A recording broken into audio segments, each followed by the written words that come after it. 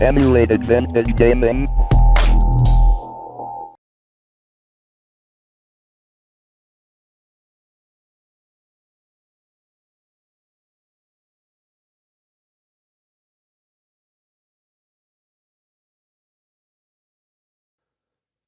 One ring to rule them all. One ring to find them. One ring to bring them all, and in the darkness bind them.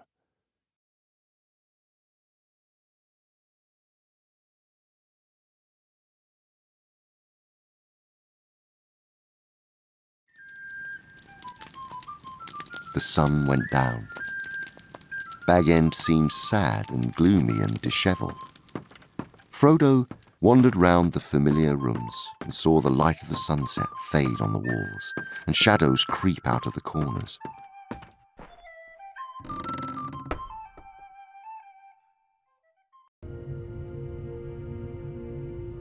Well, now we're off at last, said Frodo. They shouldered their packs and took up their sticks and walked round the corner to the west side of Bag End. Goodbye, said Frodo, looking at the dark blank windows.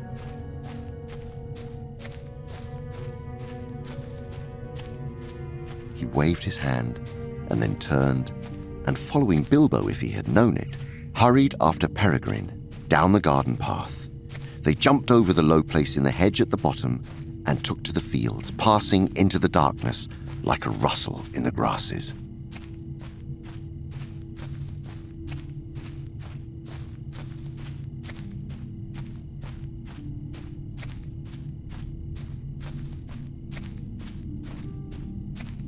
Run down with this to your home, Sam, he said. Then cut along the row and meet us quick as you can at the gate, in the lane beyond the meadows.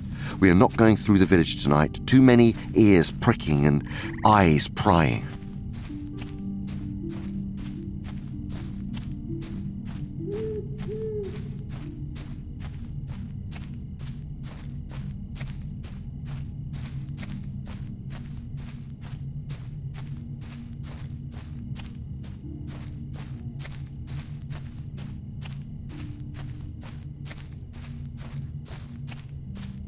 At the bottom of the hill on its western side, they came to the gate opening onto a narrow lane.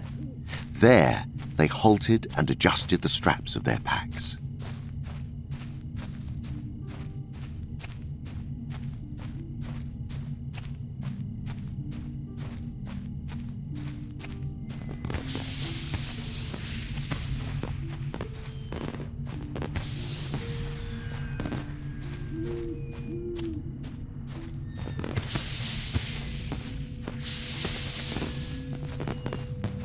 For a short way they followed the lane westwards.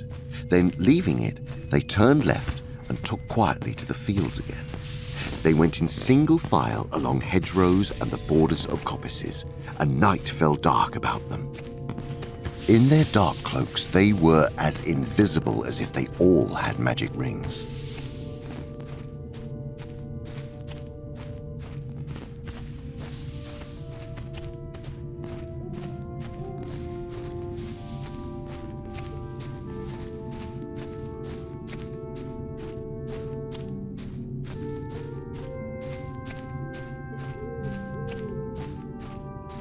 After some time, they crossed the water west of Hobbiton by a narrow plank bridge.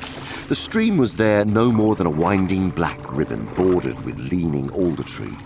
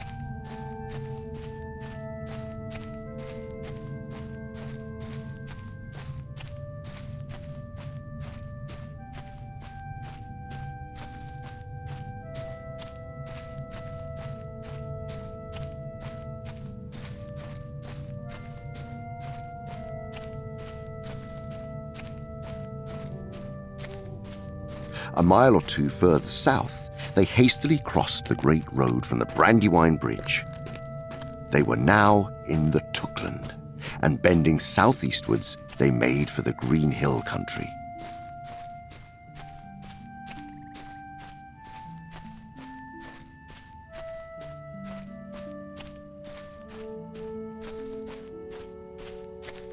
As they began to climb its first slopes, they looked back and saw the lamps in Hobbiton far off, twinkling in the gentle valley of the water.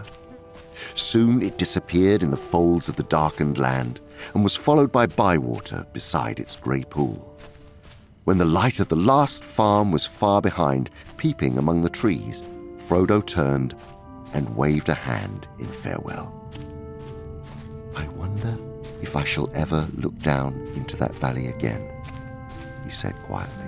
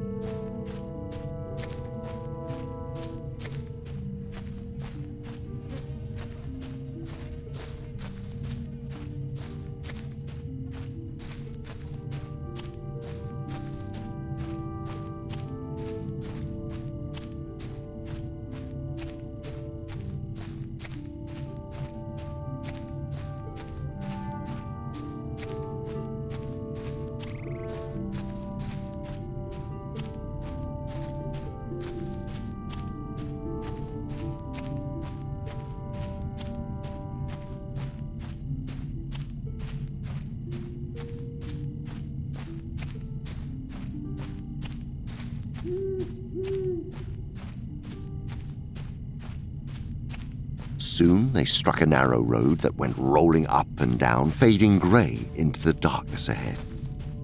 The road to Woodhall and Stock and the Buckleberry Ferry.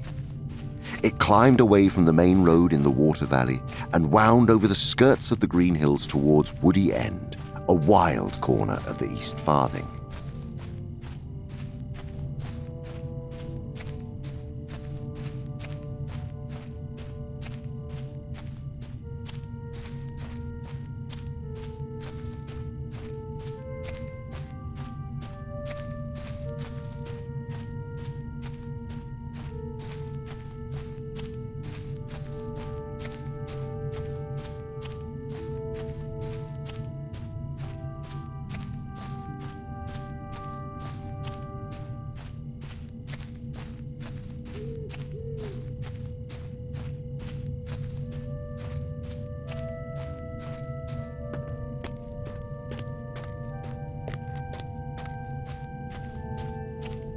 In front of them they saw the lower lands dotted with small clumps of trees that melted away in the distance to a brown woodland haze. They were looking across the woody end towards the Brandywine River. The road wound away before them like a piece of string.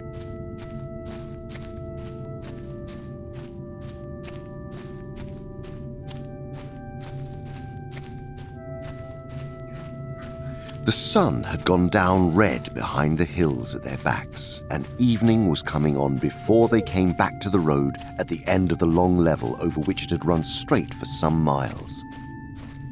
At that point, it bent left and went down into the lowlands of the Yale, making for Stock.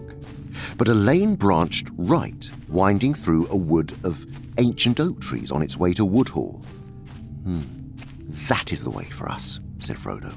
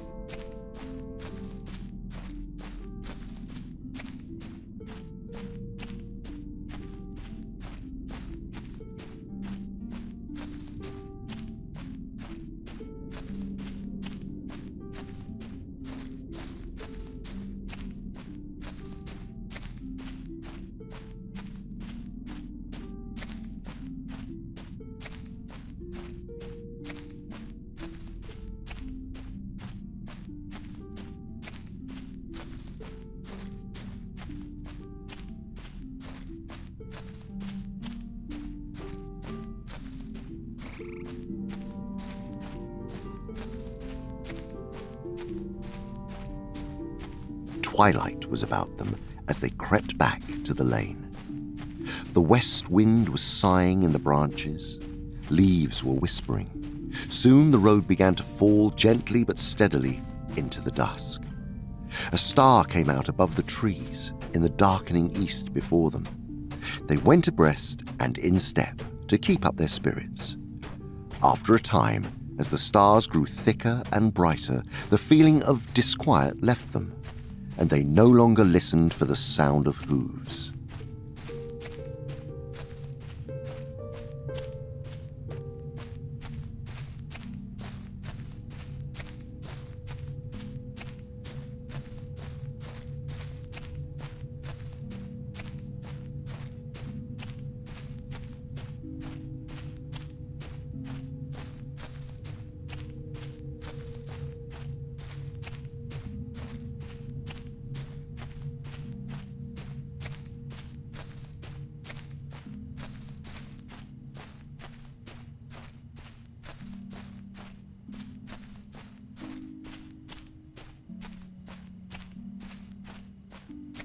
The woods on either side became denser. The trees were now younger and thicker, and as the lane went lower, running down into a fold of the hills, there were many deep breaks of hazel on the rising slopes at either hand.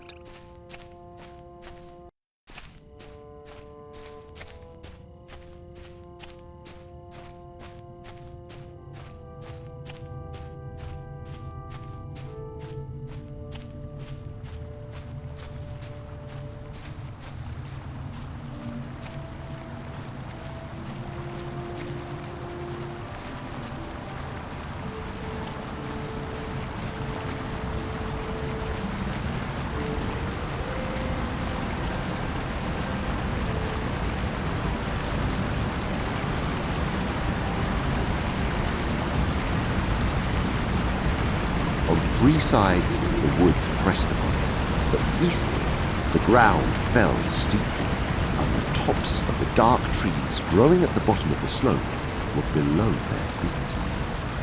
Beyond, the lowlands lay dim and flat under the stars. Nearer at hand, a few lights twinkled in the village of Woodhall. They They spoke of many things, old and new, and Frodo questioned Gildor much about happenings in the wide world outside the Shire. "We can cut straighter than the road anyway," answered Frodo. "The ferry is east from Woodhall, but the hard road curves away to the left. You can see a bend of it away north over there. It goes round the north end of the Marish so as to strike the causeway from the bridge above Stock, but that is miles out of the way. We could save a quarter of the distance if we made a line for the ferry from where we stand." "Shortcuts make long delays," argued Pippin. The hobbits scrambled down a steep green bank and plunged into the thick trees below. Their course had been chosen to leave Woodhall to their left and to cut slanting through the woods that clustered along the eastern side of the hills until they reached the flats beyond.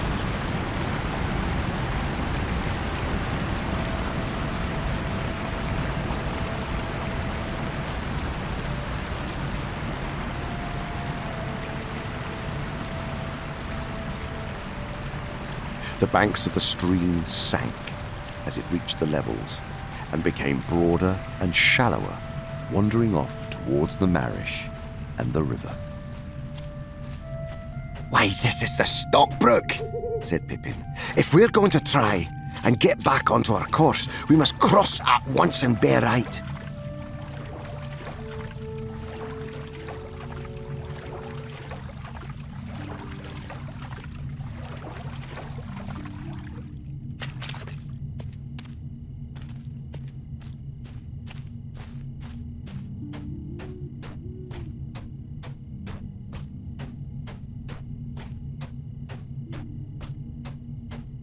"I know these fields and this gate," he said. "This is Bamfurlong, old Farmer Maggot's land. That's his farm away there in the trees."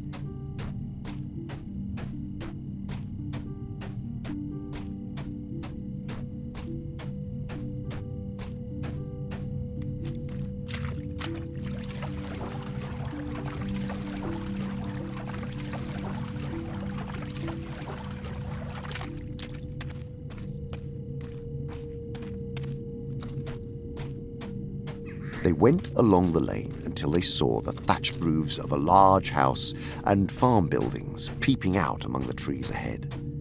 The Maggots and the Puddiefoots of Stock, and most of the inhabitants of the Marish were house dwellers. And this farm was stoutly built of brick and had a high wall all round it. There was a wide wooden gate opening out of the wall into the lane.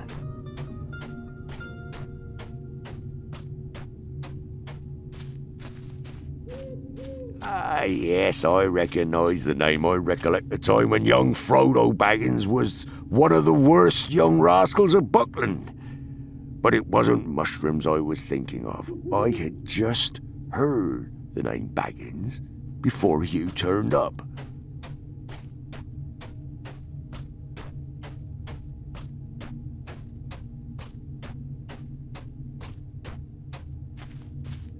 "You be careful of yourself, Maggot," she called. "Don't go arguing with any foreigners and come straight back." "I will," said he, and drove out of the gate. There was now no breath of wind stirring. The night was still and quiet, and a chill was in the air. They went without lights and took it slowly. After a mile or two, the lane came to an end, crossing a deep dike and climbing a short slope up onto the high-banked causeway.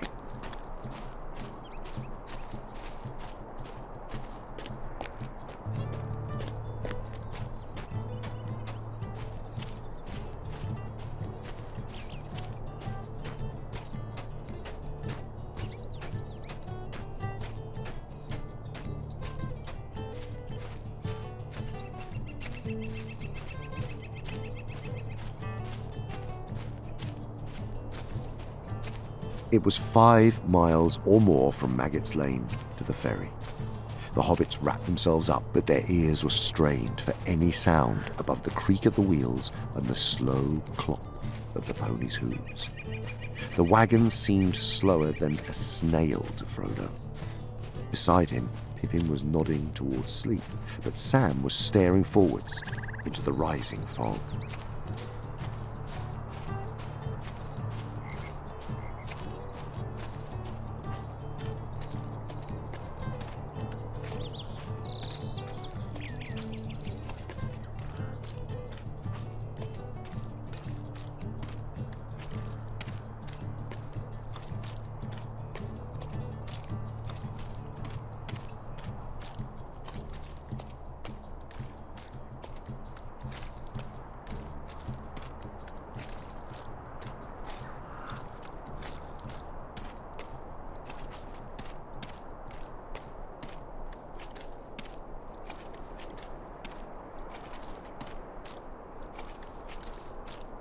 They reached the entrance to the ferry lane at last. It was marked by 2 tall, white posts that suddenly loomed up on their right. Farmer Maggot drew in his ponies, and the wagon creaked to a halt. They turned down the ferry lane, which was straight and well-kept and edged with large whitewashed stones. In 100 yards or so, it brought them to the riverbank, where there was a broad wooden landing stage. A large, flat ferry boat was moored beside it. The white bollards near the water's edge glimmered in the light of 2 lamps on high posts. The brandy wine flowed slow and broad before them. On the other side, the bank was steep, and up it a winding path climbed from the further landing. Lamps were twinkling there. Behind loomed up the Buck Hill, and out of it, through stray shrouds of mist, shone many round windows, yellow and red. They were the windows of Brandy Hall, the ancient home of the Brandybucks. "Thank goodness you don't keep any boats on the west bank," said Frodo. "Can horses cross the river?" "They can go 10 miles north to Brandywine Bridge, or they might swim," answered Merry, "though I never heard of any horse swimming the Brandywine."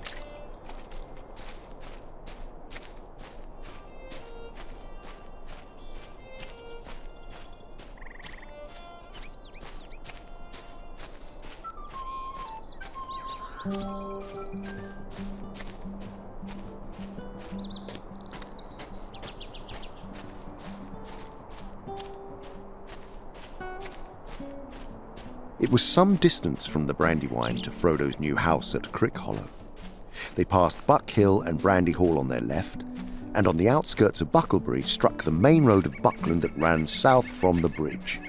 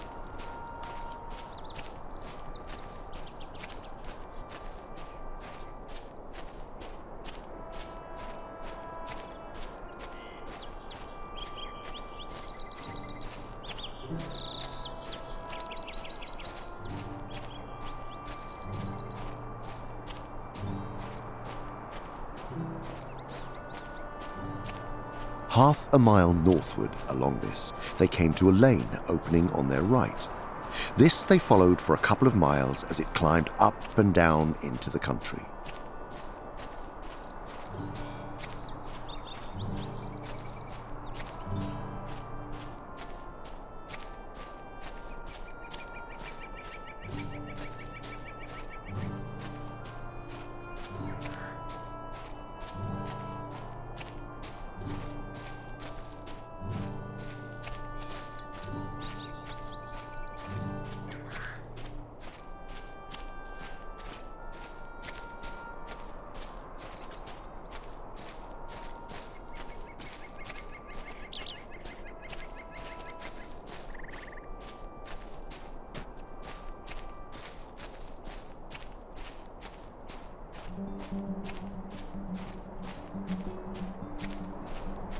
At last they came to a narrow gate in a thick hedge.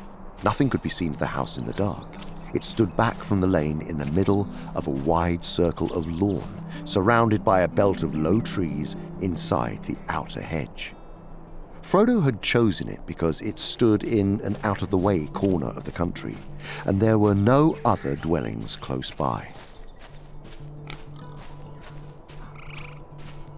And possibly more. The only thing to do is to go off in a quite unexpected direction. "But that can only mean going into the old forest," said Fredegar, horrified. "You can't be thinking of doing that. It is quite as dangerous as Black Riders." A cutting had been made at some distance from the hedge and went sloping gently down into the ground. It had walls of brick at the sides, which rose steadily until suddenly they arched over and formed a tunnel that dived deep under the hedge and came out in the hollow on the other side. "There," said Merry, "you have left the Shire and are now outside and on the edge of the old forest." "Are the stories about it true?" asked Pippin. "I don't know what stories you mean," Merry answered. "If you mean the old bogey stories Fatty's nurses used to tell him about goblins and wolves and things of that sort, I should say no. At any rate, I don't believe him. But the forest is queer. Everything in it is very much more alive, more aware of what is going on, so to speak, than things are in the Shire." They picked away among the trees and their ponies plodded along, carefully avoiding the many writhing and interlacing roots. There was no undergrowth. The ground was rising steadily, and as they went forward, it seemed that the trees became taller, darker, and thicker. "Well, well," he said, "these trees do shift. There's the bonfire glade in front of us, or I hope so, but the path to it seems to have moved away."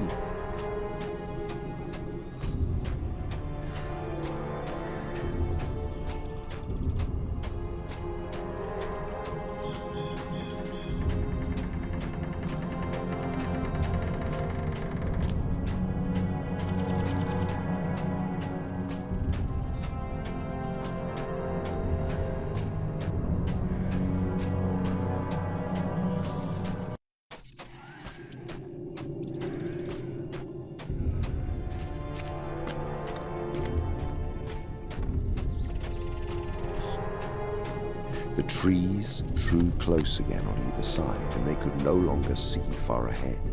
Now, stronger than ever, they felt again the ill will of the wood pressing on them. So silent was it that the fall of their ponies' hooves, rustling on dead leaves and occasionally stumbling on hidden roots, seemed to thud in their ears.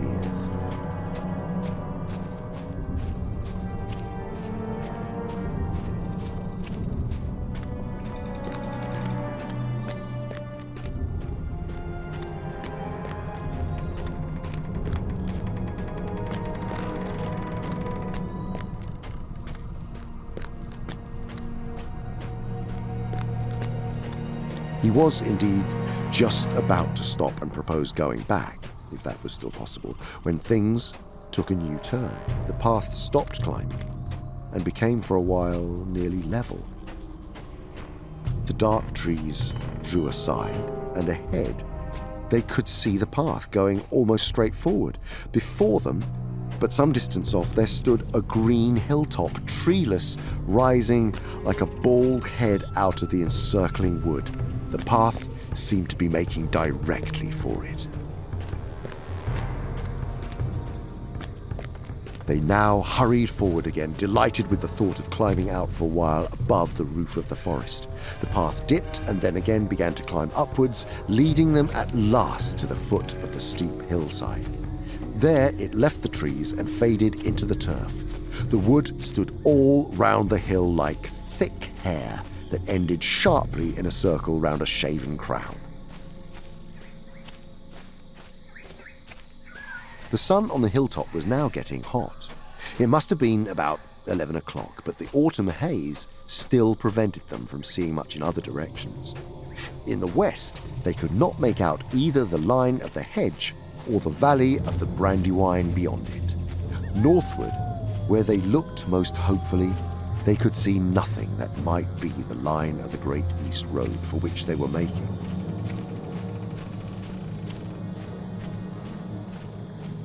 After an hour or two, they had lost all clear sense of direction, though they knew well enough that they had long ceased to go northward at all. They were being headed off and were simply following a course chosen for them, eastwards and southwards, into the heart of the forest and not out of it.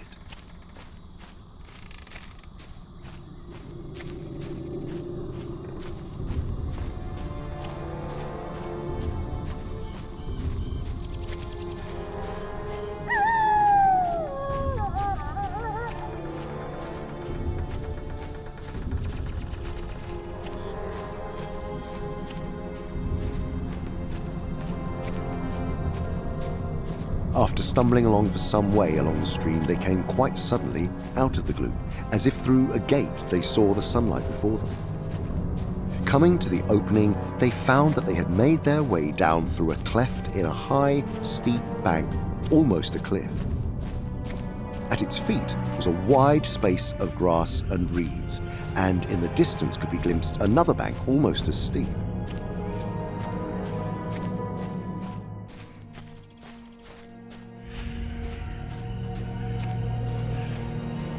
Well, now I have at least some notion of where we are, said Merry. We have come almost in the opposite direction to which we intended. This is the River Withywindle.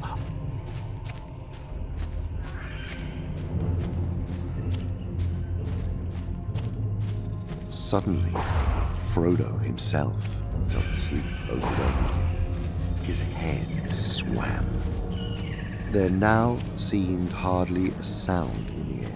The flies had stopped buzzing, only a gentle noise on the edge of hearing, a soft fluttering as of a song half-whispered, seemed to stir in the boughs above.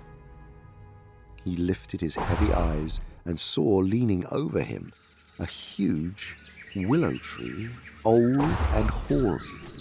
Enormous it looked, its sprawling branches going up like reaching arms with many long-fingered hands, its knotted and twisted trunk gaping in wide fissures that creaked faintly as the boughs moved. The leaves fluttering against the bright sky dazzled him, and he toppled over. Lying weight fell upon the grass.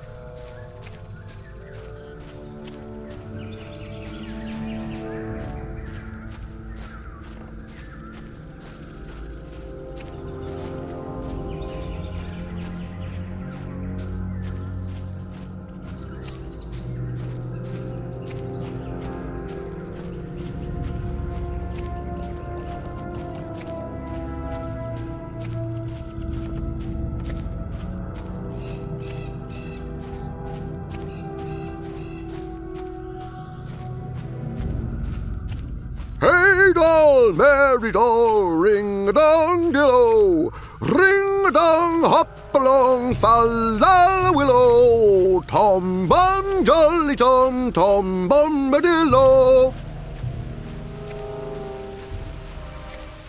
Tom Bombadil burst out laughing. Well, my little fellows, Said he, stooping so that he peered into their faces. you shall come home with me. The table is all laden with yellow cream, honeycomb, and white bread and butter. Goldberry is waiting. Time enough for questions around the supper table. You follow after me as quick as you are able. With that, he picked up his lilies and then with a beckoning wave of his hand went hopping and dancing along the path eastward, still singing loudly and nonsensically.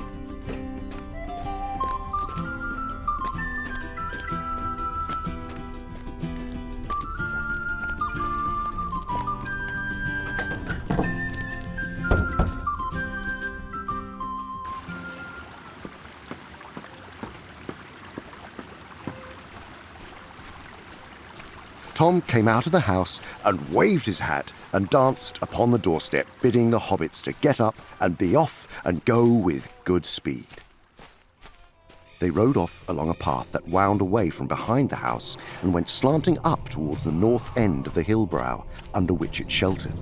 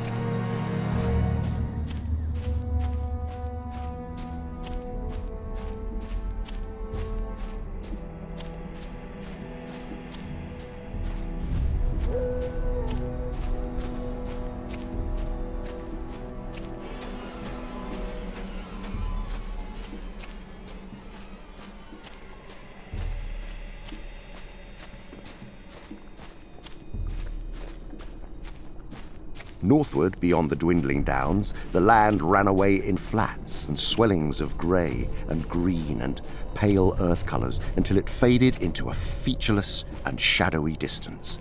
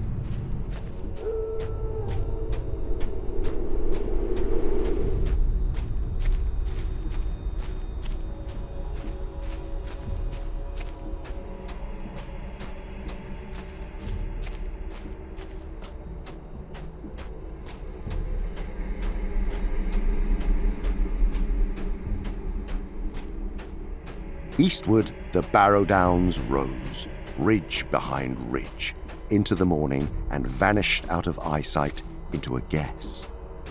It was no more than a guess of blue and a remote white glimmer blending with the hem of the sky, but it spoke to them, out of memory and old tales of the high and distant mountains.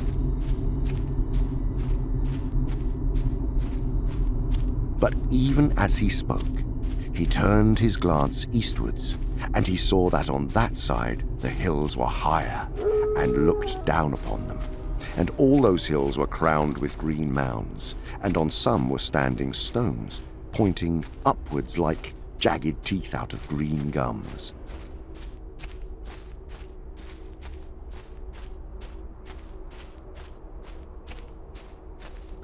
Where are you? He cried again, both angry and afraid. "Here," said a voice, deep and cold, that seemed to come out of the ground. "I am waiting for you." No, said Frodo. Round the corner, a long arm was groping, walking on its fingers towards Sam, who was lying nearest, and towards the hilt of the sword that lay upon him. Then he came to himself again. For a moment he could recall nothing except a sense of dread. Then suddenly he knew that he was imprisoned, caught hopelessly. He was in a barrow. A barrow white had taken him, and he was probably already under the dreadful spells of the Barrow Wights, about which whispered tales spoke.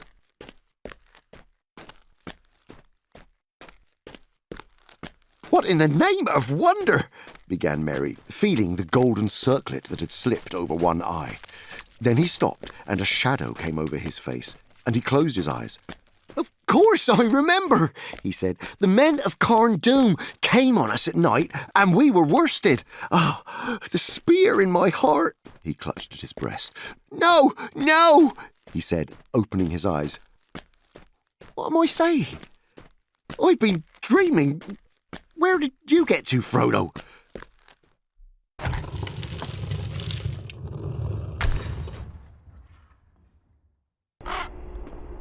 The hobbits did not understand his words, but as he spoke, they had a vision, as it were, of a great expanse of years behind them, like a vast, shadowy plain over which there strode shapes of men, tall and grim, with bright swords, and last came one with a star on his brow. Then the vision faded, and they were back in the sunlit world. They looked back and saw the top of the old mound on the hill, and from it the sunlight on the gold went up like a yellow flame. Then they turned a shoulder of the downs, and it was hidden from view. They went forward steadily, But they soon saw that the road was further away than they had imagined. Even without a fog, their sleep at midday would have prevented them from reaching it until after nightfall on the day before. The dark line they had seen was not a line of trees, but a line of bushes growing on the edge of a deep dike with a steep wall on the further side. Tom said that it had once been the boundary of a kingdom, but a very long time ago. He seemed to remember something sad about it, and would not say much. They rode down the bank and looked up and down. There was nothing to be seen. "Well, here we are again at last," said Frodo. "I suppose we haven't lost more than 2 days by my shortcut through the forest, but perhaps the delay will prove useful. It may have put them off our trail." "Tom will give you good advice till this day is over. After that, your own luck must go with you and guide you. 4 miles along the road you'll come upon a village, Bree under Bree Hill, with doors looking westward. There you'll find an old inn that is called the Prancing Pony. Barleyman Butterbur is the worthy keeper." "I am sorry to take leave of Master Bombadil," said Sam. "He's a caution, no mistake. I reckon we may go a good deal further and see naught better nor queerer. But I won't deny I'll be glad to see this prancing pony he spoke of. I hope it'll be like the Green Dragon away back home." Before them rose Bree Hill, barring the way, a dark mass against misty stars, and under its western flank nestled a large village. Towards it they now hurried, desiring only to find a fire and a door between them and the night.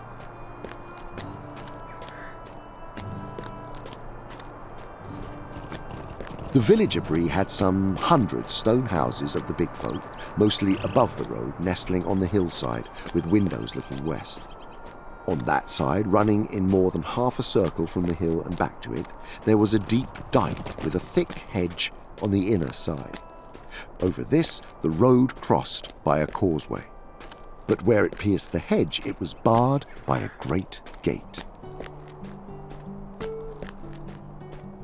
Frodo and his companions came at last to the Greenway crossing and drew near the village. They came to the west gate and found it shut, but at the door of the lodge beyond it, there was a man sitting.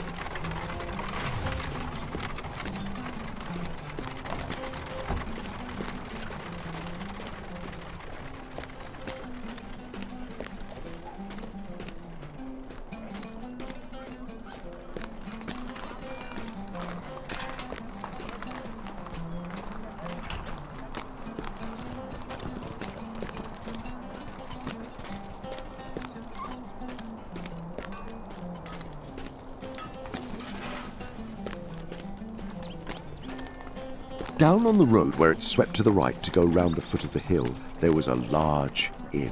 It had been built long ago, when the traffic on the roads had been far greater. For Bree stood at an old meeting of ways. Another ancient road crossed the east road just outside the dike at the western end of the village, and in former days men and other folk of various sorts had travelled much on it.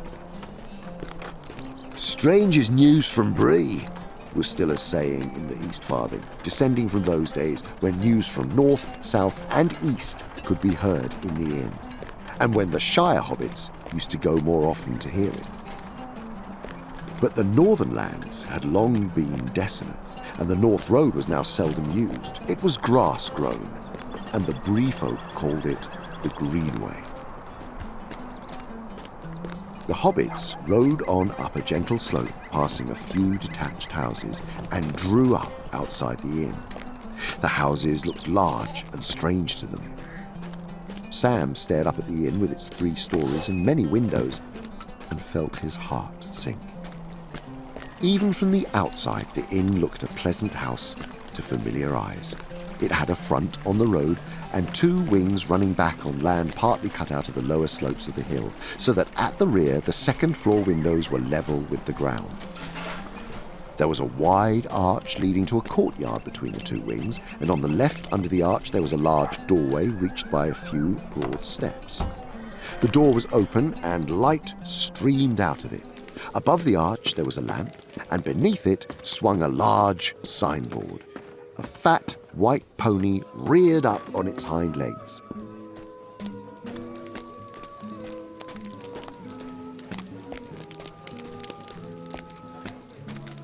That's right, Barliman is my name. Barliman Butterbur, at your service. You're from the Shire, eh?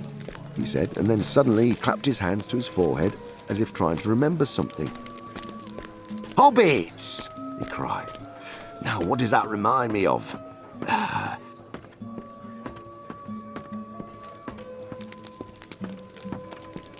The Prancing Pony, Bree.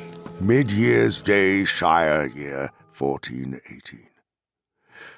Dear Frodo, bad news has reached me here. I must go off at once. You had better leave Baggins soon and get out of the Shire before the end of July at latest.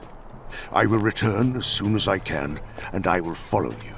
If I find that you are gone, leave a message for me here. If you pass through Bree, you can trust the landlord Butterbur. You may meet a friend of mine on the road, a man, lean, dark, tall, by some called Strider. He knows our business and will help you. Make for Rivendell. There I hope we may meet again. If I do not come, Elrond will advise you. Yours in haste, Gandalf.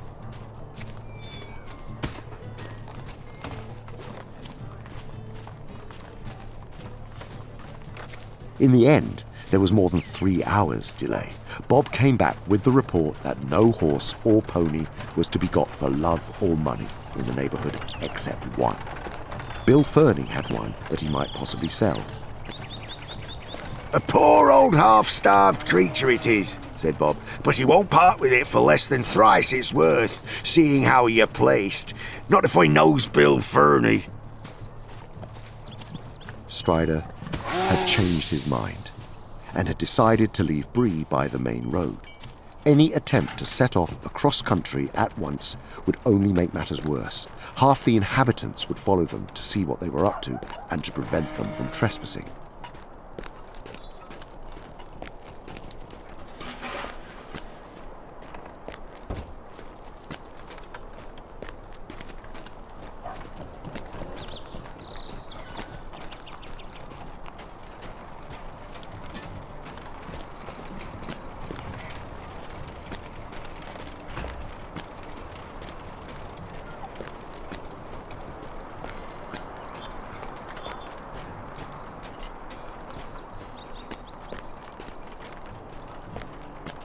They tramped off, anxious and downhearted, under the eyes of the crowd. Not all the faces were friendly, nor all the words that were shouted. But Strider seemed to be held in awe by most of the Breelanders, and those that he stared at shut their mouths and drew away. He walked in front with Frodo. Next came Merry and Pippin, and last came Sam leading the pony, which was laden with as much of their baggage as they had the heart to give it. But already it looked less dejected, as if it approved of the change in its fortunes.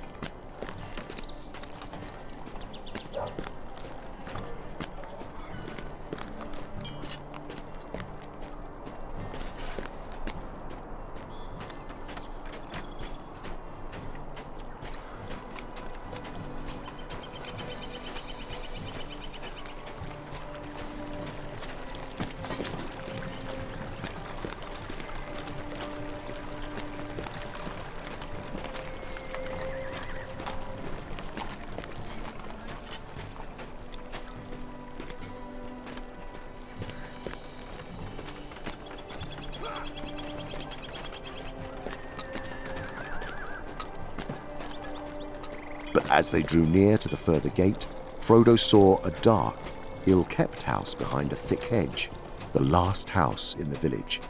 In one of the windows he caught a glimpse of a sallow face with sly, slanting eyes, but it vanished at once. "Morning, my little friends," he said to the others. "I suppose you know who you've taken up with. That stick-at-naught Strider, that is. Though I've heard other names not so pretty. Watch out tonight. And you, Sammy, don't go ill-treating my poor old pony." He spat again. With a sudden flick, quick as lightning, an apple left his hand and hit Bill square on the nose. He ducked too late, and curses came from behind the hedge. "Oh, waste of a good apple," said Sam regretfully, and strode on.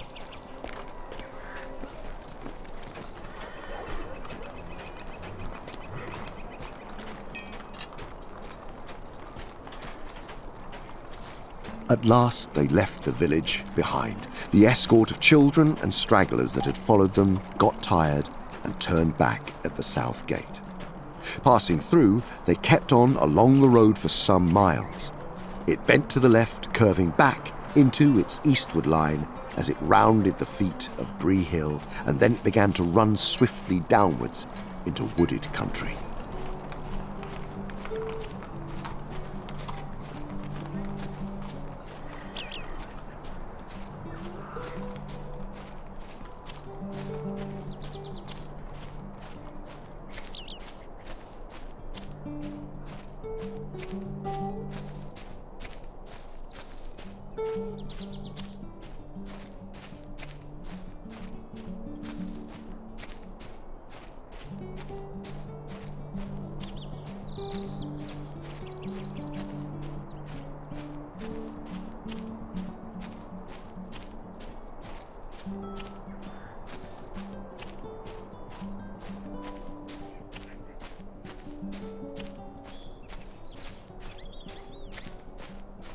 "This is where we leave the open and take to cover," said Strider.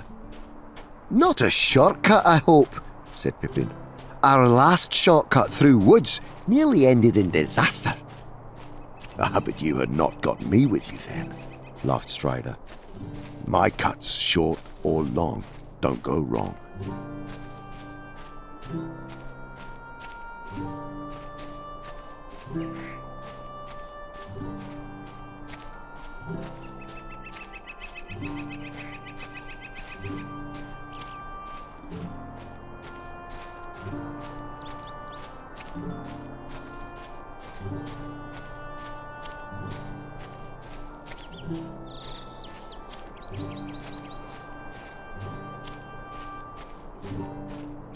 His plan, as far as they could understand it without knowing the country, was to go towards Archet at first, but to bear right and pass it on the east, and then to steer as straight as he could over the wildlands to Weathertop Hill.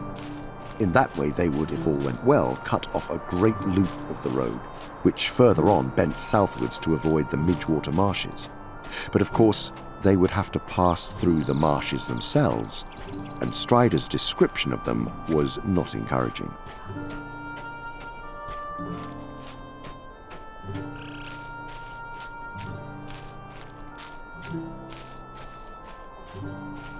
Strider guided them confidently among the many crossing paths, although left to themselves, they would soon have been at a loss. He was taking a wandering course with many turns and doublings to put off any pursuit.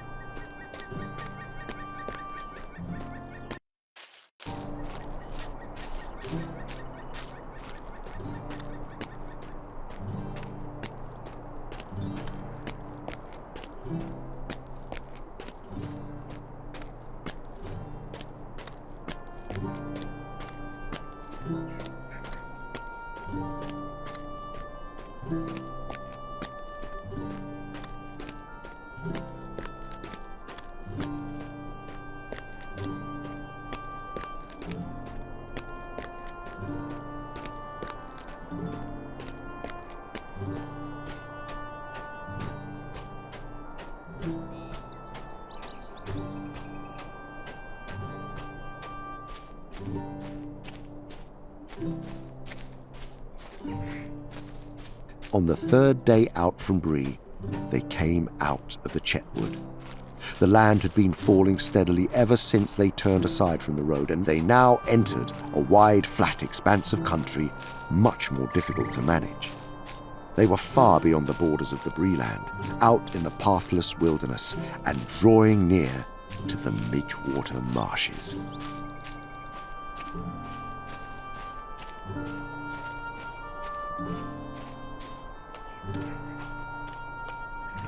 The ground now became damp, and in places boggy, and here and there they came upon pools and wide stretches of reeds and rushes filled with the warbling of little hidden birds.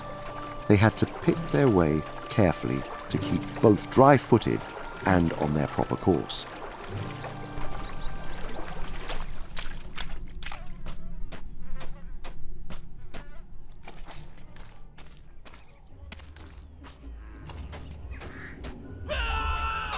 I'm being eaten alive, cried Pippin. Midgewater? There are more midges than water. What do they live on when they can't get Hobbit? Asked Sam, scratching his neck.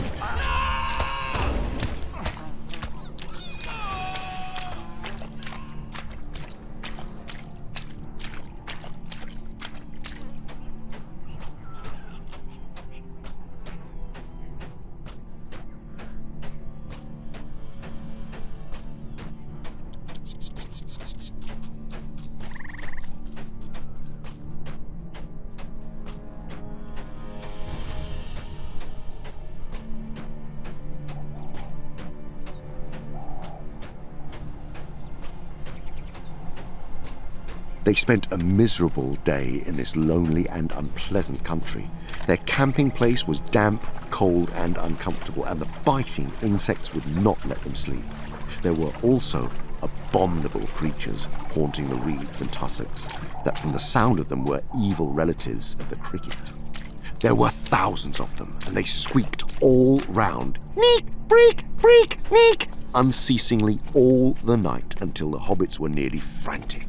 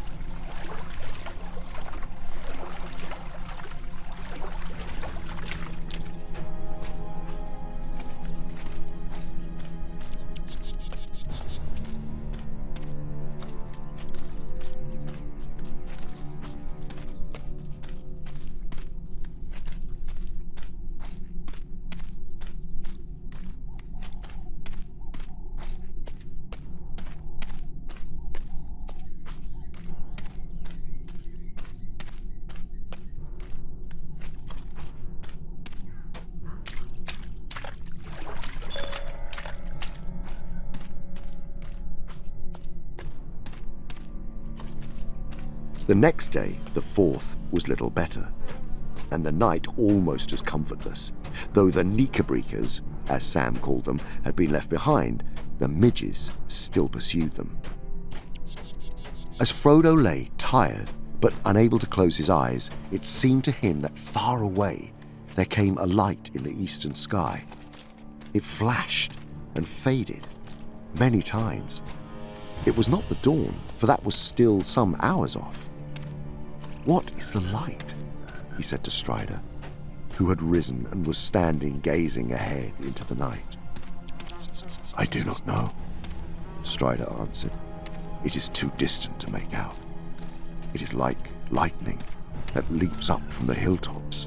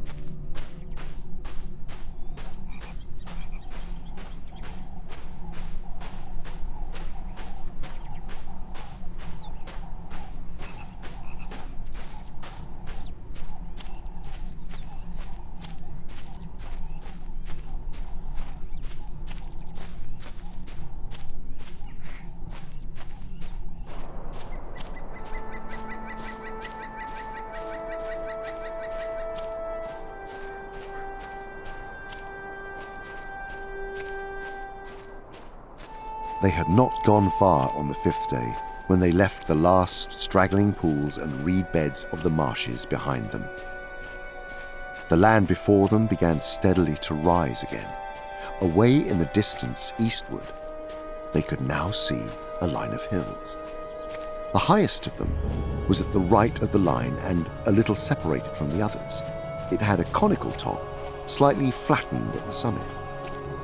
That is Weathertop, said Strider.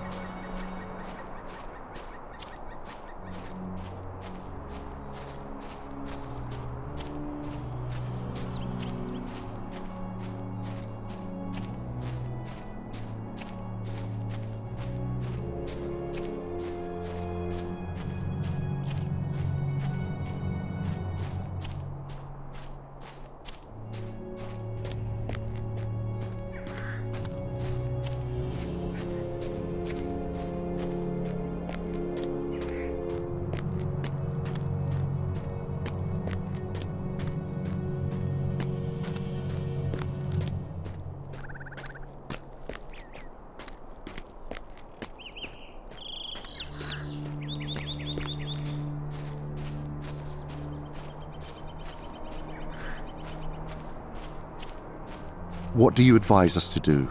Asked Frodo.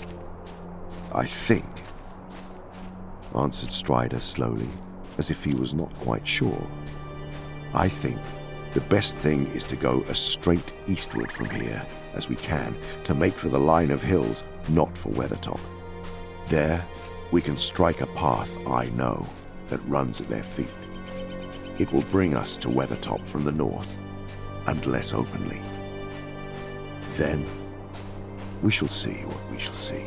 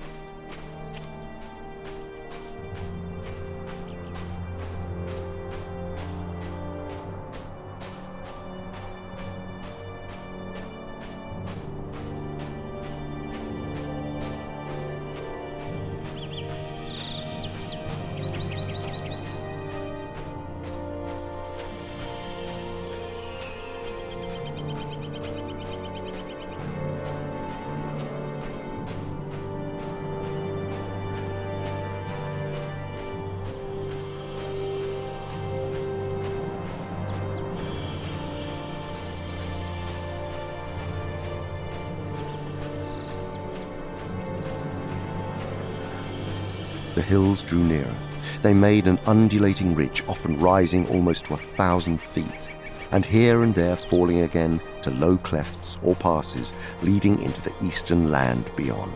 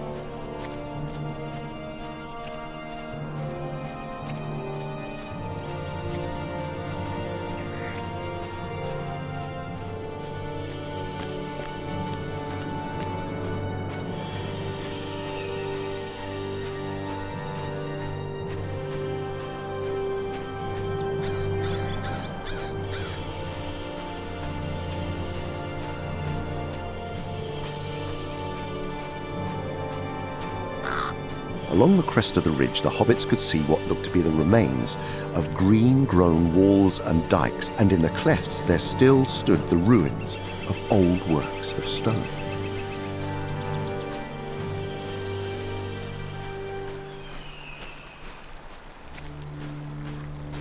By night, they had reached the feet of the westward slopes, and there they camped. It was the night of the 5th of October, and they were 6 days out from Bree.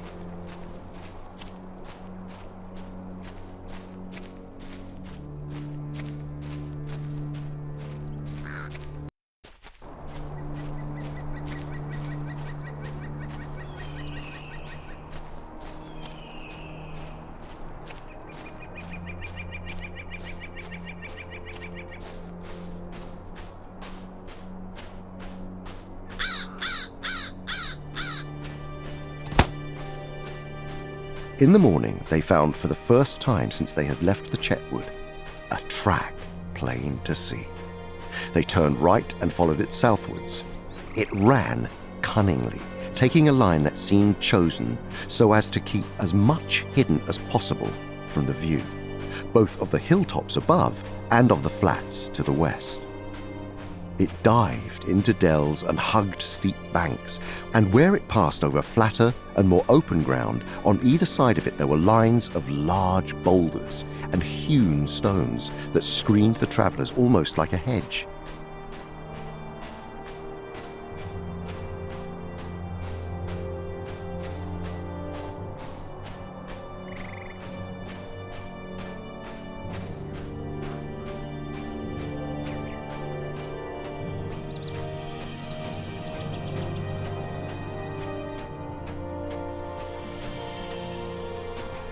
The men of the West did not live here, though in their latter days they defended the hills for a while against the evil that came out of Angmar. This path was made to serve the forts along the walls.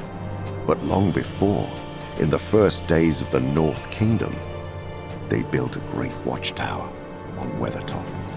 Amon Sul, they called it. It was burned and broken, and nothing remains of it now but a tumbled ring, like a rough crown on the old hill's head.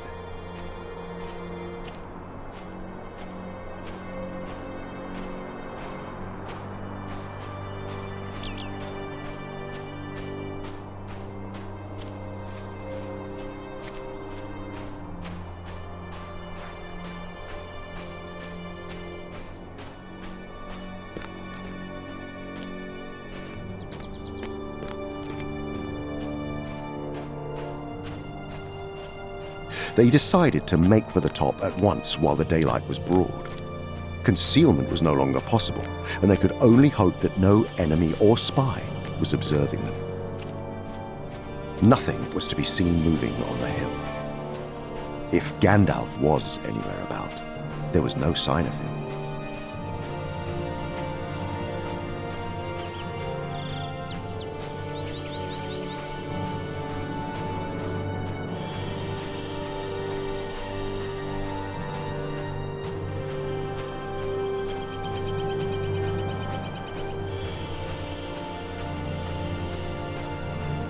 On the western flank of Weathertop, they found a sheltered hollow at the bottom of which there was a bowl-shaped dell with grassy sides. There they left Sam and Pippin with a pony and their packs and luggage. The other three went on.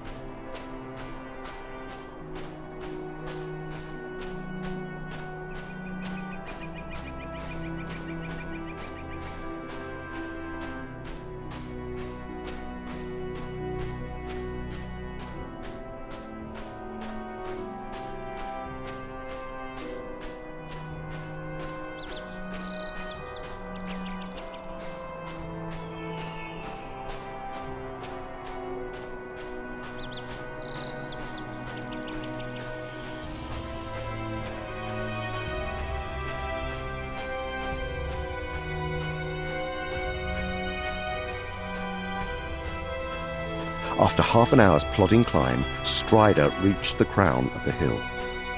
Frodo and Merry followed, tired and breathless. The last slope had been steep and rocky.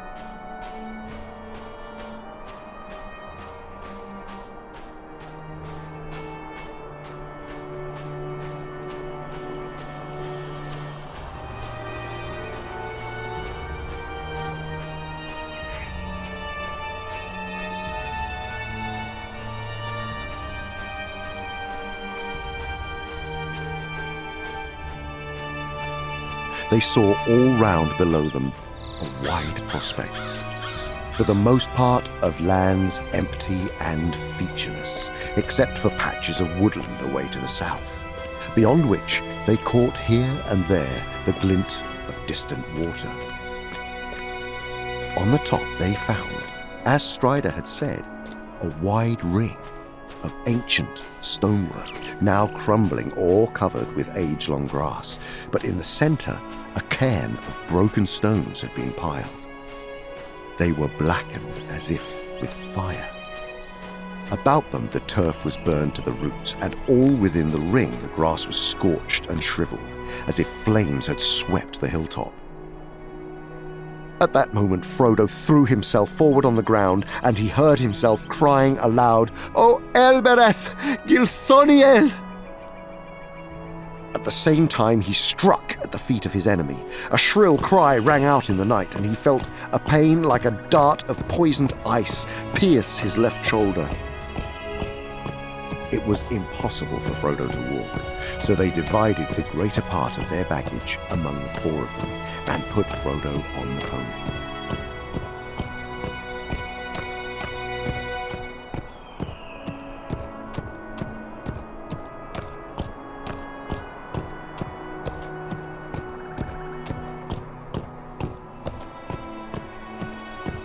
In the last few days, the poor beast had improved wonderfully.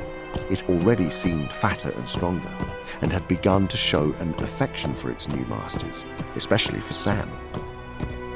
Bill Ferny's treatment must have been very hard for the journey in the wild to seem so much better than its former life.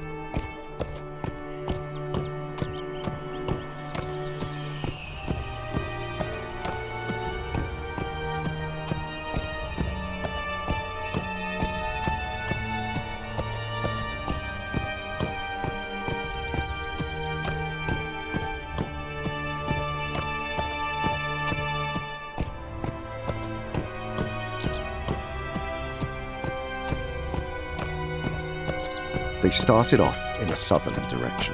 This would mean crossing the road, but it was the quickest way to more wooded country, and they needed fuel. For Strider said that Frodo must be kept warm, especially at night, while fire would be some protection for them all.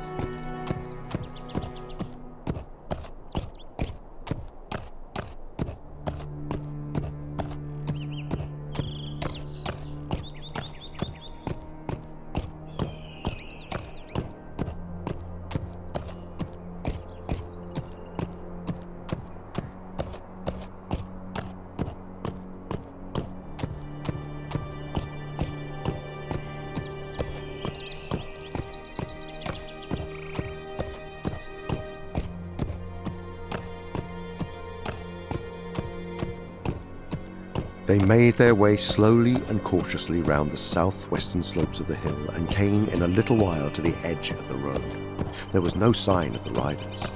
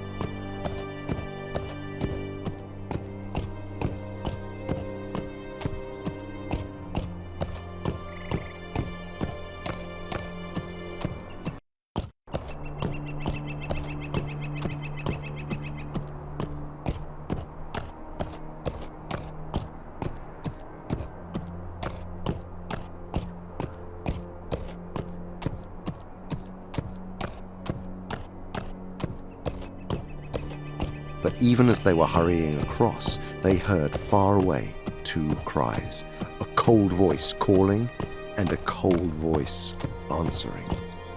Trembling, they sprang forward and made for the thickets that lay ahead.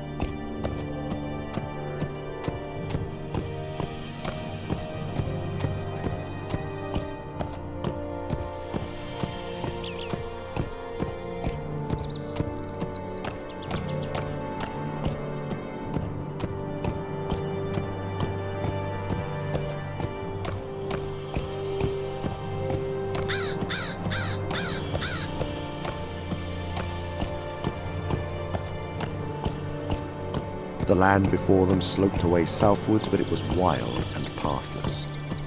Bushes and stunted trees grew in dense patches, with wide, barren spaces in between.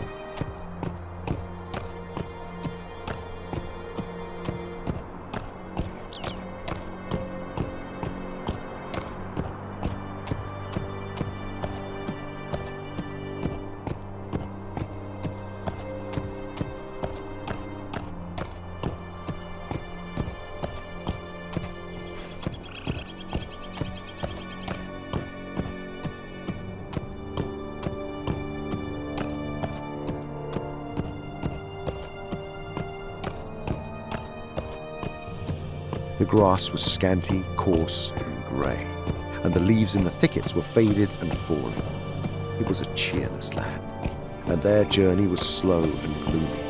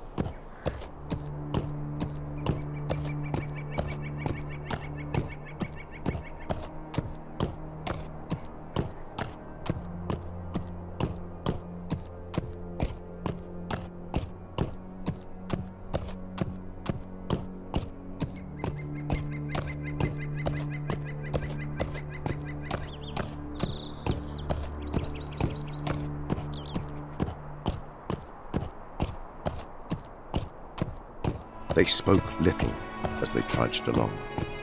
Frodo's heart was grieved as he watched them walking beside him with their heads down and their backs bowed under their burdens. Even Strider seemed tired and heavy-hearted.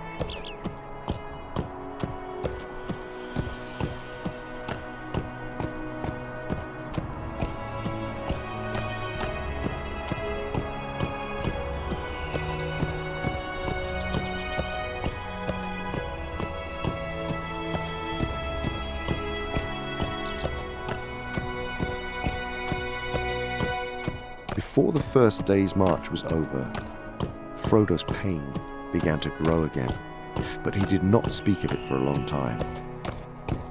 4 days passed without the ground or the scene changing much, except that behind them weathertops slowly sank, and before them the distant mountains loomed a little nearer.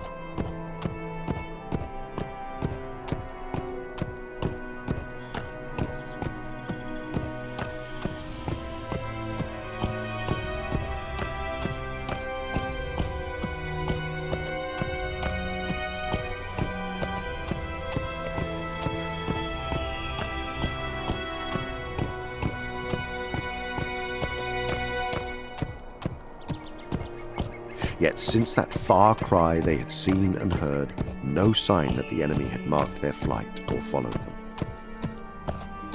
They dreaded the dark hours and kept watch in pairs by night, expecting at any time to see black shapes stalking in the grey night, dimly lit by the cloud-veiled moon.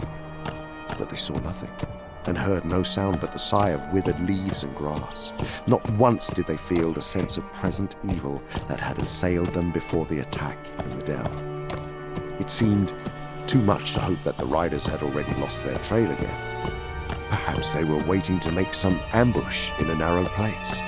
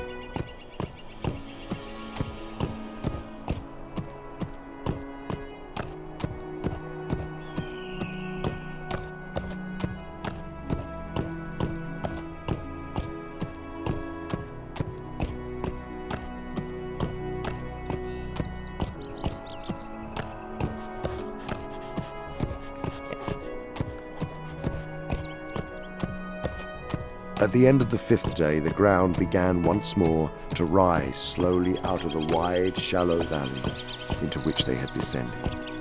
Strider now turned their course again northeastwards, and on the 6th day, they reached the top of a long, slow climbing slope and saw far ahead a huddle of wooded hills.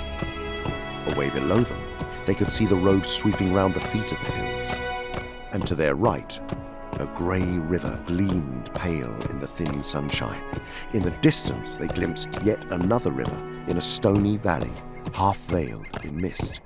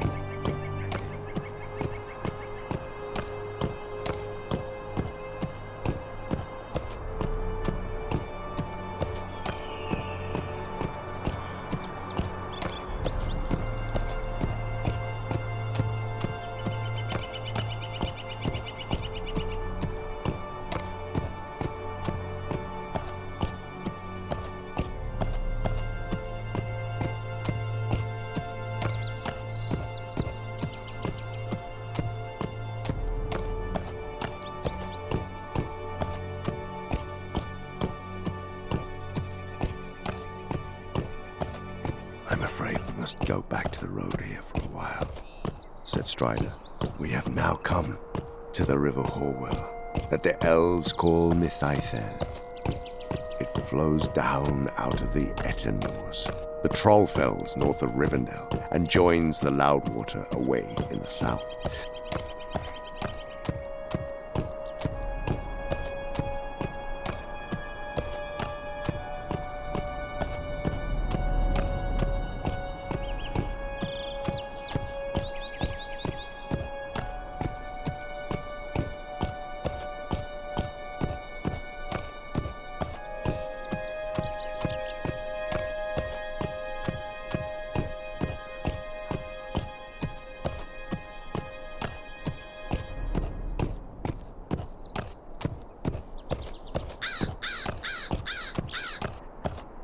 What is that other river we can see far away there?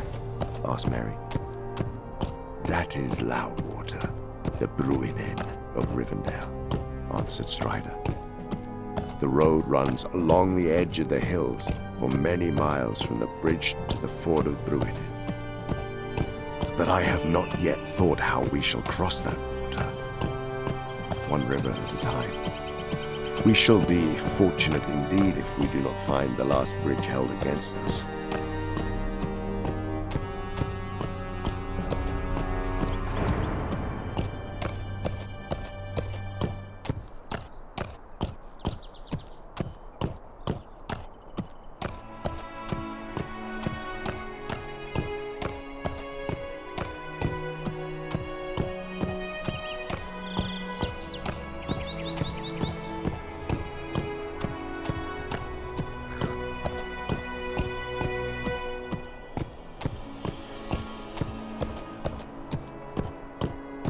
They hurried along with all the speed they could make, and after a mile or two they saw the last bridge ahead.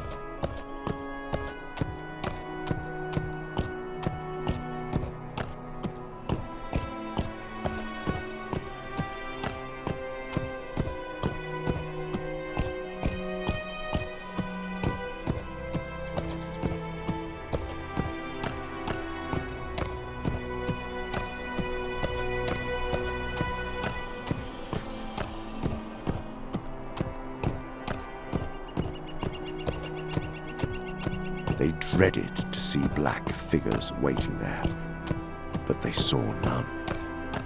Strider made them take cover in a thicket at the side of the road while he went forward to explore.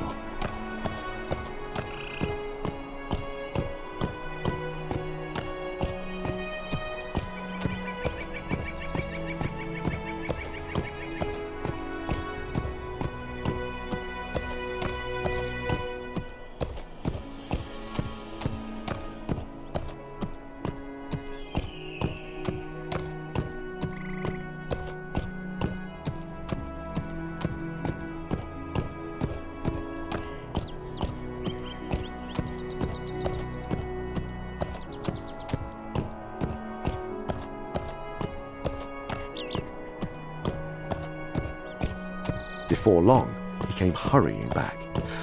"I can see no sign of the enemy," he said, "and I wonder very much what that means. But I have found something very strange." He held out his hand and showed a single pale green jewel. "I found it in the mud, in the middle of the bridge," he said. "It is a beryl, an elf stone.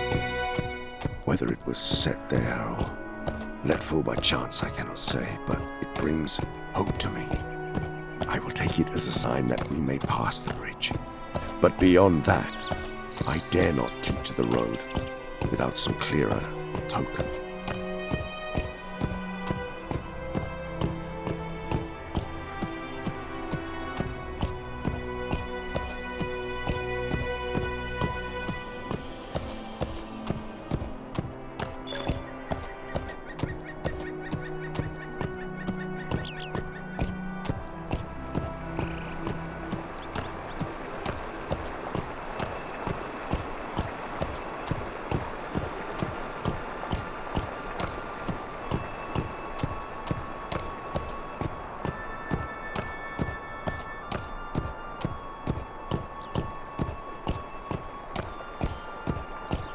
At once they went on again.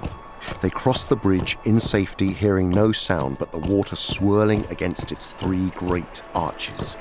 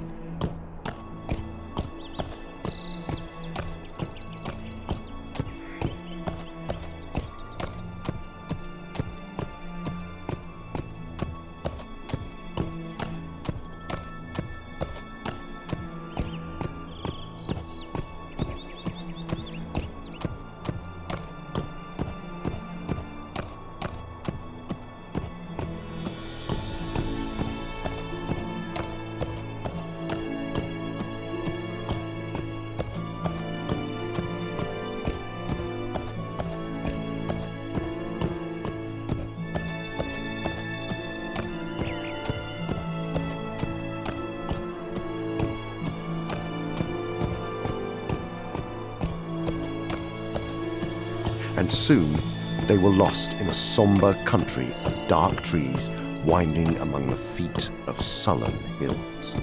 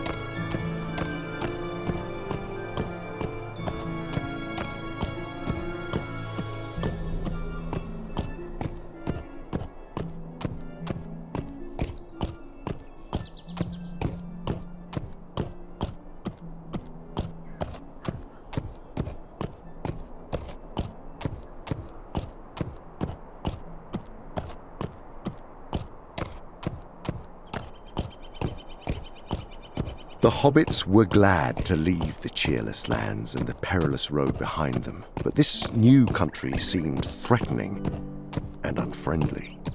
As they went forward, the hills about them steadily rose.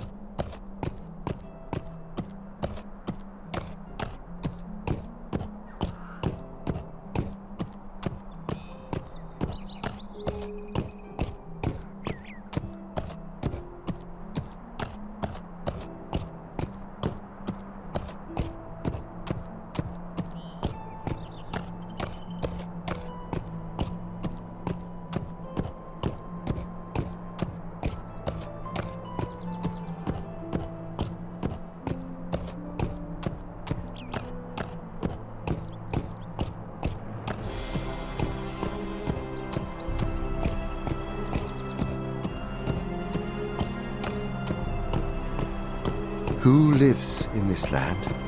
He asked. And who built these towers? Is this troll country? No, said Strider.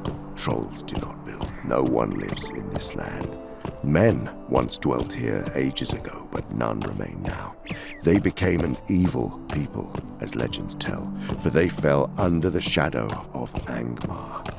But all were destroyed in the war that brought the North Kingdom to its end. But that is now so long ago that the hills have forgotten them, though a shadow still lies on the land.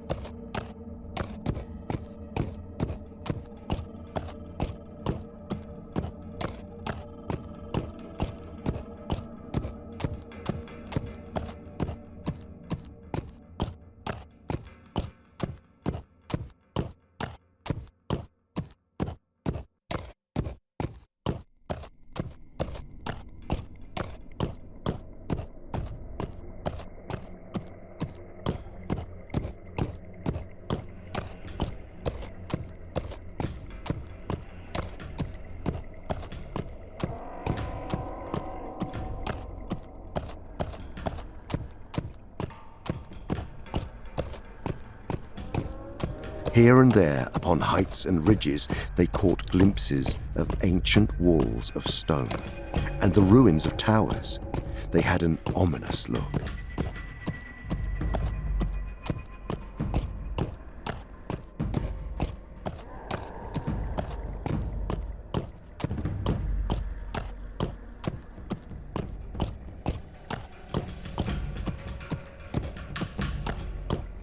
Frodo, who was not walking, had time to gaze ahead and to think. He recalled Bilbo's account of his journey and the threatening towers on the hills north of the road in the country near the Trolls' Wood, where his first serious adventure had happened. Frodo guessed that they were now in the same region and wondered if, by chance, they would pass near the spot.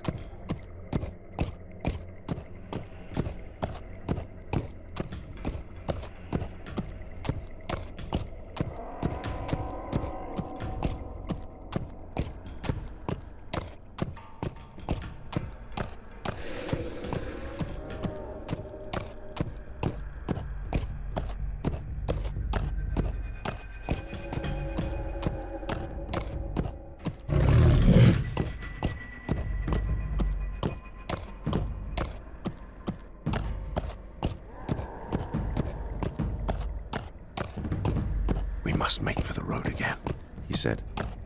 We cannot hope to find a path through these hills.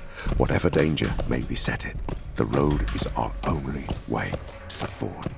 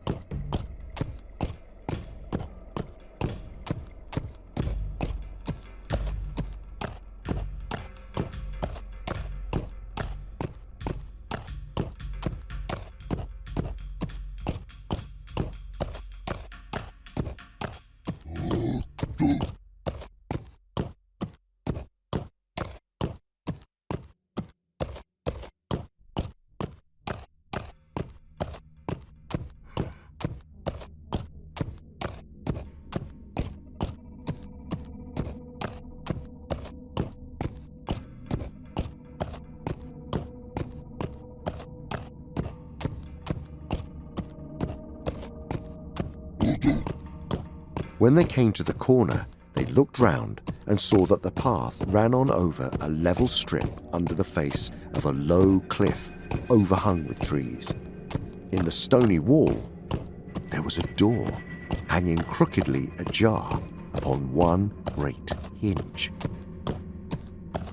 Surely this is a troll hole, if ever there was one, said Pippin. Come out, you two, and let us get away. Now we know who made the path, and we had better get off it quick. There is no need, I think, said Strider, coming out.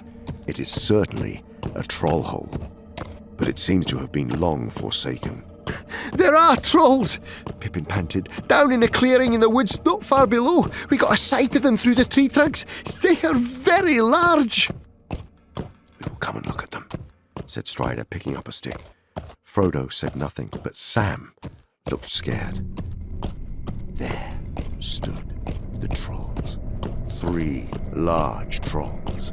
One was stooping, and the other 2 stood staring at him. Strider walked forward unconcernedly. "Get up, old stone," he said, and broke his stick upon the stooping troll. Nothing happened.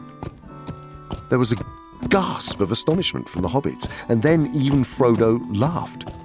Well, he said, we are forgetting our family history. These must be the very 3 that were caught by Gandalf, quarrelling over the right way to cook 13 dwarves and 1 hobbit.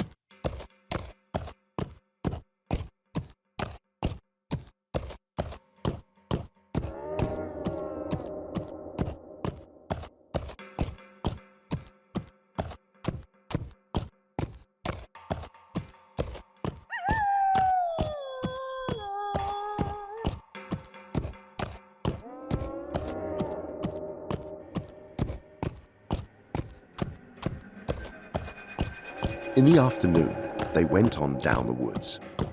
They were probably following the very track that Gandalf, Bilbo, and the dwarves had used many years before.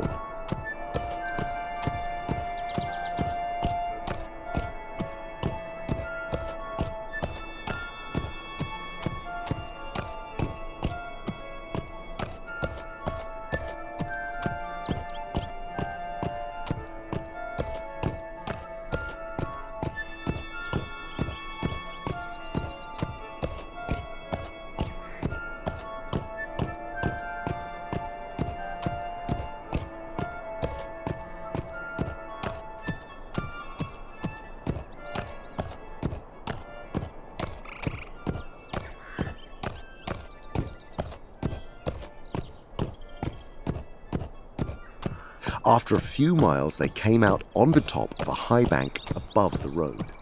At this point, the road had left the Horwell far behind in its narrow valley, and now clung close to the feet of the hills, rolling and winding eastward among woods and heather-covered slopes towards the ford and the mountains.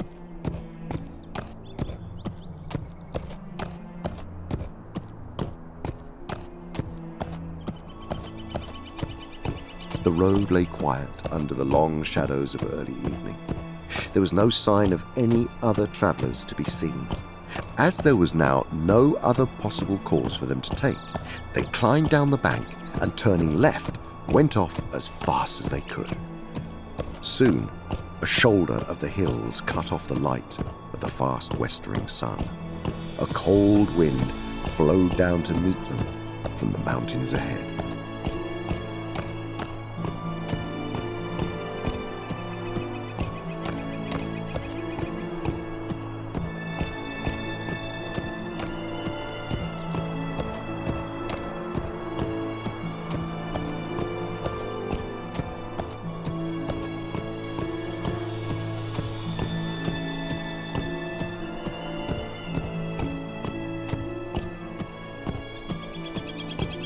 They had rested rather less than 5 hours when they took to the road again. Glorfindel still urged them on and only allowed 2 brief halts during the day's march. In this way they covered almost 20 miles before nightfall and came to a point where the road bent right and ran down towards the bottom of the valley, now making straight for the Bruinen.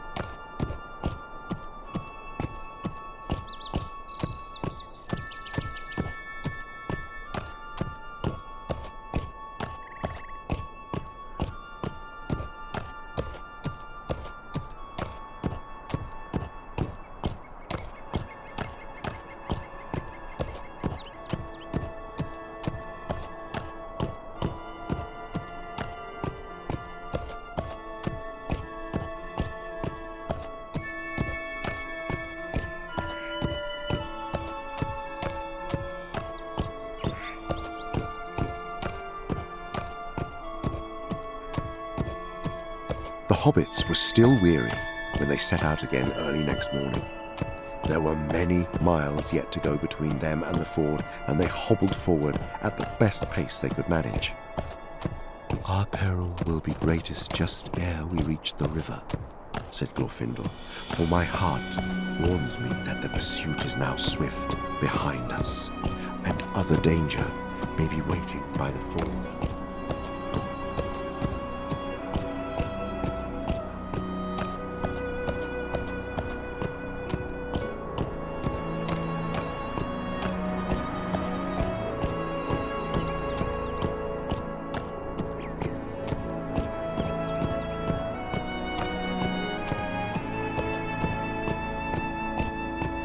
The road was still running steadily downhill, and there was now, in places, much grass at either side, in which the hobbits walked when they could to ease their tired feet. In the late afternoon, they came to a place where the road went suddenly under the dark shadow of tall pine trees, and then plunged into a deep cutting with steep, moist walls of red stone.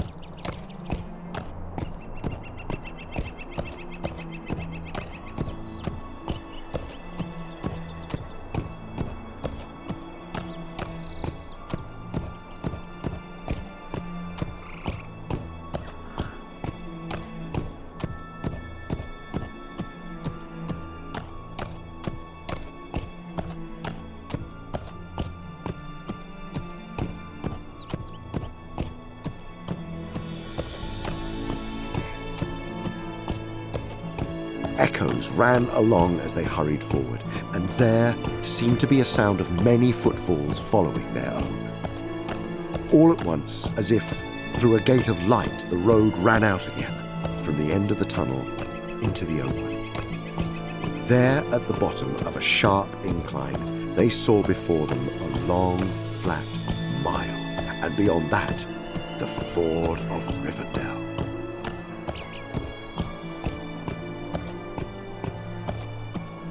"Ride on! Ride on!" cried Glorfindel, and then loud and clear he called to the horse in the elf tongue, "Norolim! Norolim Asfaloth!" At once the white horse sprang away and sped like the wind along the last lap of the road.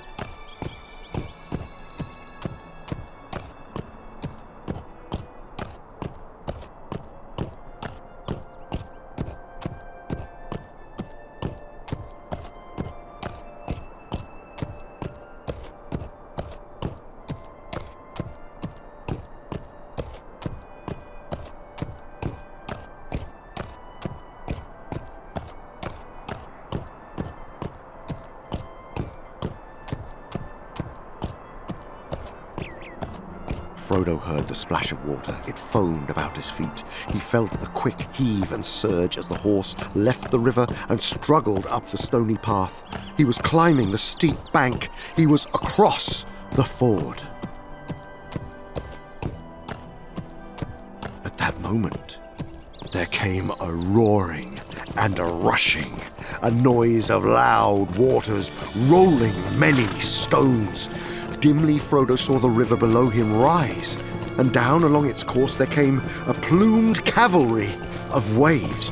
White flames seemed to Frodo to flicker on their crests, and he half fancied that he saw amid the water white riders upon white horses with frothing manes.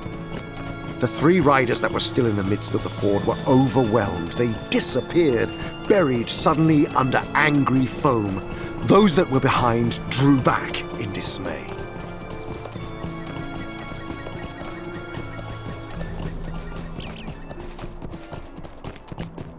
Then Frodo felt himself falling, and the roaring and confusion seemed to rise and engulf him together with his enemies.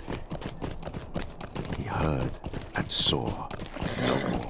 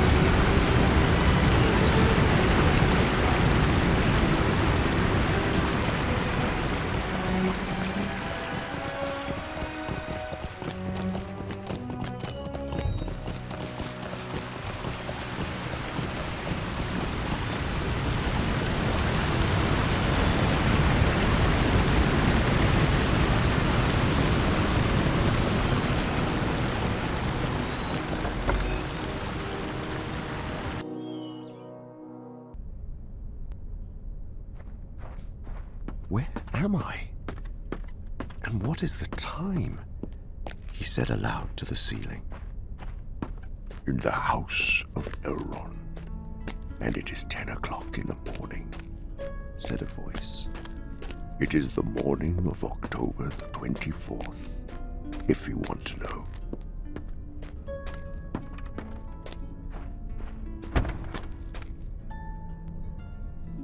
I was delayed, said Gandalf, and that nearly proved our ruin, and yet I am not sure. It may have been better so. I wish you would tell me what happened. All in good time. You are not supposed to talk or worry about anything today, by Elrond's orders.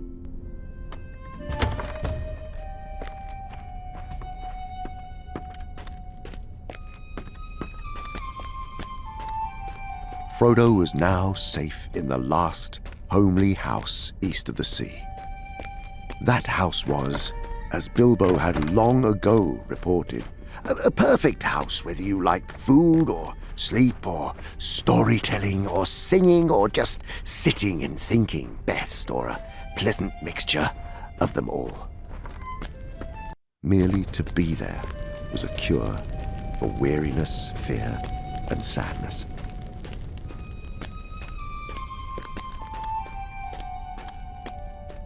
Bilbo!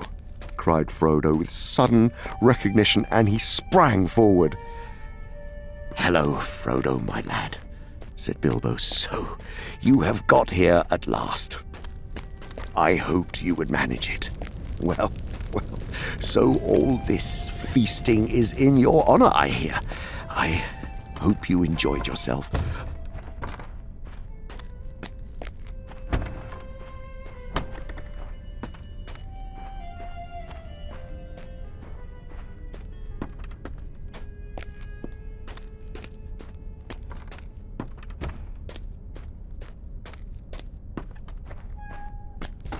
Upon this very ring, which you have here seen held aloft, round and unadorned, the letters that Isildur reported may still be read, if one has the strength of will to set the golden thing in the fire a while. That I have done, and this I have written. Ash-nazgd Batuk. Ash-nazgd Gimbatuk. Ash-nazgd Thrakatuluk. Ag-urzum Ishi Batuk.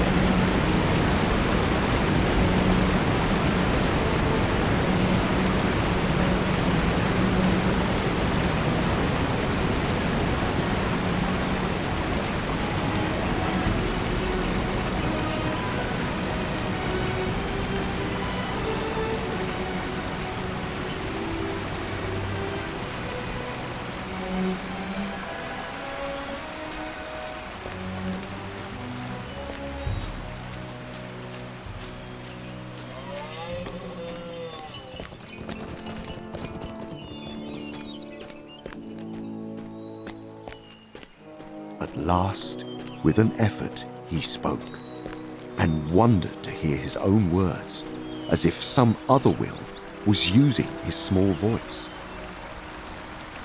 I will take the ring, he said, though I do not know the way.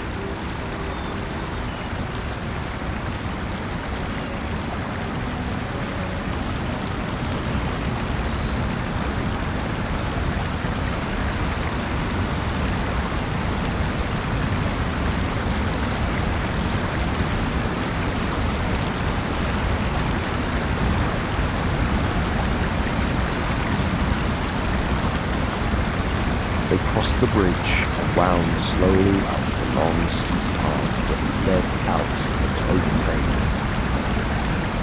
And they came at length to the high moor where the wind hissed through the heaven. Then, with one glance at the last homely house twinkling below them, they strode away far into the night.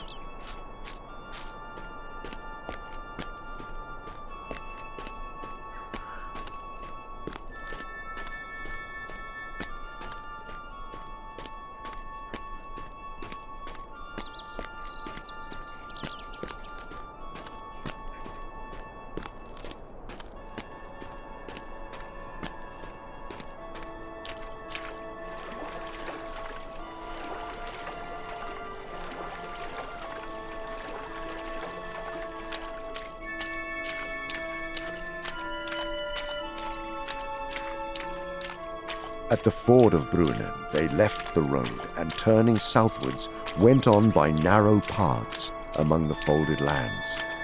Their purpose was to hold this course west of the mountains for many miles and days.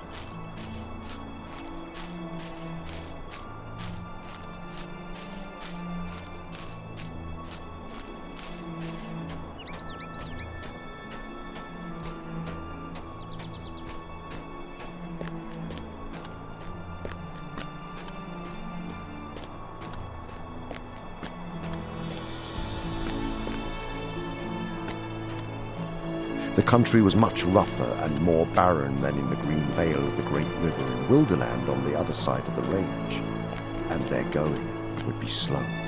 But they hoped in this way to escape the notice of unfriendly eyes. The spies of Sauron had hitherto seldom been seen in this empty country, and the paths were little known except to the people of Rivendell.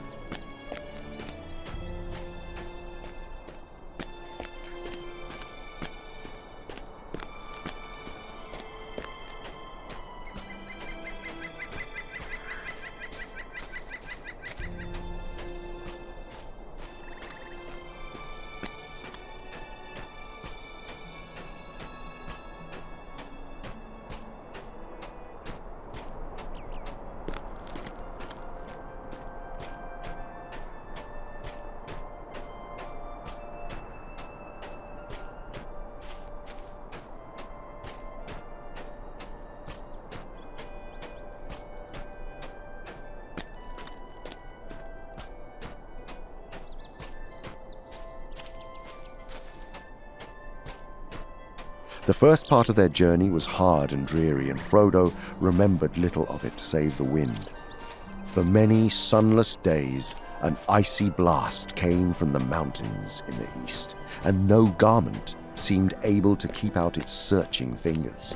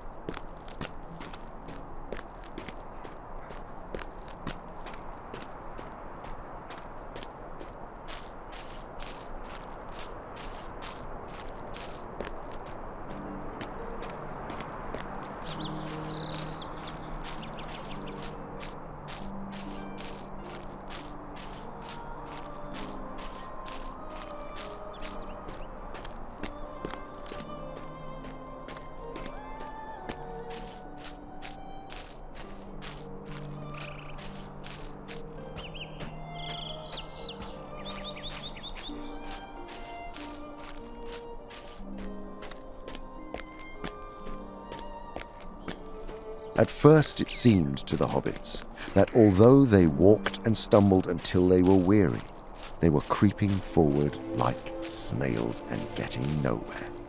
Each day the land looked much the same as it had the day before. Yet steadily the mountains were drawing nearer.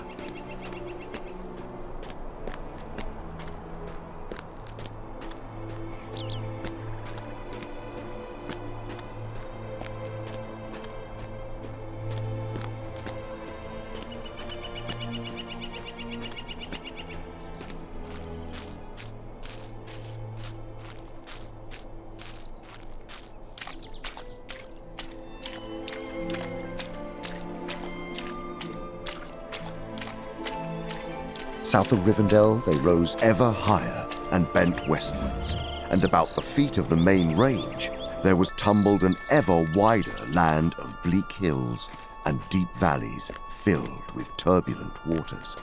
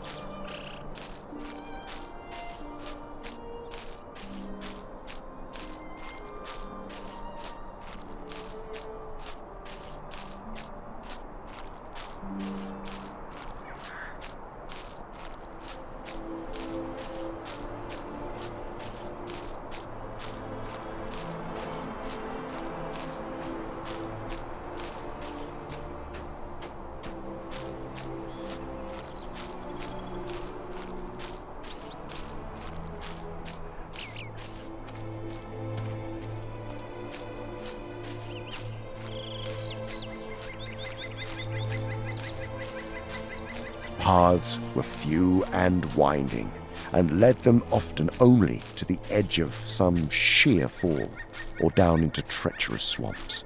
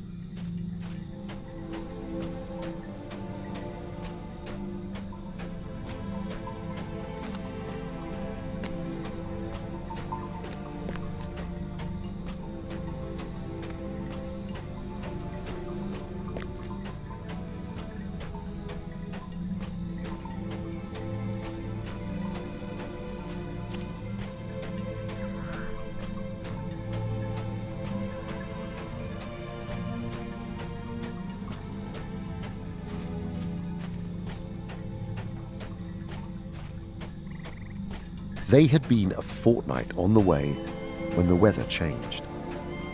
The wind suddenly fell and then veered round to the south. The swift-flowing clouds lifted and melted away, and the sun came out, pale and bright.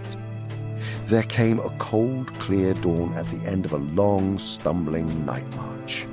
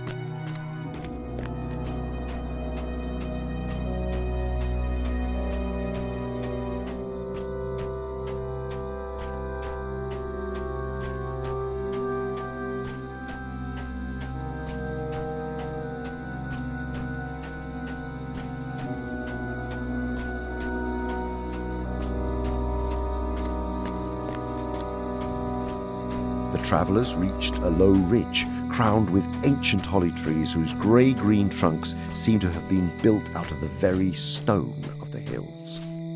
Their dark leaves shone, and their berries glowed red in the light of the rising sun.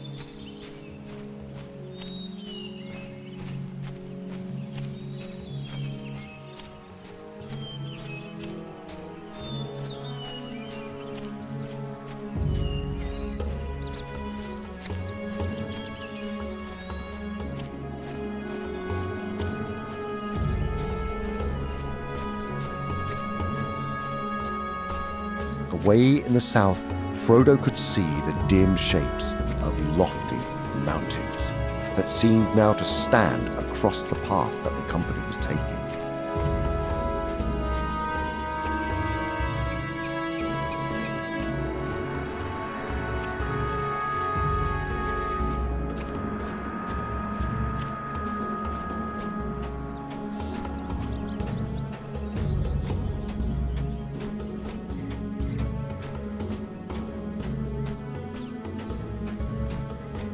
Gandalf stood at Frodo's side and looked out under his hand. We have done well, he said. We have reached the borders of the country that men call Hollin. Many elves lived here in happier days when Eregion was its name. 45 leagues as the crow flies we have come, though many long miles further our feet have walked.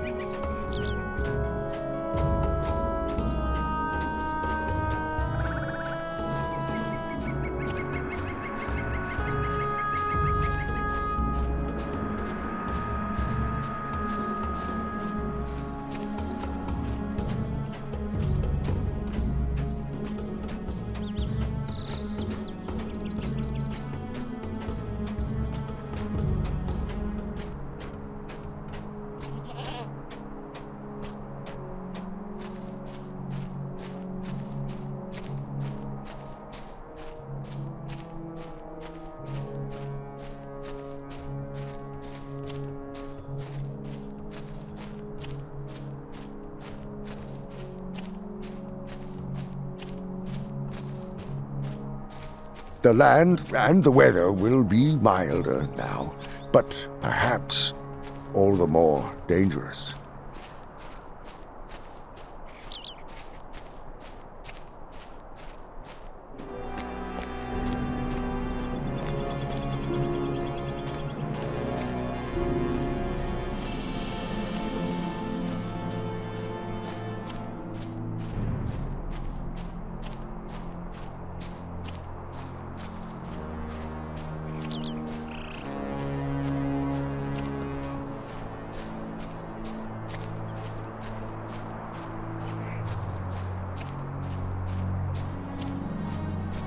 I need no map, said Gimli, who had come up with Legolas and was gazing out before him with a strange light in his deep eyes. There is the land where our fathers worked of old, and we have wrought the image of those mountains into many works of metal and of stone, and into many songs and tales. They stand tall in our dreams, Baraz, Zirak, Shathor.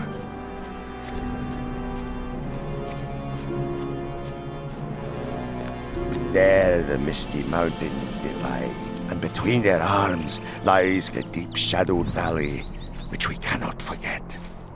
Azanul Bizarre, the Dimdril Dale, which the elves call Nandu Hirion.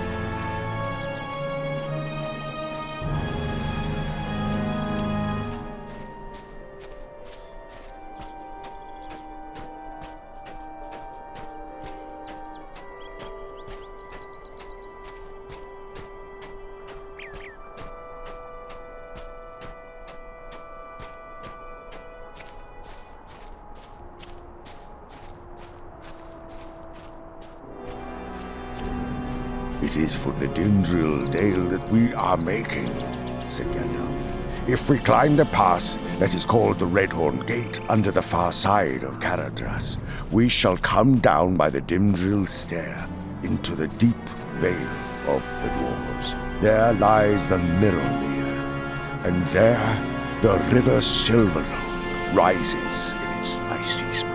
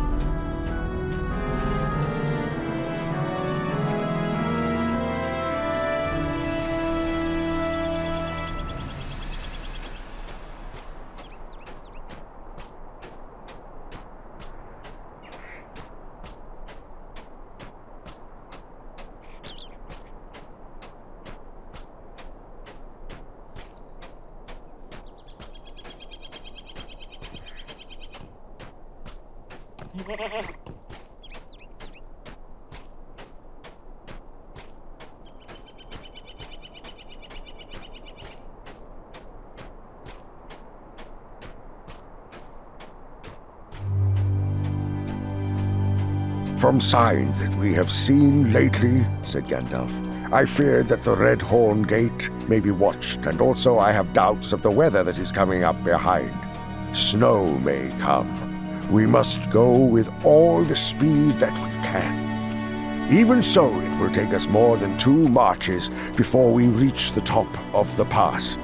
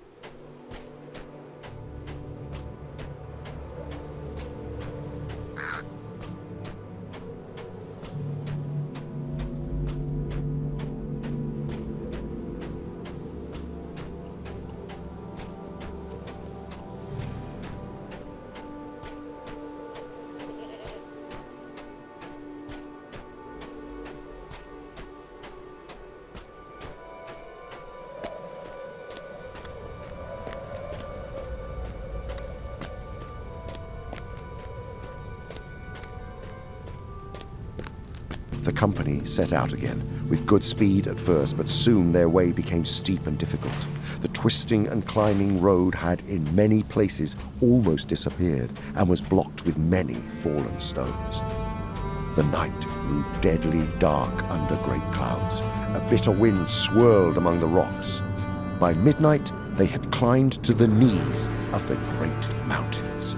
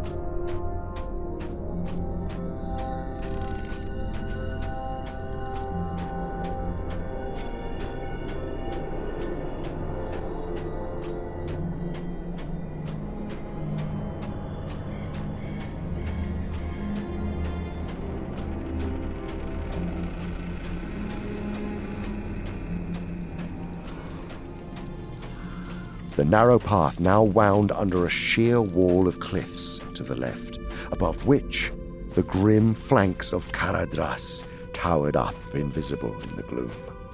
On the right was a gulf of darkness where the land fell suddenly into a deep ravine.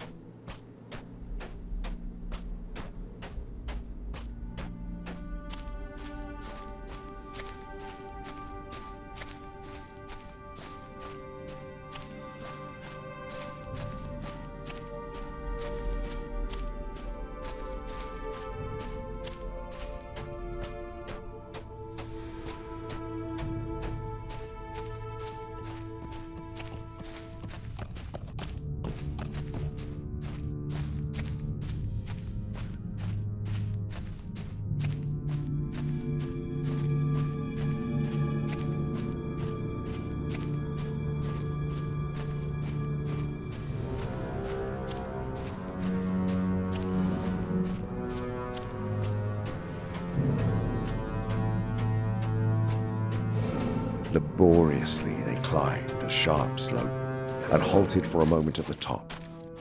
Frodo felt a soft touch on his face. He put out his arm and saw the dim white flakes of snow settling on his sleeve.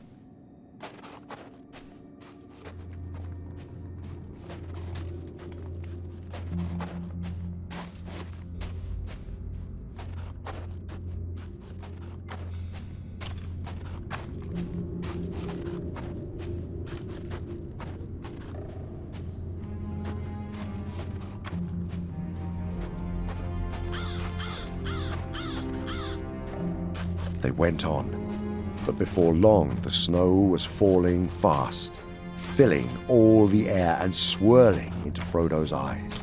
The dark, bent shapes of Gandalf and Aragorn, only a pace or two ahead, could hardly be seen.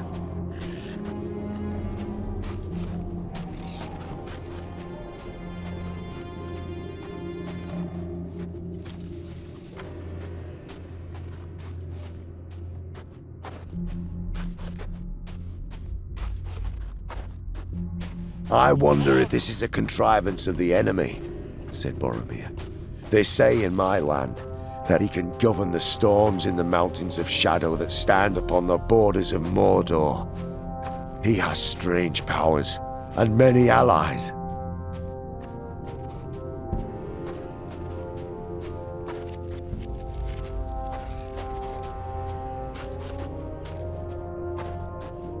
While they were halted, the wind died down, and the snow slackened until it almost ceased. They tramped on again.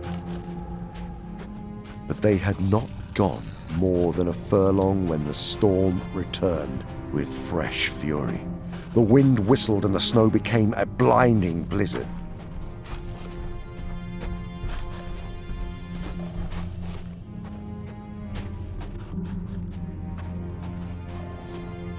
Caradhras was called the Cruel and had an ill name, said Gimli. Long years ago, when rumour of Sauron had not been heard in these lands.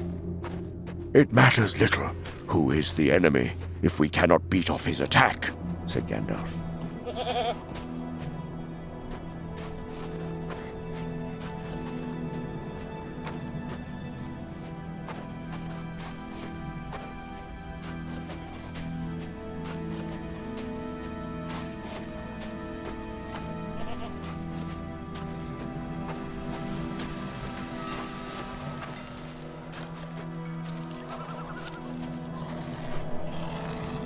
They came at length to the great drift. It was flung across the mountain path like a sheer and sudden wall, and its crest, sharp as if shaped with knives, reared up more than twice the height of Boromir. But through the middle a passage had been beaten, rising and falling like a bridge.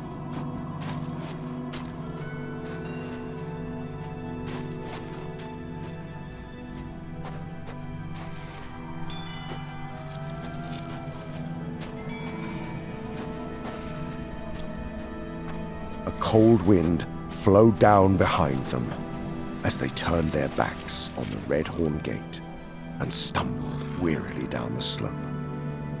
Caradhras had defeated them.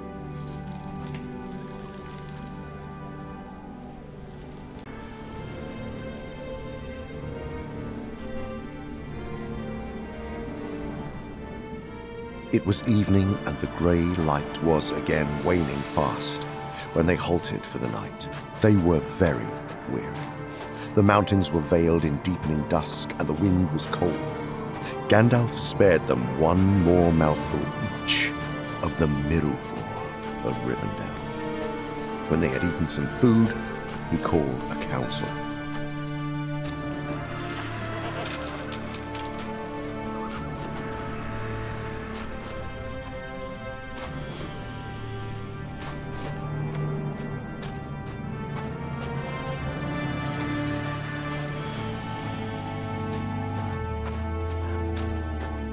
We cannot, of course, go on again tonight, he said. The attack on the Red Horn Gate has tired us out, and we must rest here for a while. And then where are we to go? Asked Frodo. We still have our journey and our errand before us, answered Gandalf. We have no choice but to go on, or to return to Rivendell.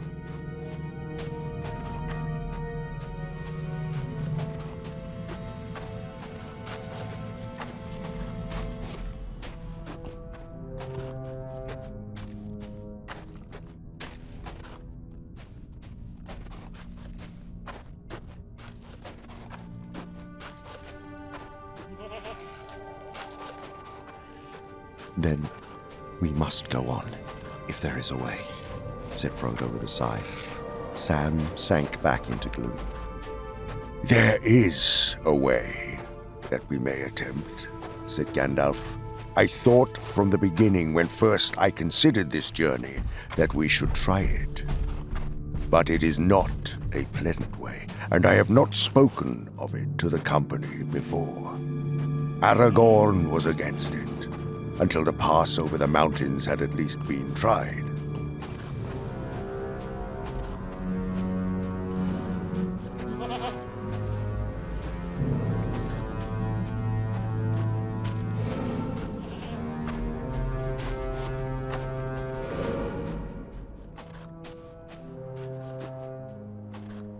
If it is a worse road than the Red Horn Gate, then it must be evil indeed, said Merry. But you had better tell us about it and let us know the worst at once. The road that I speak of leads to the mines of Moria, said Gandalf. Only Gimli lifted up his head.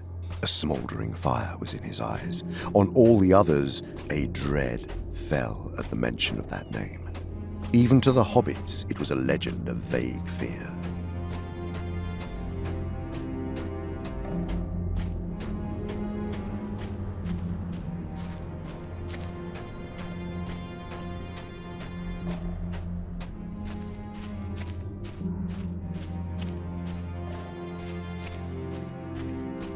The road may lead to Moria, but how can we hope that it will lead through Moria, said Aragorn darkly.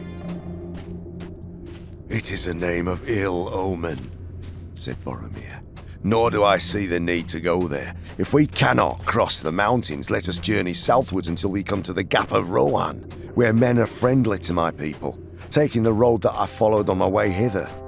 Or we might pass by and cross the Isen into Langstrand and Lebanon, and so come to Gondor from the regions nigh to the sea.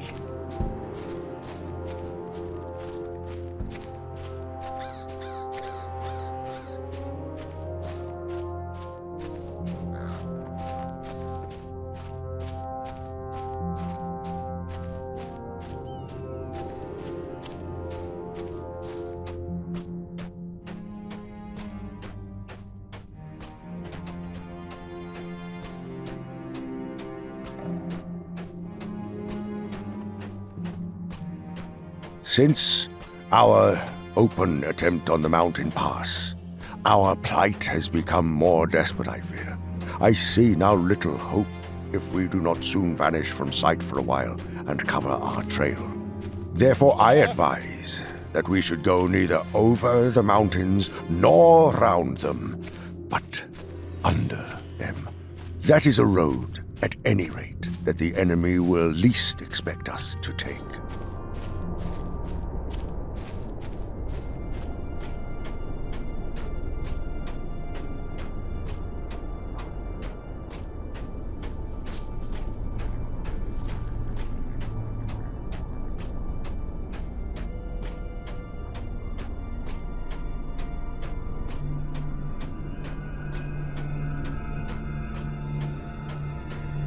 But I would not lead you into Moria if there were no hope of coming out again. If there are orcs there, it may prove ill for us, that is true. But most of the orcs of the Misty Mountains were scattered or destroyed in the Battle of 5 Armies. The Eagles report that orcs are gathering again from afar, but there is a hope that Moria is still free.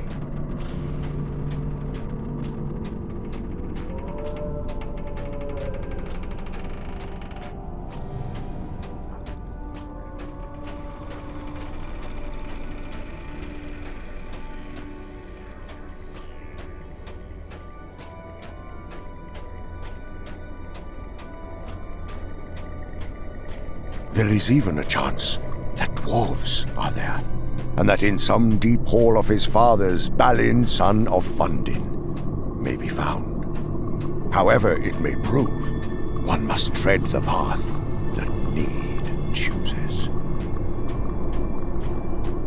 I will tread the path with you, Gandalf, said Gimli. I will go and look on the halls of Durin, whatever may wait there.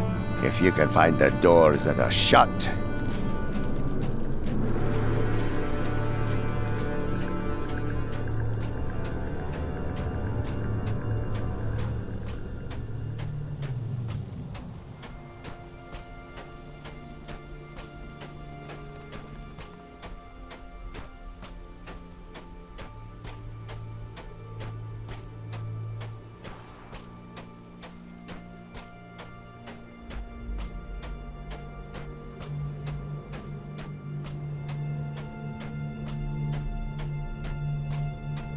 They heard the wind hissing among the rocks and trees, and there was a howling and wailing round them in the empty spaces of the night.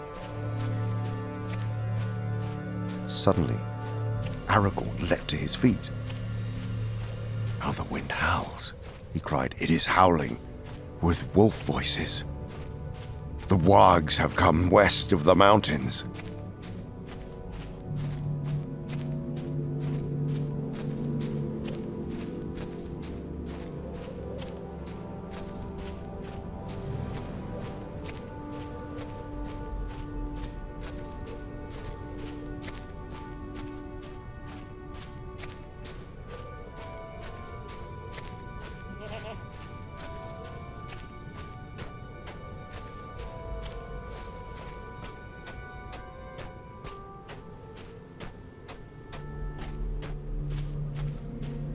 How far is Moria?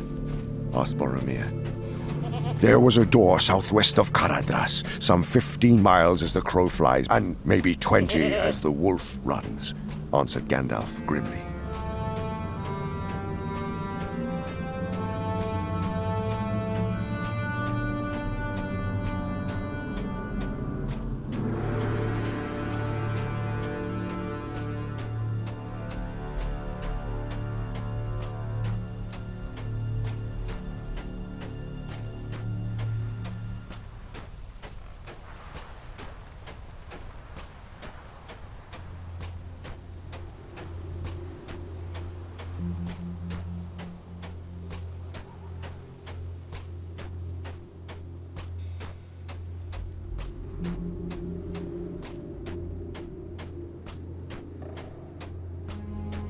We must reach the doors before sunset, said Gandalf, or I fear we shall not reach them at all.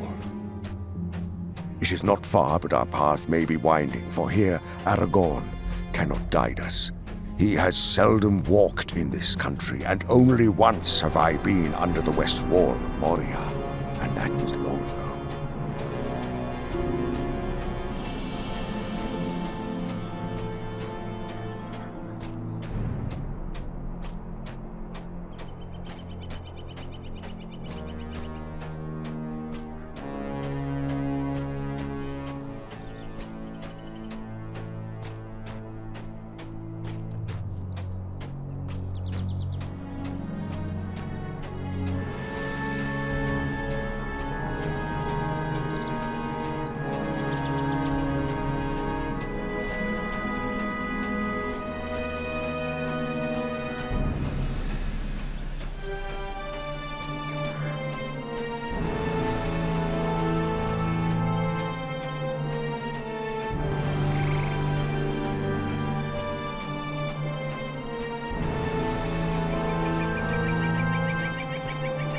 There it lies, he said, pointing away southeastwards to where the mountainsides fell sheer into the shadows at their feet.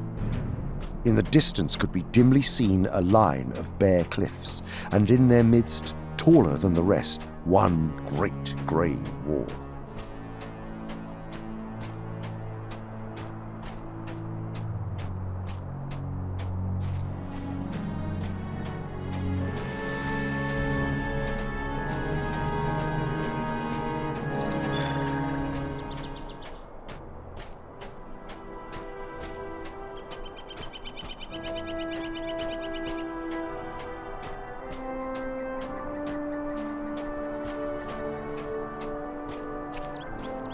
The only road of old to Moria from the west had lain along the course of a stream, the Cyrano, that ran out from the feet of the cliffs near where the doors had stood. But either Gandalf was astray, or else the land had changed in recent years, for he did not strike the stream where he looked to find it, only a few miles southwards from their start.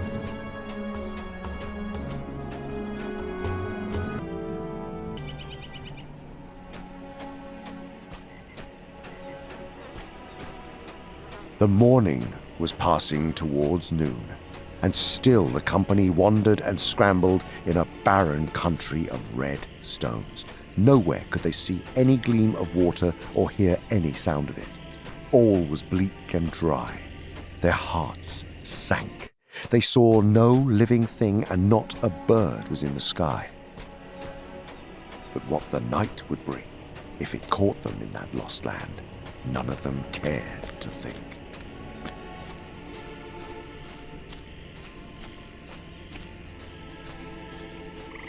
Suddenly, Gimli, who had pressed on ahead, called back to them.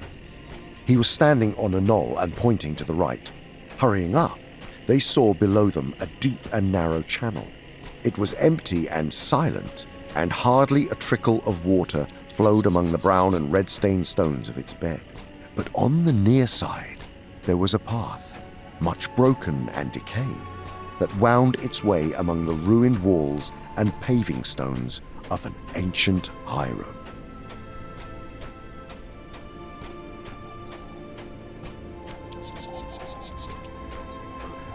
Ah, here it is last, said Gandalf. This is where the stream ran, Ciranon, the Gate Stream, they used to call it. But what has happened to the water, I cannot guess. It used to be swift and noisy.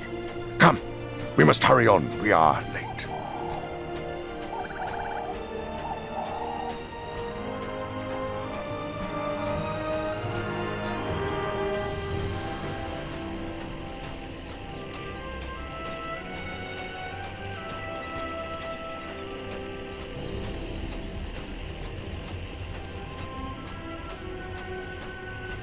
The company were footsore and tired, but they trudged doggedly along the rough and winding track for many miles.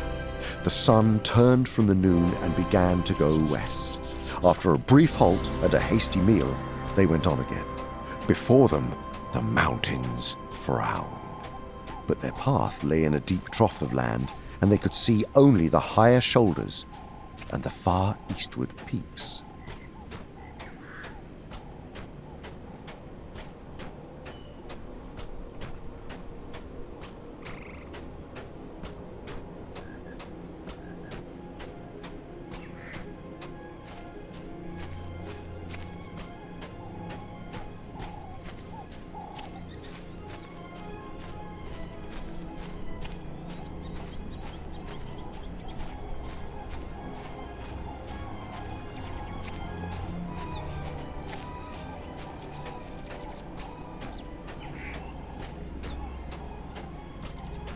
At length they came to a sharp bend. There, the road, which had been veering southwards between the brink of the channel and a steep fall of the land to the left, turned and went due east again. Rounding the corner, they saw before them a low cliff, some 5 fathoms high, with a broken and jagged top. Over it, a trickling water dripped through a wide cleft that seemed to have been carved out by a fall that had once been strong and full.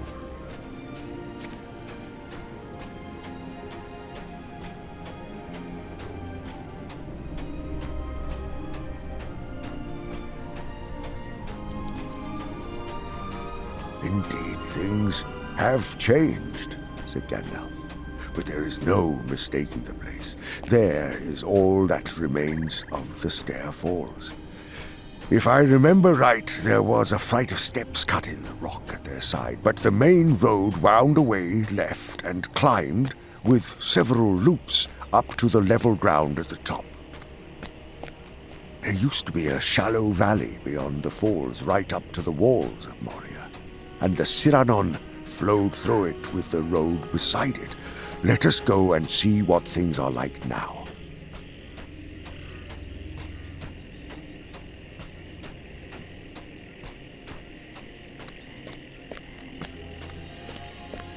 They found the stone steps without difficulty, and Gimli sprang swiftly up them, followed by Gandalf and Frodo.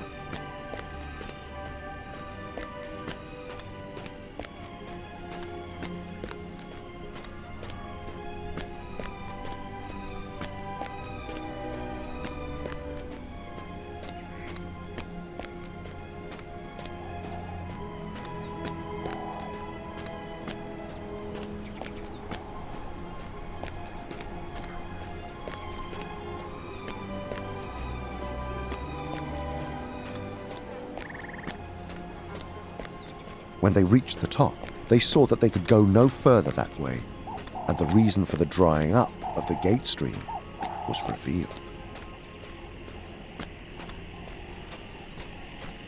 There are the walls of Moria, said Gandalf, pointing across the water. And there, the gate stood, once upon a time, the elven door at the end of the road from Hollin by which we have come. But this way is blocked. None of the company, I guess, will wish to swim this gloomy water at the end of the day. It has an unwholesome look.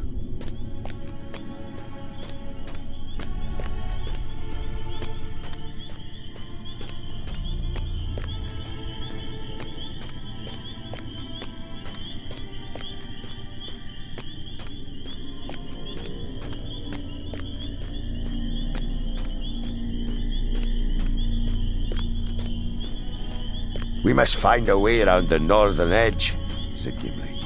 The first thing for the company to do is to climb up by the main path and see where that will lead us. Even if there were no lake, we could not get our baggage pony up this stair.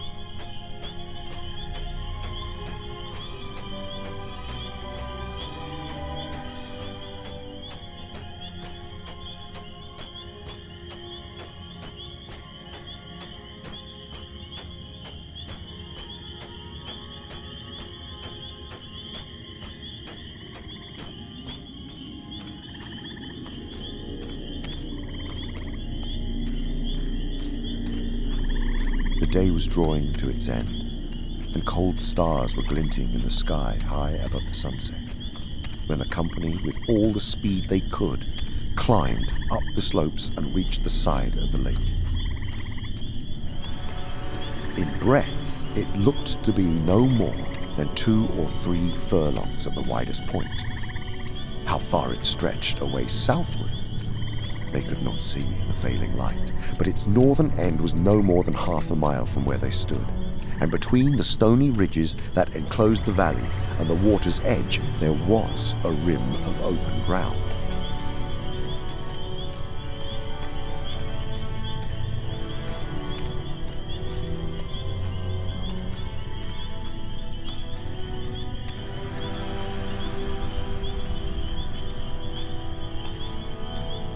When they came to the northernmost corner of the lake, they found a narrow creek that barred their way. It was green and stagnant, thrust out like a slimy arm towards the enclosing hills. Gimli strode forward undeterred and found that the water was shallow, no more than ankle deep at the edge. Behind him they walked in file, threading their way with care, for under the weedy pools were sliding and greasy stones, and footing was treacherous. Frodo shuddered with disgust at the touch of the dark, unclean water on his feet. Gandalf now pressed on at a great pace, and the others followed as quickly as they could. They reached the strip of dry land between the lake and the cliffs. It was narrow, often hardly a dozen yards across, and encumbered with fallen rock and stones. But they found a way, hugging the cliff and keeping as far from the dark water as they might.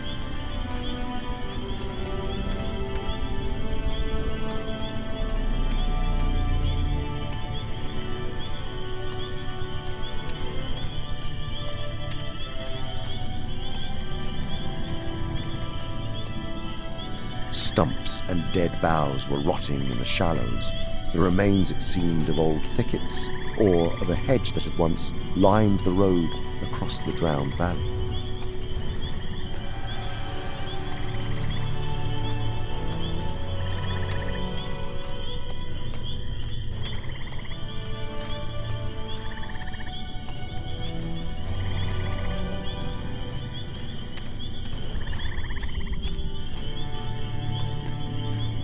But close, under the cliff there stood, still strong and living, 2 tall trees larger than any trees of holly that Frodo had ever seen or imagined. Their great roots spread from the wall to the water. Look, he said. Can you see anything now? The moon now shone upon the grey face of the rock, but they could see nothing else for a while. Then slowly, on the surface, where the wizard's hands had passed, faint lines appeared like slender veins of silver running in the stone. The doors of Durin, Lord of Moria. Speak, friend, and enter. Well, said the wizard, the passage is blocked behind us now, and there's only one way out, on the other side of the mountains.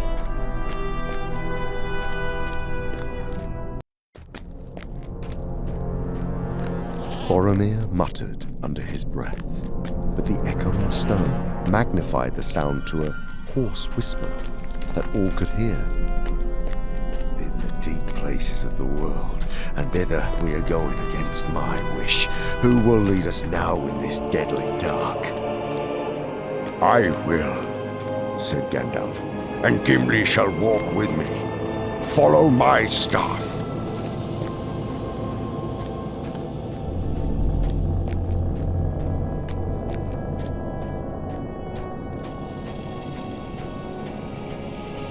As the wizard passed on ahead up the great steps, he held his staff aloft, and from its tip there came a faint radiance. The wide stairway was sound and undamaged.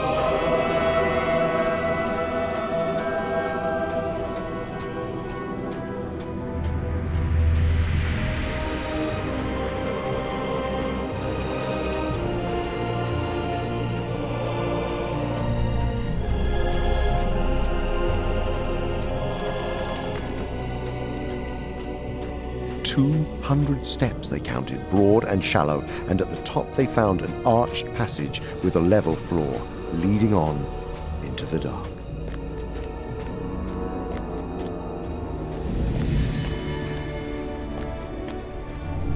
Go carefully with the water, too. There are many streams and wells in the mines, but they should not be touched. We may not have a chance of filling our skins and bottles till we come down into Dimril Dale.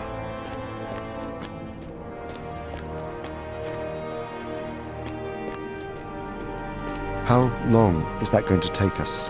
Asked Frodo. I cannot say, answered Gandalf. It depends on many chances, but going straight without mishap or losing our way, we shall take 3 or 4 marches, I expect. It cannot be less than 40 miles from West Door to East Gate in a direct line, and the road may wind much.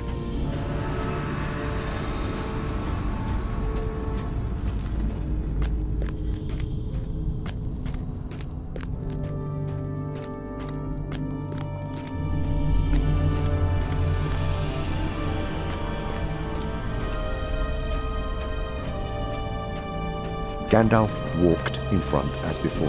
In his left hand he held up his glimmering staff, the light of which just showed the ground before his feet. In his right he held his sword, Glamdring.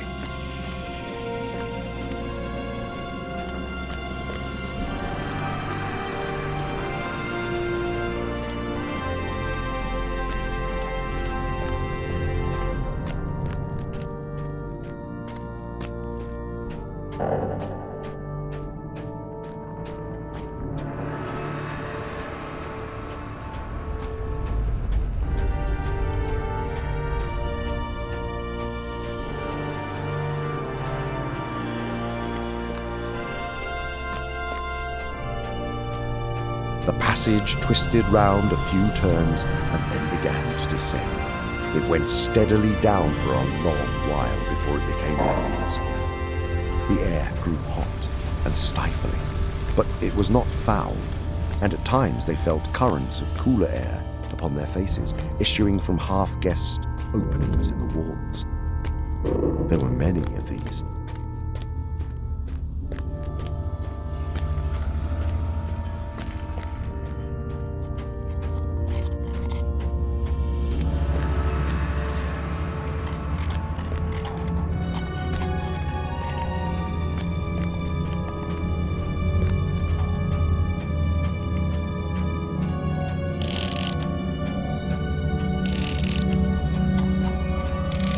Pale ray of the wizard's staff, Frodo caught glimpses of stairs and arches, and of other passages at times sloping up, or running steeply down, or opening blankly dark on either side. It was bewildering beyond a hope of remembering.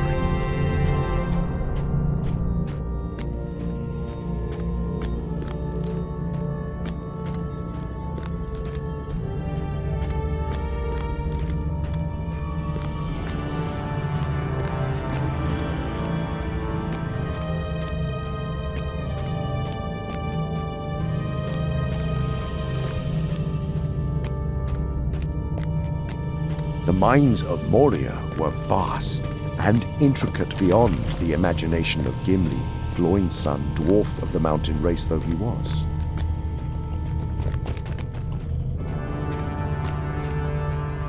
To Gandalf, the far-off memories of a journey long before were now of little help, but even in the gloom, and despite all windings of the road, he knew whither he wished to go, and he did not falter, as long as there was a path that led towards his goal.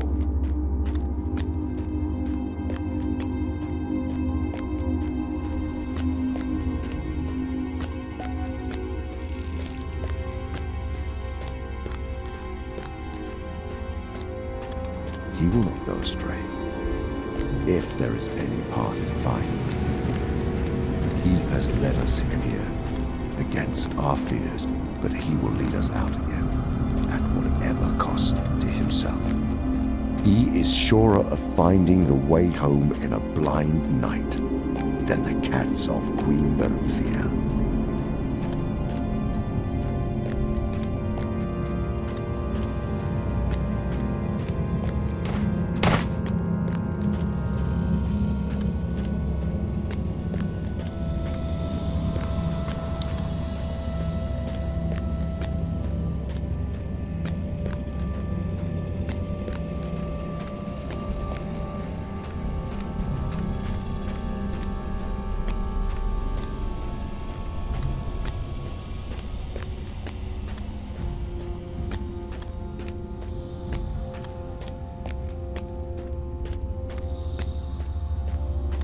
but without any light they would soon have come to grief. There were not only many roads to choose from, there were also in many places holes and pitfalls and dark wells beside the path in which their passing feet echoed.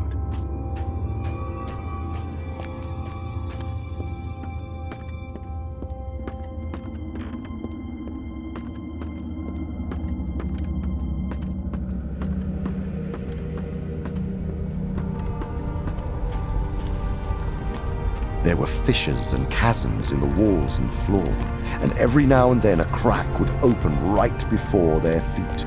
The widest was more than 7 feet across, and it was long before Pippin could summon enough courage to leap over the dreadful gap.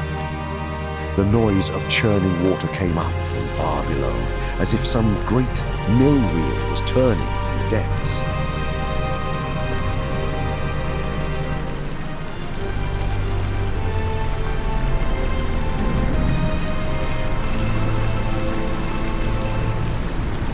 As these dangers became more frequent, their march became slow. Already they seemed to have been tramping on, endlessly to the mountain's roots. They were more than weary, and yet there seemed no comfort in the thought of halting anywhere.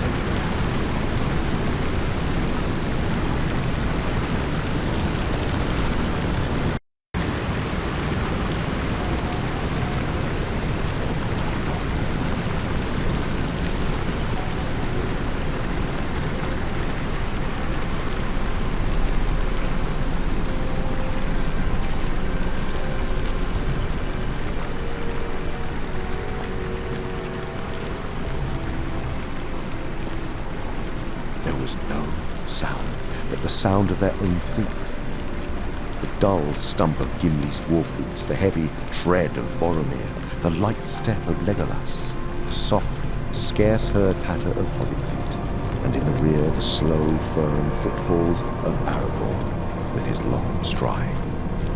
When they halted for a moment, they heard nothing at all, unless it were occasionally a faint trickle and drip of unseen water.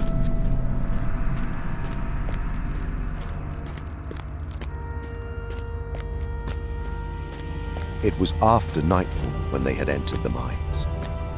They had been going for several hours with only brief halts when Gandalf came to his first serious check. Before him stood a wide, dark arch opening into 3 passages. All led in the same general direction, eastwards, but the left-hand passage plunged down, while the right-hand climbed up, and the middle way seemed to run on, smooth and level, but very narrow. No memory of this place at all, said Gandalf, standing uncertainly under the arch.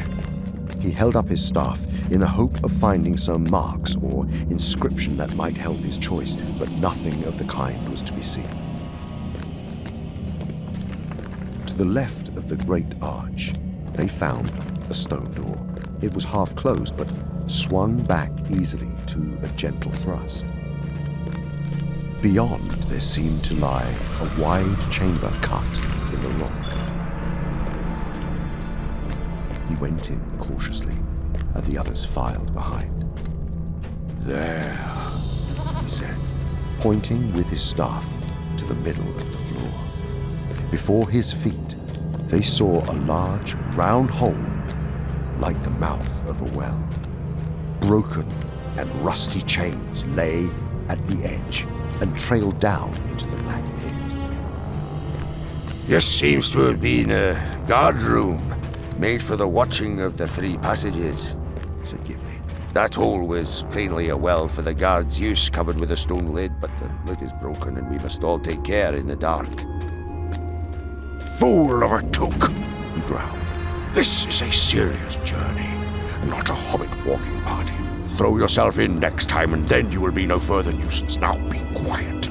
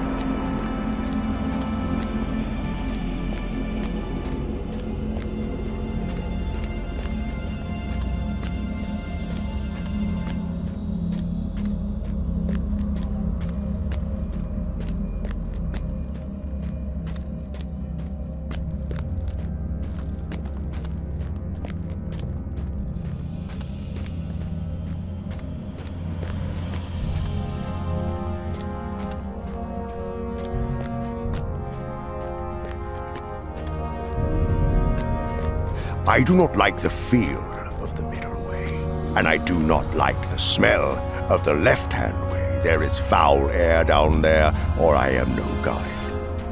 I shall take the right-hand passage. It is time we began to climb up again.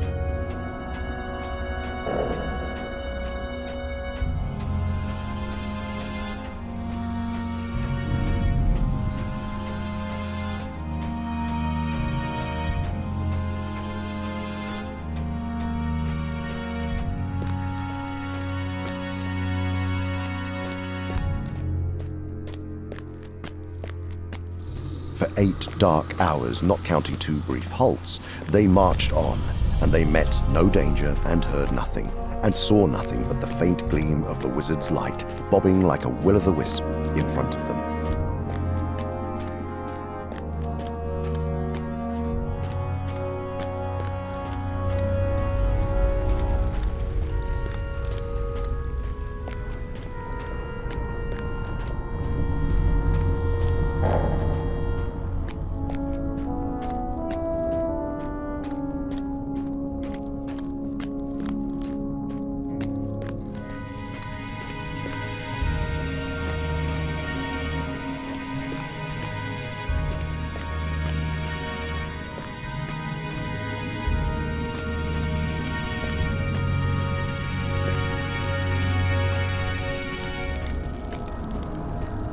The passage they had chosen wound steadily upwards.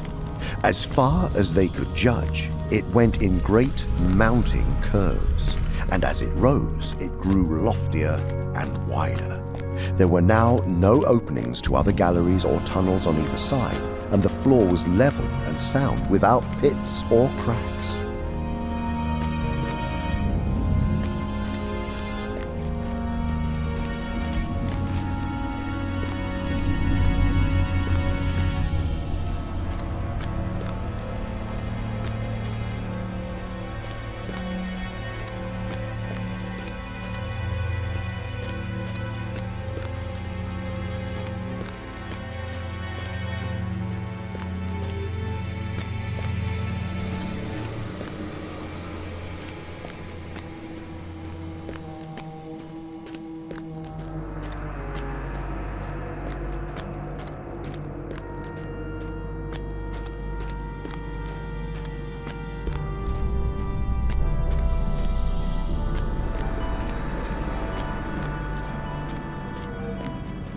Evidently, they had struck what once had been an important road, and they went forward quicker than they had done on their first march.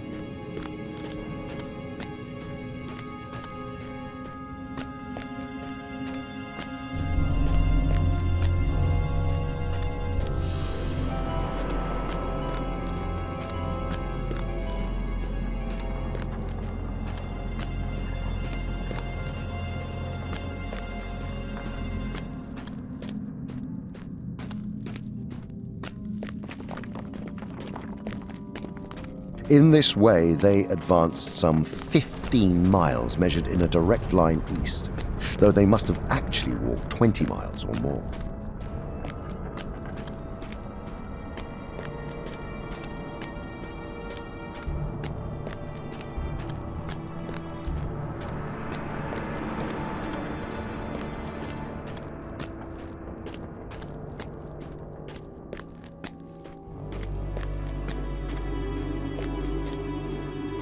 As the road climbed upwards, Frodo's spirits rose a little, but he still felt oppressed, and still at times he heard, or thought he heard, away behind the company and beyond the fall and patter of their feet, a following footstep that was not an echo.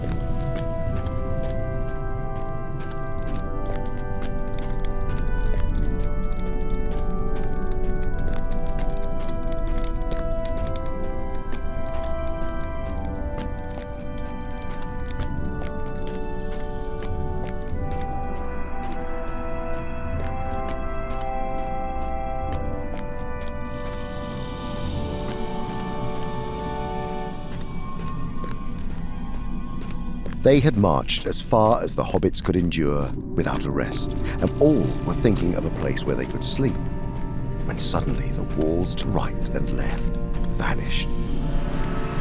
They seemed to have passed through some arched doorway into a black and empty space. There was a great draught of warmer air behind them, and before them the darkness was cold on their faces.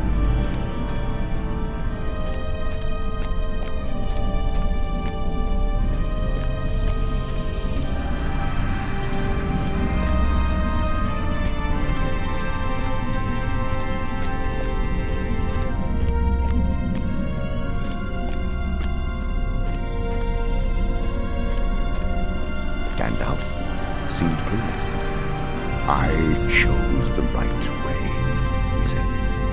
At last, we are coming to the habitable parts, and I guess that we are not far now from the eastern side, but we are high up, a good deal higher than the Dimrill Gate, unless I am mistaken. From the feeling of the air, we must be in a wide hall. I will now risk a little real light.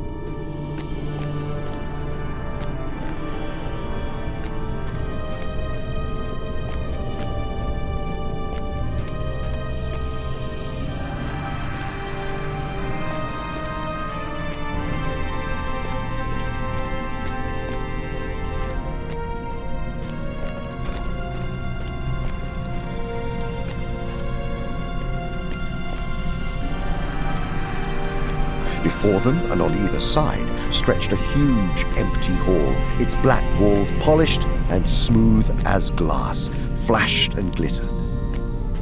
3 other entrances they saw, dark black arches, one straight before them eastwards, and one on either side.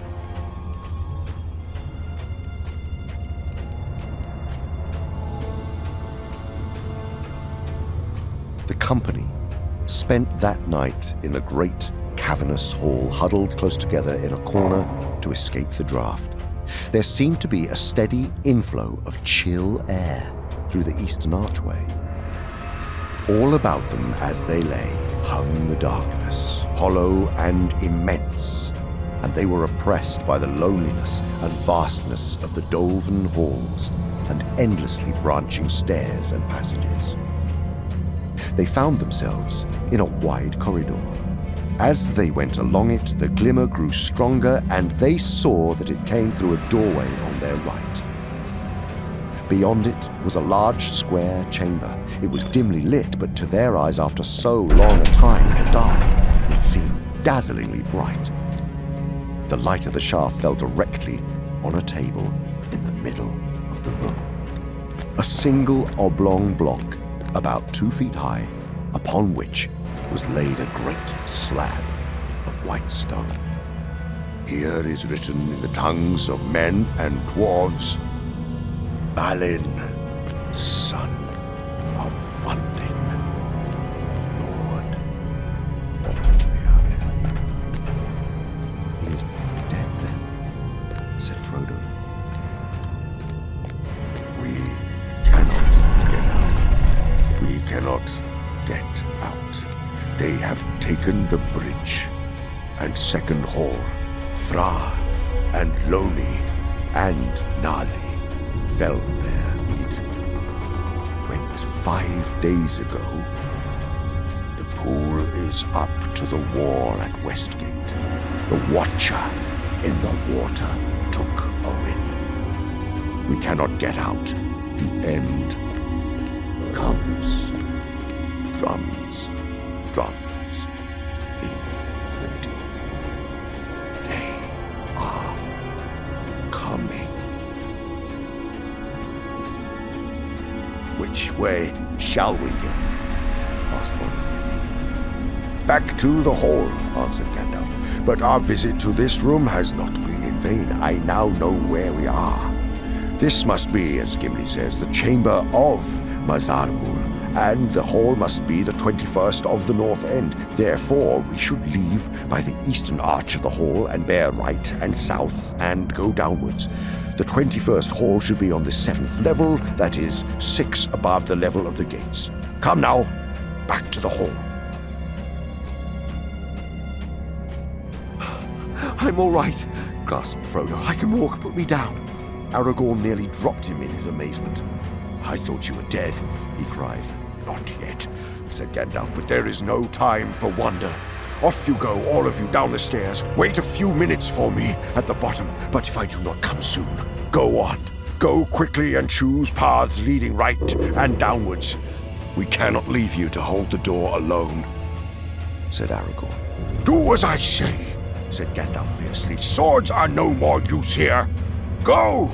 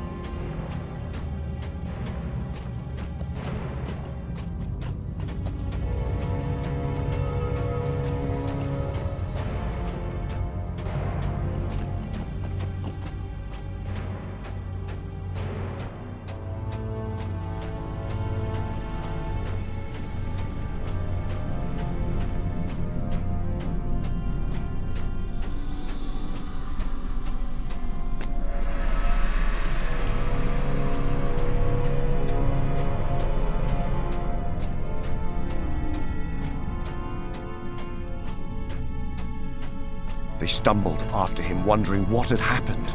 Dum! Dum! Went the drum beats again. They now sounded muffled and far away, but they were following. There was no other sound of pursuit, neither tramp of feet nor any voice. Gandalf took no turns, right or left, for the passage seemed to be going in the direction that he desired.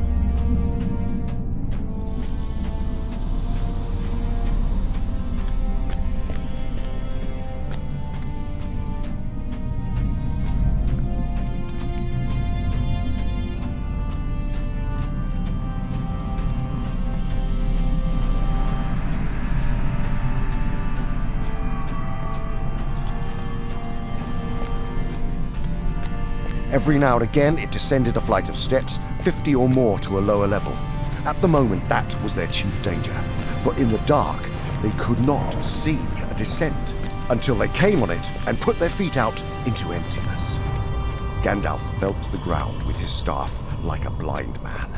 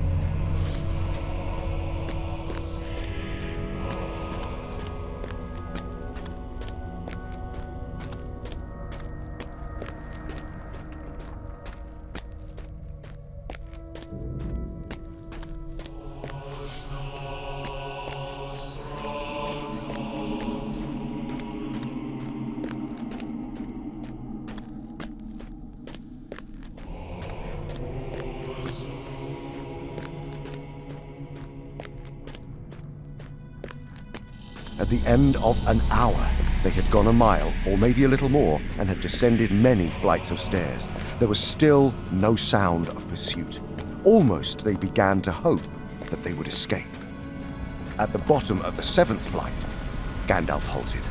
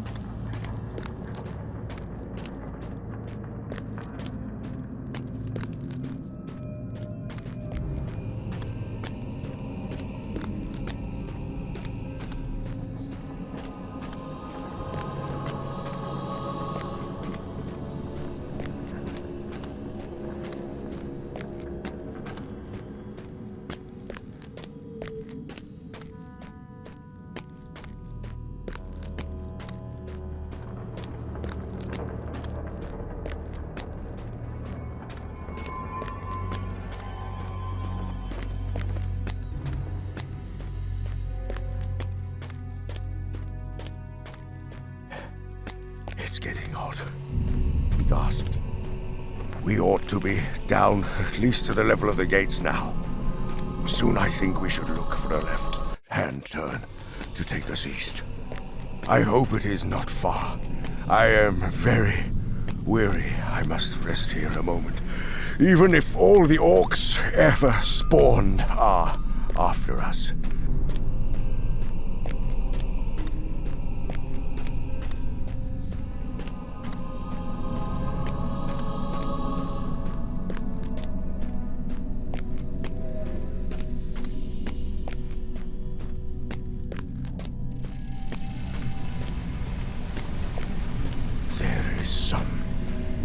Devilry here, he said. Devised for our welcome, no doubt.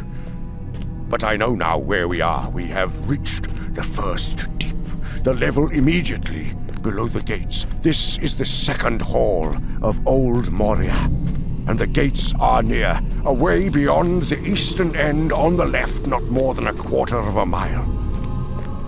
Across the bridge, up a broad stair, along a wide road, through the first hall, and out. But come and look.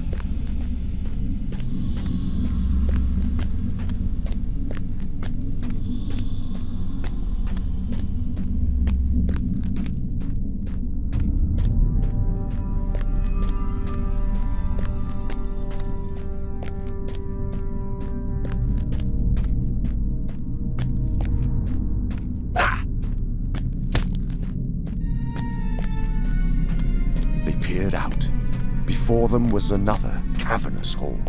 It was loftier and far longer than the one in which they had slept. They were near its eastern end. Westward it ran away into darkness. Down the center stalked a double line of towering pillars. They were carved like boles of mighty trees whose boughs upheld the roof with a branching tracery of stone. Their stems were smooth and black, but a red glow was darkly mirrored in their sides. Ah!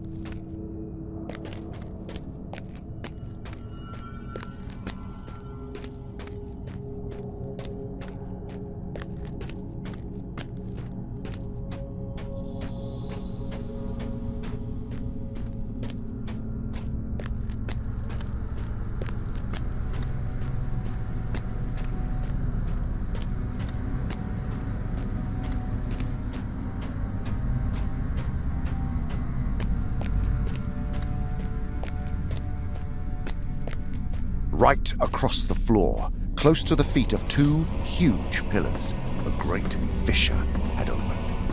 Out of it, a fierce red light came, and now and again flames licked at the brick and curled about the bases of the columns. Wisps of dark smoke wavered in the hot air.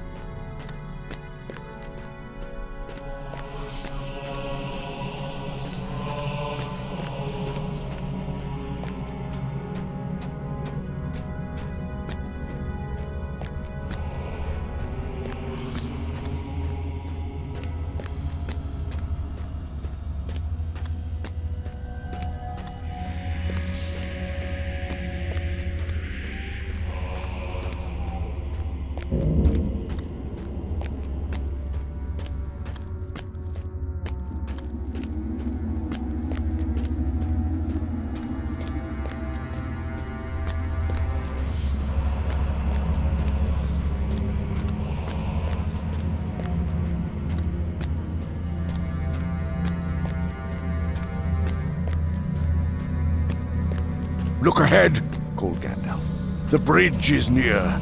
It is dangerous and narrow.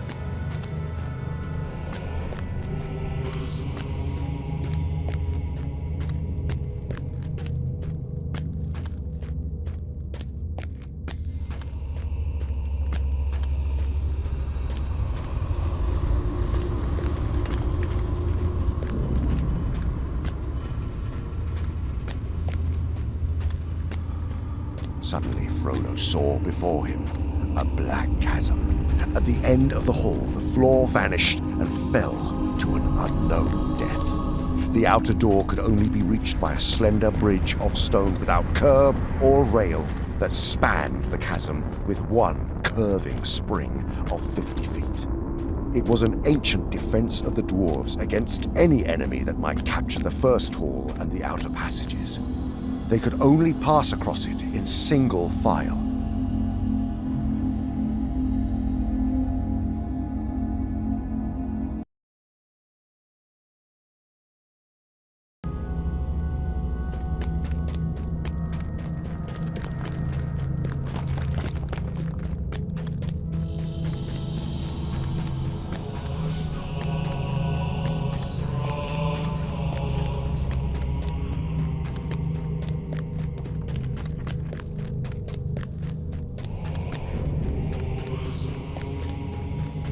Come, I will lead you now, he called. We must obey his last command. Follow me. They stumbled wildly up the great stairs beyond the door, Aragorn leading, Boromir at the rear. At the top was a wide, echoing passage. Along this they fled. Frodo heard Sam at his side weeping, and then he found that he himself was weeping as he ran.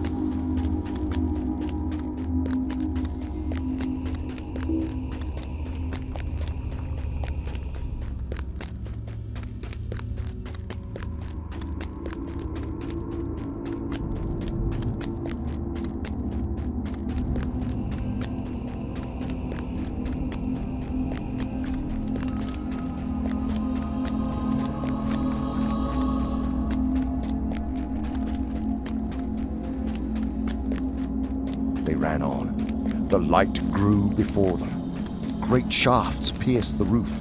They ran swifter. They passed into a hall, bright with daylight from its high windows in the east. They fled across it.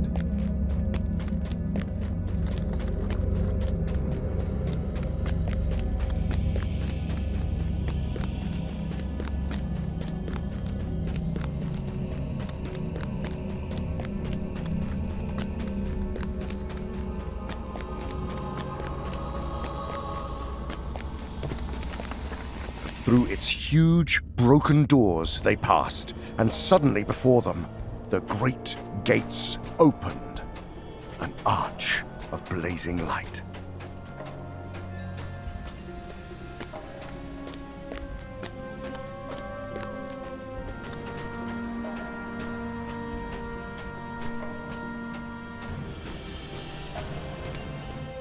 Out of the gates they ran and sprang down the huge and age-worn steps, the threshold of Moria.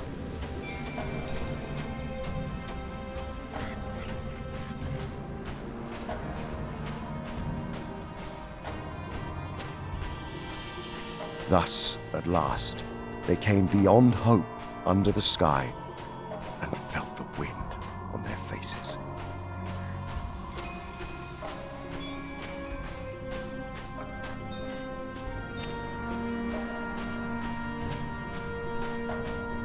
Dimrill Dale lay about them.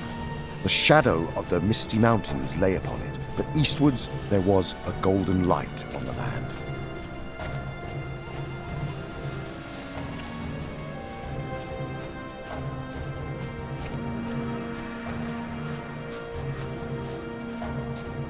Northward the dale ran up into a glen of shadows between two great arms of the mountains, above which 3 white peaks were shining. Celebdil, Fanuithol, Caradhras, the mountains of Moria.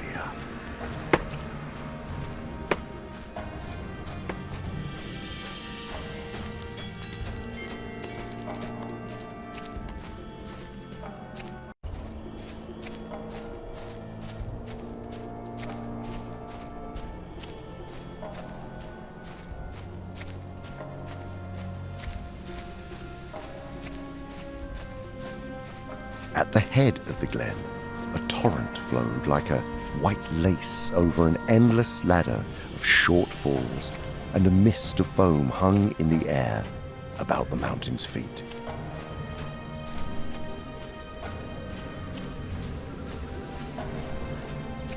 Less than a mile away, and a little below them, for they still stood high up on the west side of the dale, there lay a mere. It was long and oval, shaped like a great spearhead thrust deep into the northern glen, but its southern end was beyond the shadows under the sunlit sky. Yet its waters were dark, a deep blue like clear evening sky seen from a lamplit room. Its face was still and unruffled.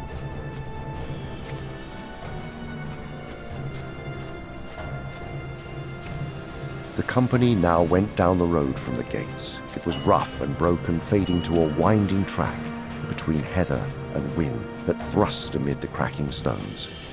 But still it could be seen that once long ago a great paved way had wound upwards from the lowlands to the dwarf kingdom. In places, there were ruined works of stone beside the path, and mounds of green topped with slender birches or fir trees sighing in the wind. An eastward bend led them hard by the sward of Middermere, and there, not far from the roadside, stood a single column, broken at the top. Beside the standing stone, Gimli halted and looked up. It was cracked and weather-worn, and the faint runes upon its side could not be read. This pillar marks the spot where Durin first looked in the Mirrormere, said the dwarf.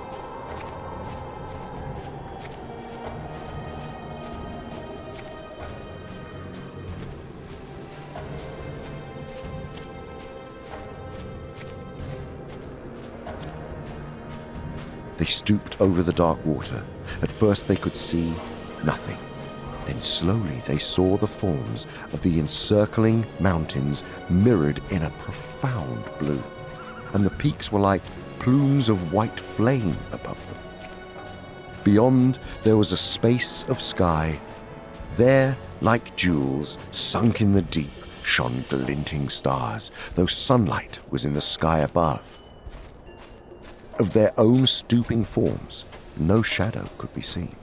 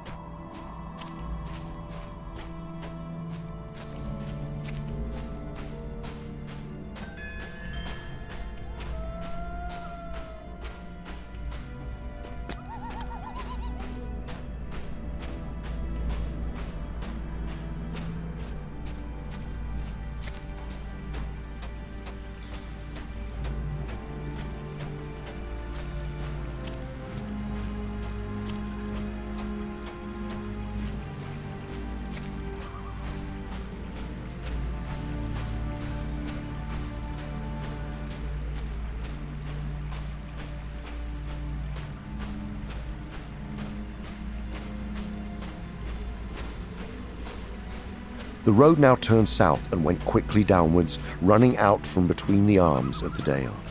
Some way below the mere, they came on a deep well of water, clear as crystal, from which a freshet fell over a stone lip and ran glistening and gurgling down a steep, rocky channel.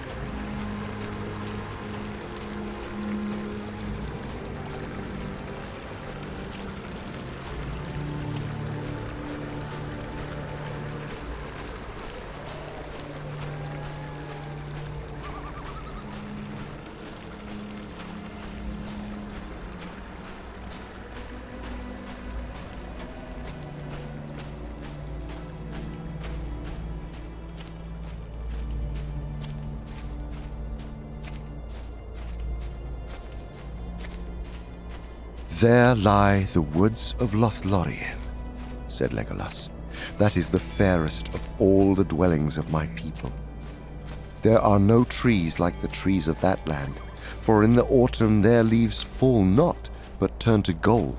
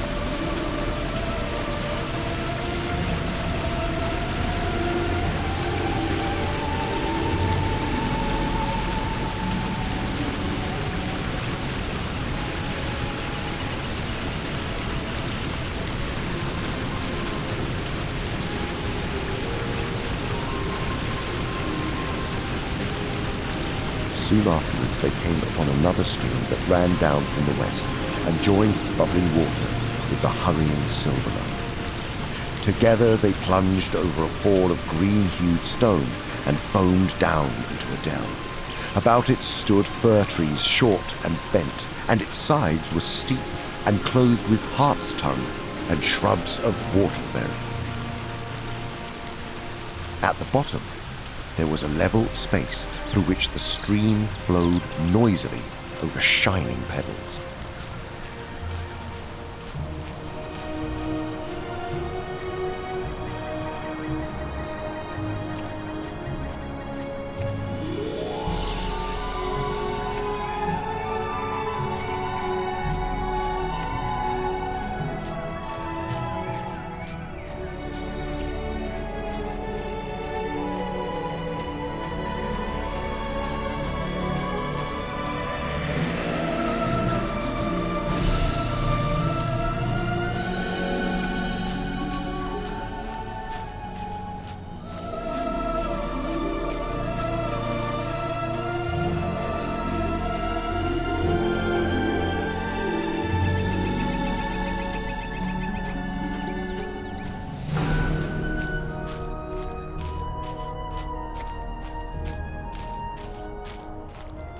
"Here is Nimrodel," said Legolas.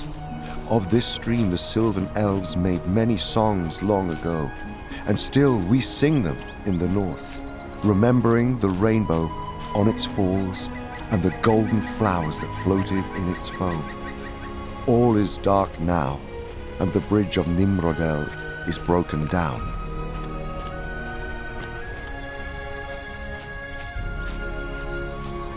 They had gone little more than a mile into the forest when they came upon another stream flowing down swiftly from the tree-clad slopes that climbed back westward towards the mountains. They heard it splashing over a fall away among the shadows on their right. Its dark, hurrying waters ran across the path before them and joined the Silverlode in a swirl of dim pools among the roots of trees.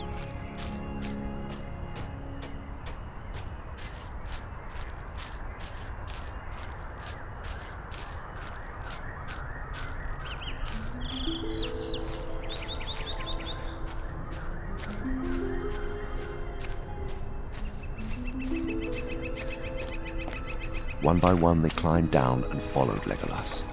For a moment Frodo stood near the brink and let the water flow over his tired feet.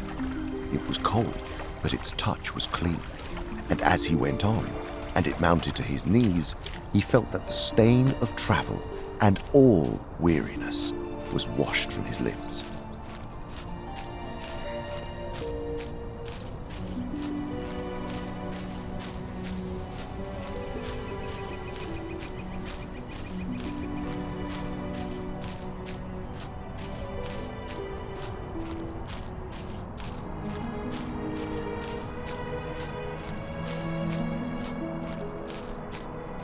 The company now turned aside from the path and went into the shadow of the deeper woods, westward along the mountain stream away from Silverlode. Not far from the falls of Nimrodel, they found a cluster of trees, some of which overhung the stream. Their great grey trunks were of mighty girth, but their height could not be guessed. Out of the shadows, a ladder was let down. It was made of rope, silver grey and glimmering in the dark, and though it looked slender, it proved strong enough to bear many men. Legolas ran lightly up, and Frodo followed slowly. Behind came Sam, trying not to breathe loudly. The flet was not at all to their liking as a bedroom. It had no walls, not even a rail.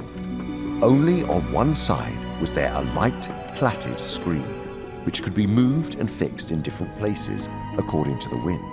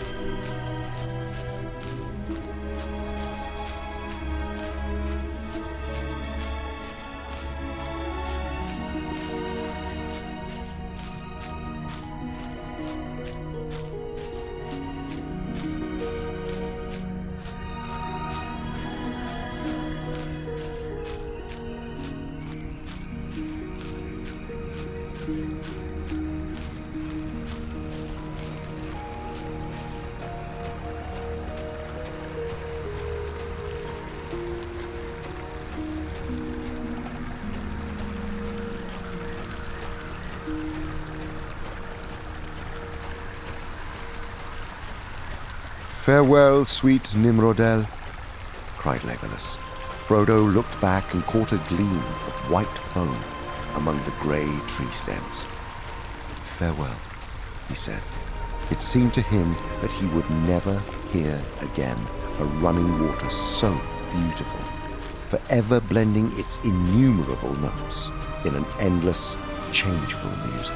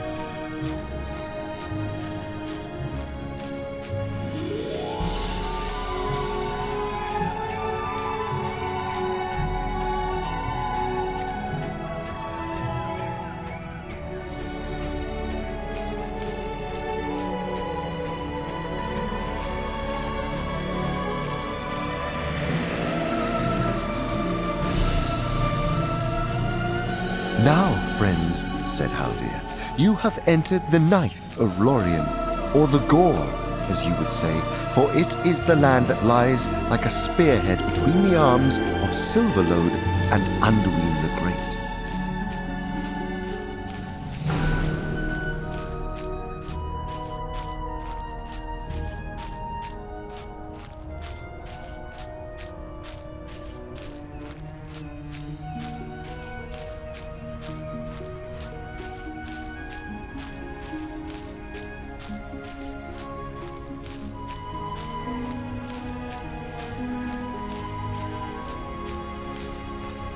They felt the ground beneath their feet smooth and soft, and after a while they walked more freely without fear of hurt or fall. Being deprived of sight, Frodo found his hearing and other senses sharpened. He could smell the trees and the trodden grass. He could hear many different notes in the rustle of the leaves overhead, the river murmuring away on his right, and the thin, clear voices of birds high in the sky. He felt the sun upon his face and hands when they passed through an open glade.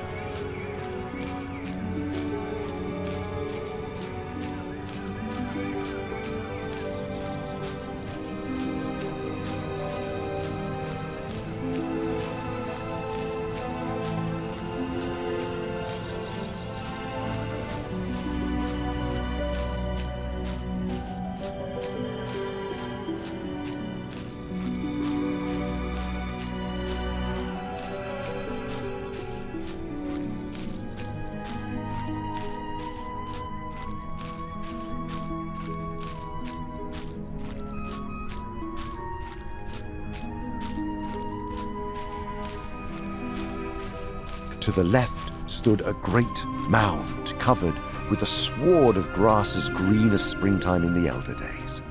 Upon it, as a double crown, grew 2 circles of trees. The outer had bark of snowy white and were leafless but beautiful in their shapely nakedness. The inner were malorn trees of great height, still arrayed in pale gold. High amid the branches of a towering tree that stood in the center of all, there gleamed a white flet.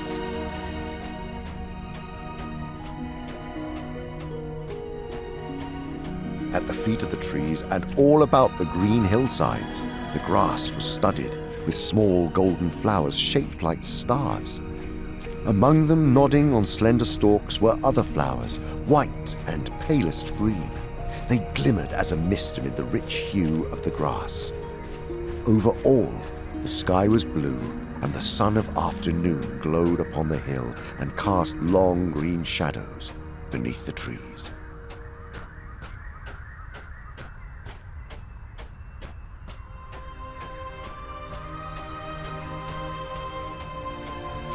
Behold, you are come to Cerin Amroth, said Haldir. For this is the heart of the ancient realm as it was long ago. And here is the mound of Amroth, where in happier days his high house was built.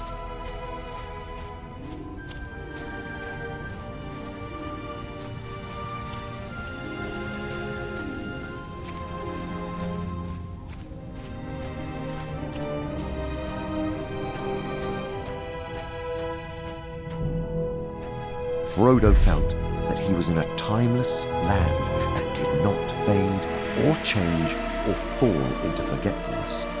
When he had gone and passed again into the outer world, still Frodo the Wanderer from the Shire would walk there, upon the grass, among Elanor and Nifredil in fair Lothlòrien.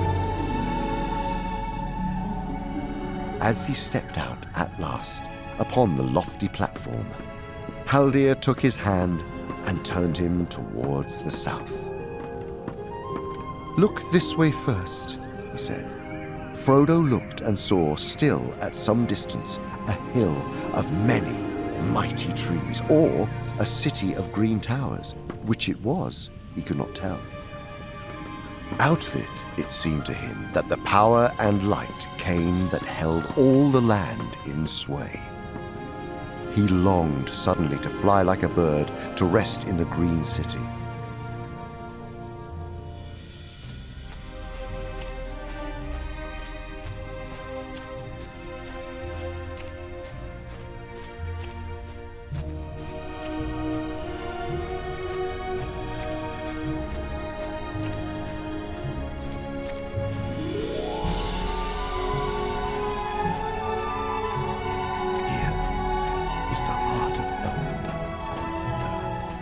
He said, and here my heart dwells ever. Unless there be a light beyond the dark roads that we still must tread, you and I, come with me.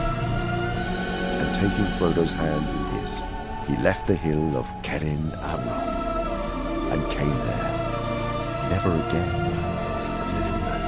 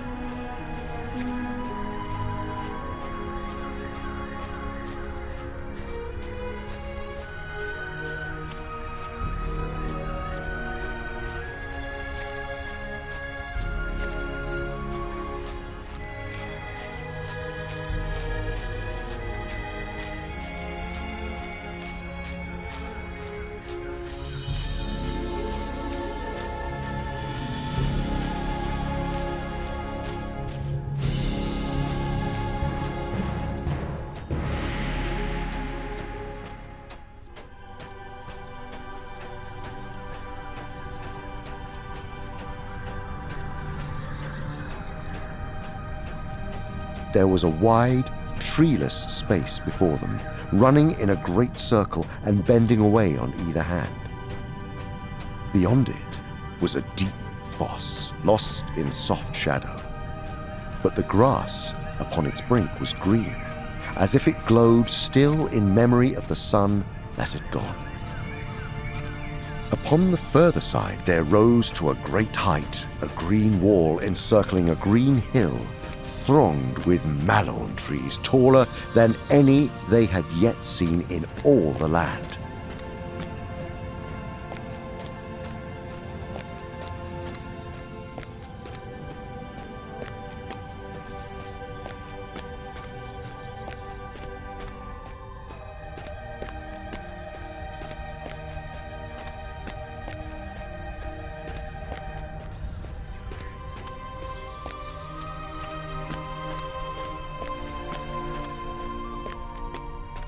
Welcome to Caras Galathon, he said. Here is the city of the Galadriel, where dwell the Lord Celeborn and Galadriel, the Lady of Lòrien. But we cannot enter here, for the gates do not look northward. We must go round to the southern side, and the way is not short, for the city is great.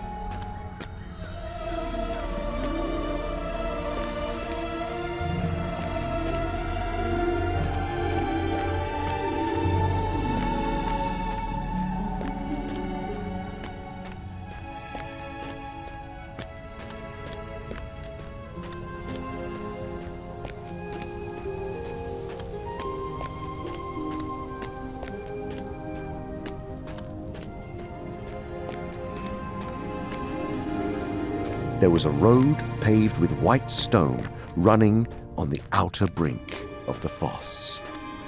Along this they went westward, with the city ever climbing up like a green cloud upon their left.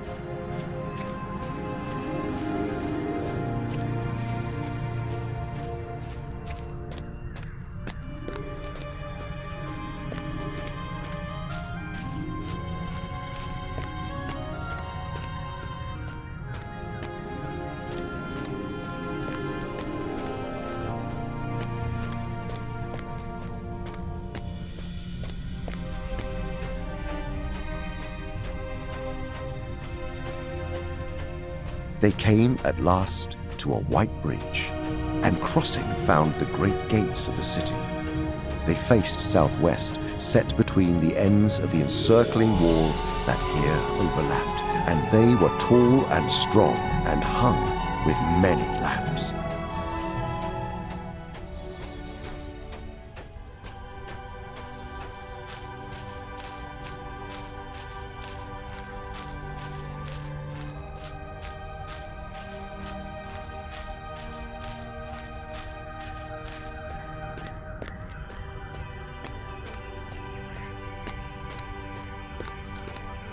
The travellers passed within, and the gates shut behind them. They were in a deep lane between the ends of the wall, and passing quickly through it, they entered the city of the trees.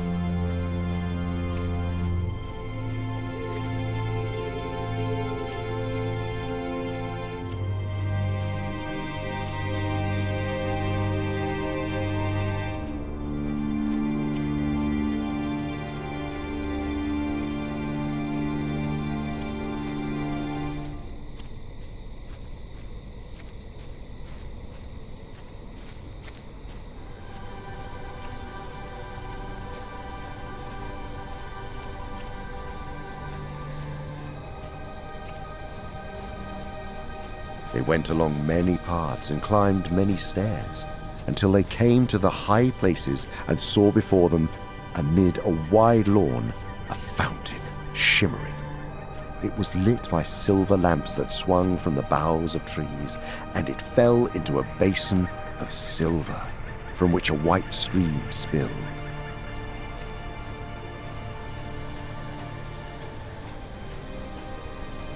Upon the south side of the lawn, there stood the mightiest of all the trees. Its great smooth bole gleamed like grey silk, and up it towered, until its first branches, far above, opened their huge limbs under shadowy clouds of leaves.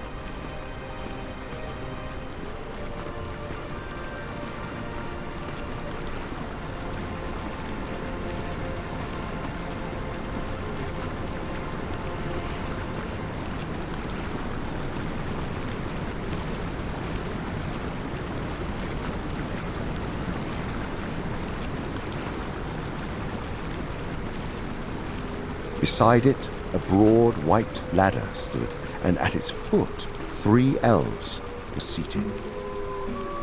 "Here dwell Celeborn and Galadriel," said Haldir. "It is their wish that you should ascend and speak with them."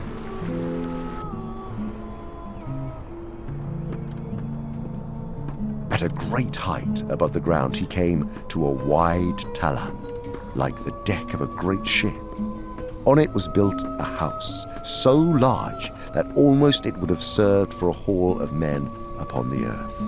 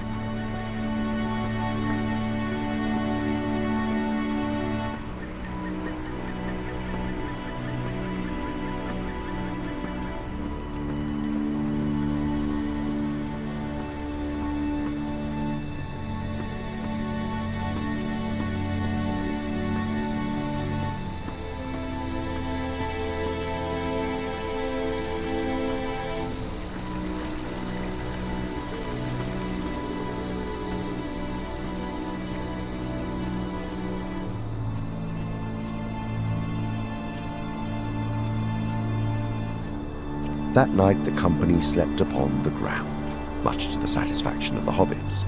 The elves spread for them a pavilion among the trees near the fountain, and in it they laid soft couches.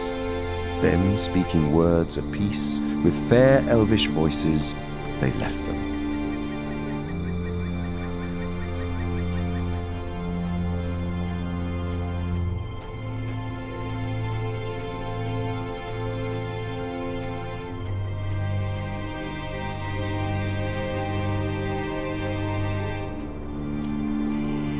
They remained some days in Lothlòrien, so far as they could tell or remember. All the while that they dwelt there, the sun shone clear, save for a gentle rain that fell at times, and passed away, leaving all things fresh and clean.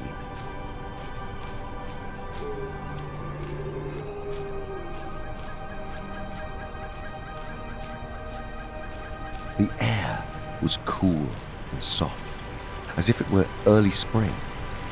Yet they felt about them the deep and thoughtful quiet of winter. It seemed to them that they did little but eat and drink and rest, and walk among the trees, and it was enough.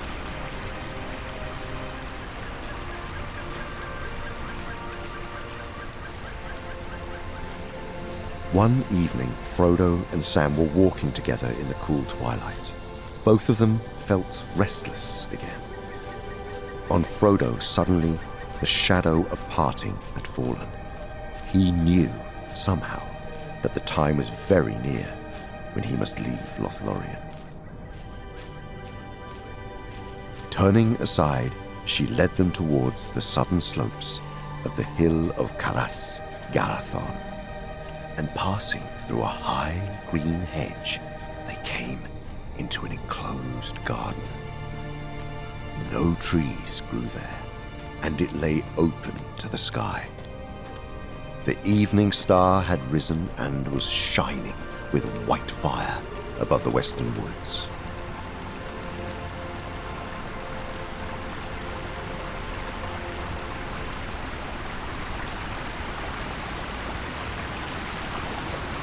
Down a long flight of steps, the lady went into the deep green hollow, through which ran murmuring the silver stream that issued from the fountain on the hill.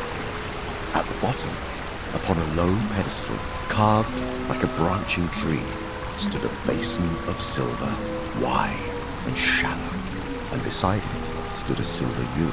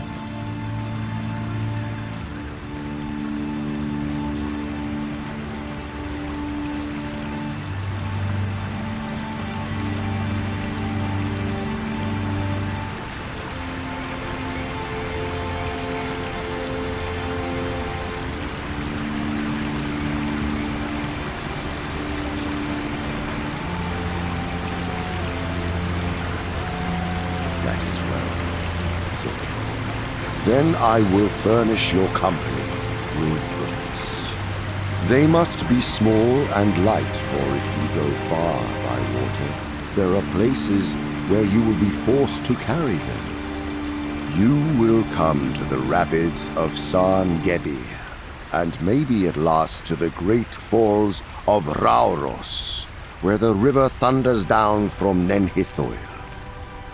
And there are other perils.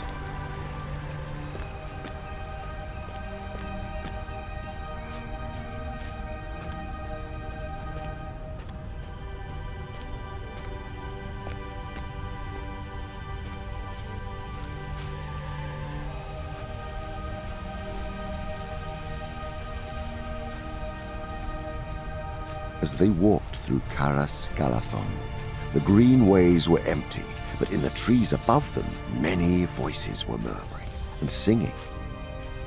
They themselves went silently. At last, Haldir led them down the southward slopes of the hill, and they came again to the great gate, hung with lamps, and to the white bridge. And so they passed out and left the city of the elves.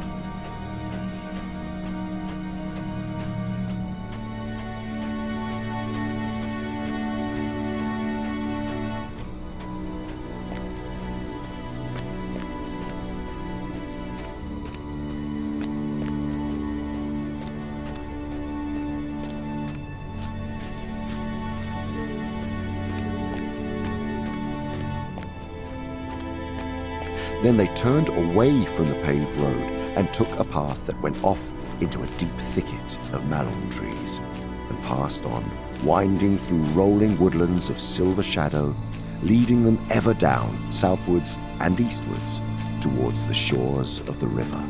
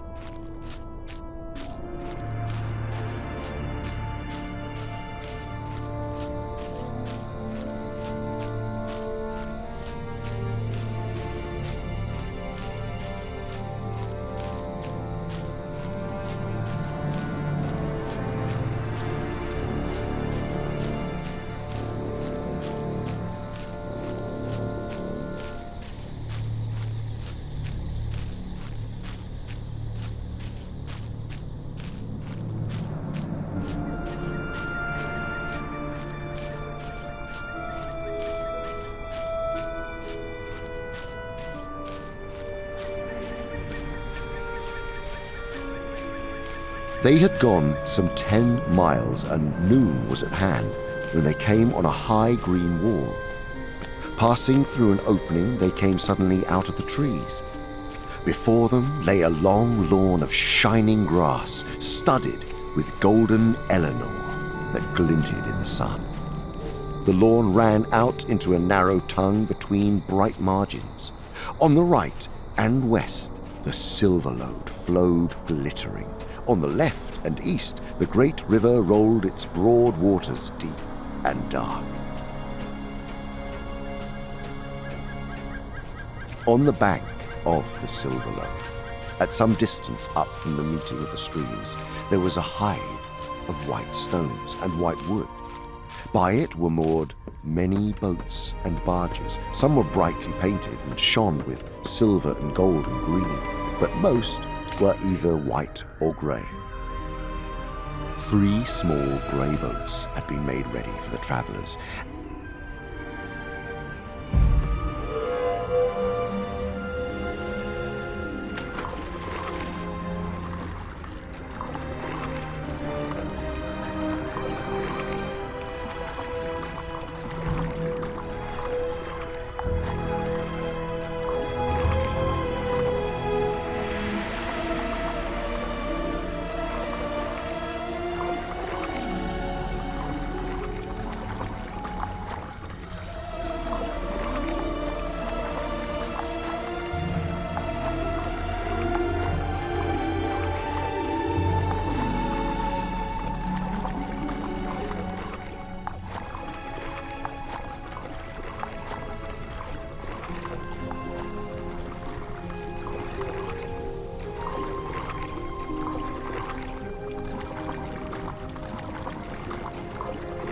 As they passed beyond the green field of the tongue, the trees drew down to the river's brink. Here and there, golden leaves tossed and floated on the rippling stream. The air was very bright and still, and there was a silence, except for the high, distant song of larks.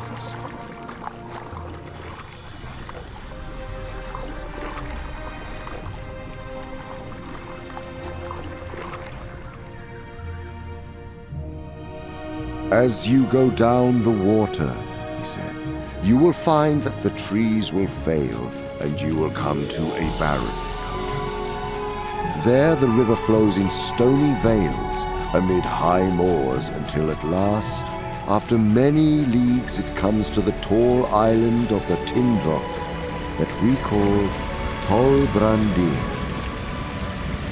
There it casts its arms about the steep shores of the isle and falls then with a great noise and smoke over the cataracts of Rauros, down into the Mindalf, the Wetwang as it is called in your tongue. That is a wide region of sluggish fen, where the stream becomes tortuous and much divided. There the Entwash flows in by many mouths from the forest of Thangor in the west. About that stream, on this side of the great river, lies Rohan. On the further side are the bleak hills of the Emyn Muil. The wind blows from the east there, for they look out over the dead marshes and the no-man lands to Cirith Gorgor and the black gates of Mordor.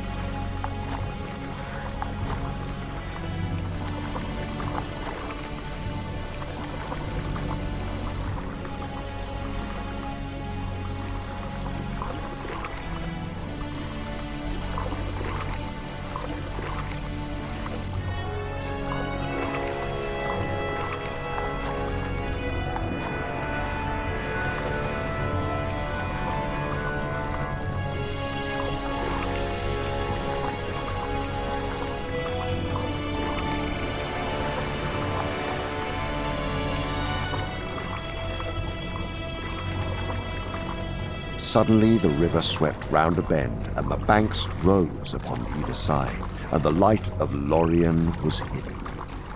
To that fair land, Frodo never came again.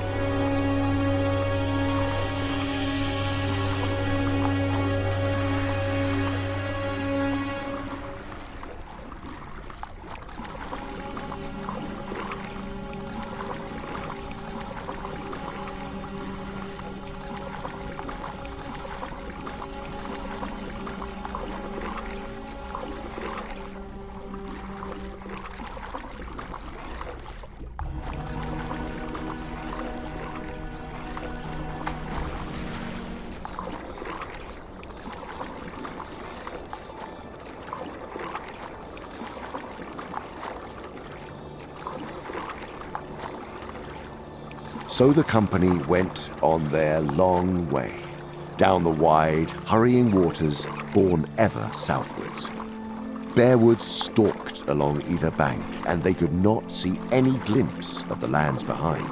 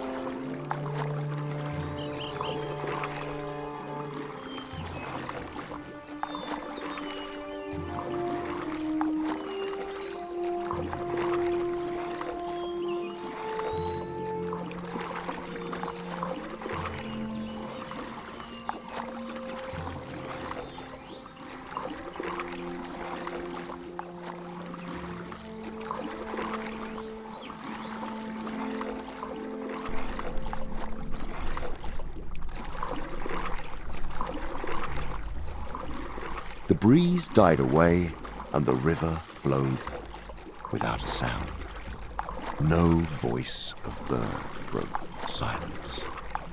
The sun grew misty as the day grew old, until it gleamed in a pale sky like a high white pearl. Then it faded into the west, and dusk came early, followed by a grey and starless night.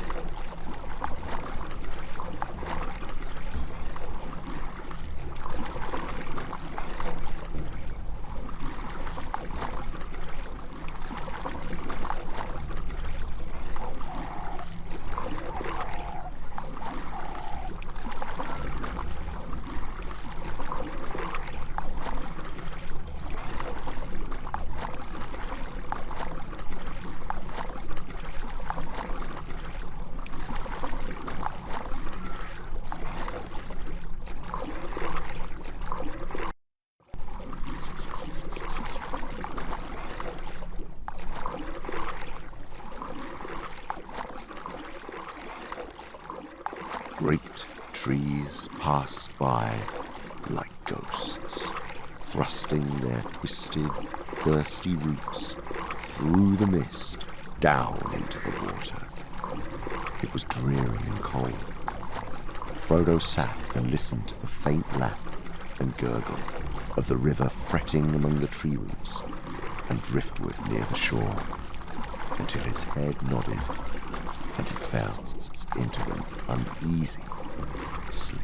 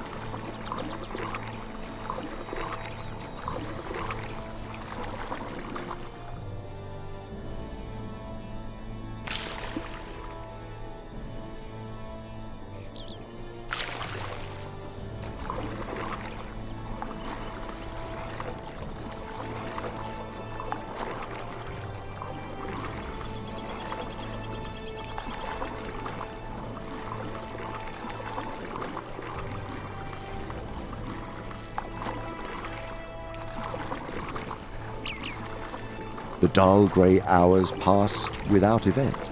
As the third day of their voyage wore on, the lands changed slowly. The trees thinned and then failed altogether. On the eastern bank to their left, they saw long, formless slopes stretching up and away towards the sky. Brown and withered they looked, as if fire had passed over them, leaving no living blade of green. An unfriendly waste without even a broken tree or a bold stone to relieve the emptiness.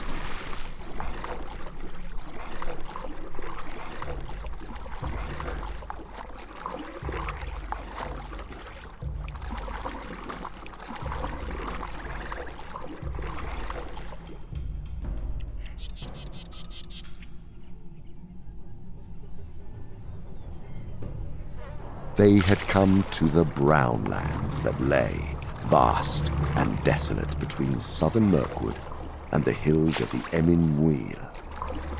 What pestilence or war or evil deed of the enemy had so blasted all that region, even Aragorn could not tell.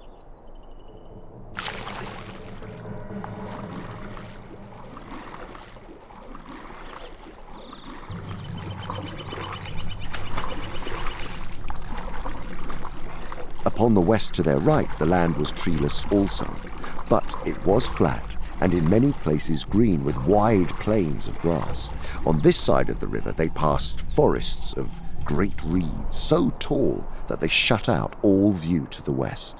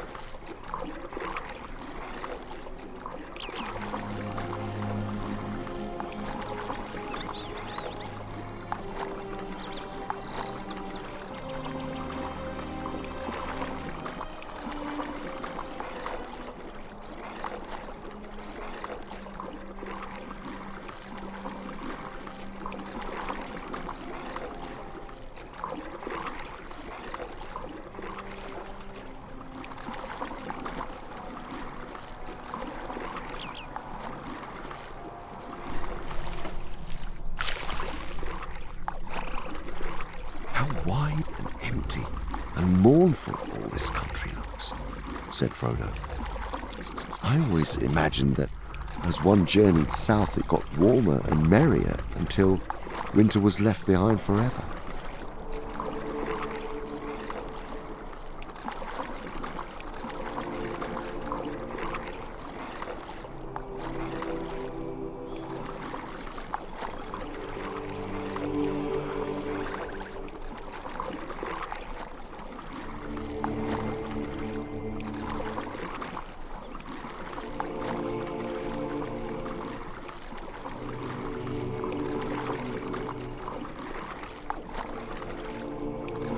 You were looking now, southwest across the north plains of the Riddermark.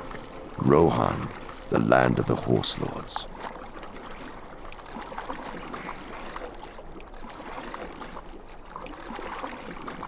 Ere long, we shall come to the mouth of the Linlight that runs down from Fangorn to join the Great River.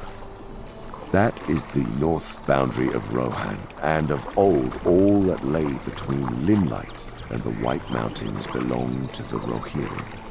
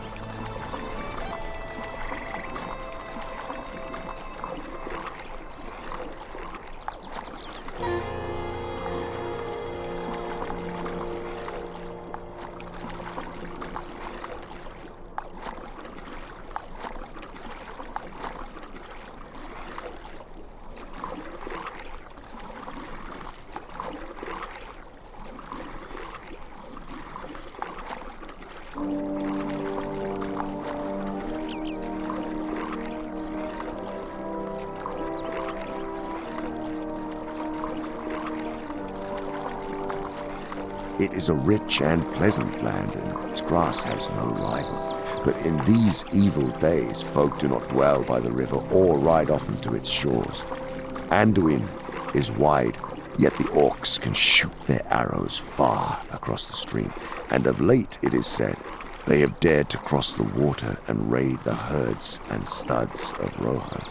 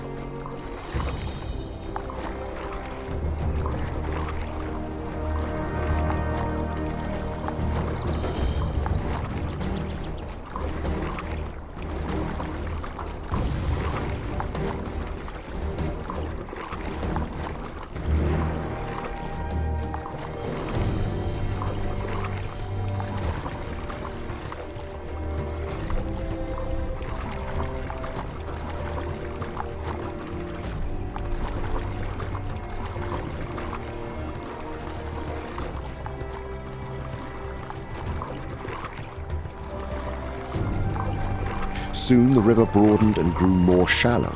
Long stony beaches lay upon the east, and there were gravel shoals in the water, so that careful steering was needed. The brownlands rose into bleak wolds over which flowed a chill air from the east. On the other side, the meads had become rolling downs of withered grass amidst a land of fen and tussock.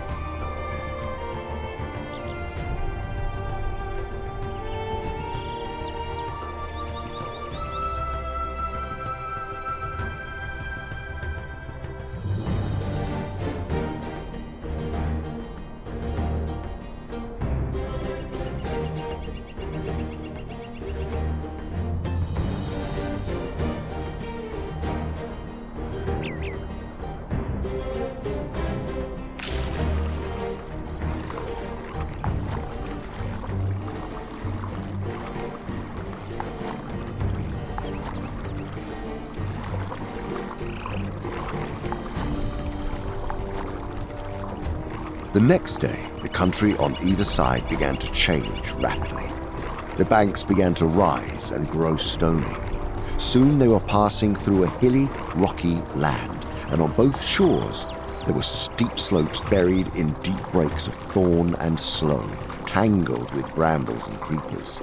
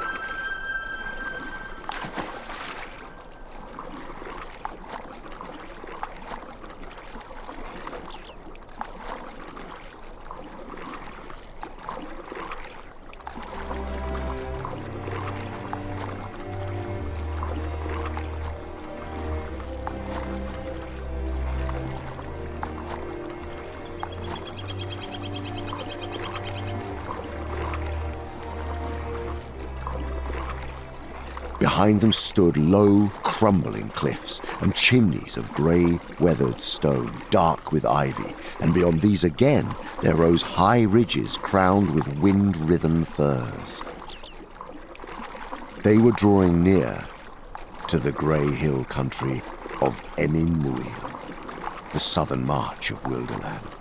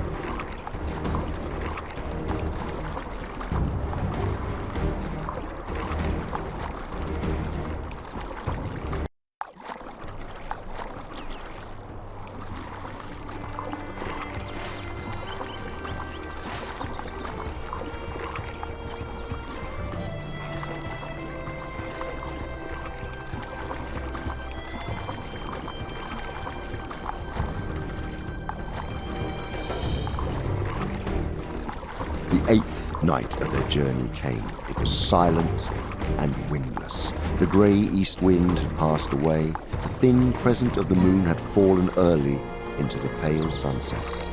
but the sky was clear above, and though far away in the south, there were great ranges of cloud that still shone faintly.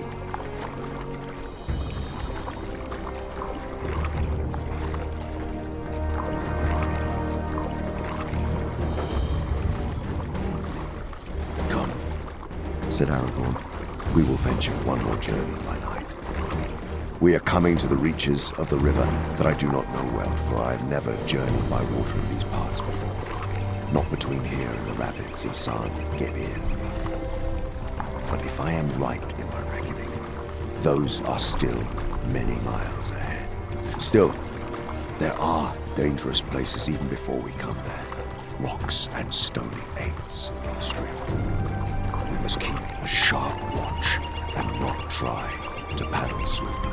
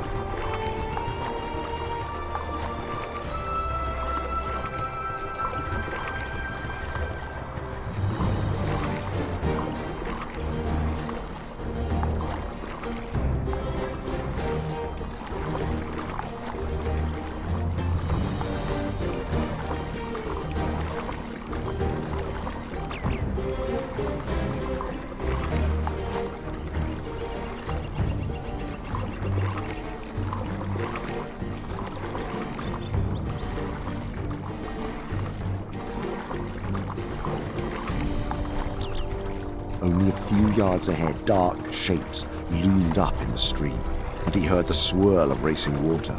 There was a swift current which swung left towards the eastern shore where the channel was clear.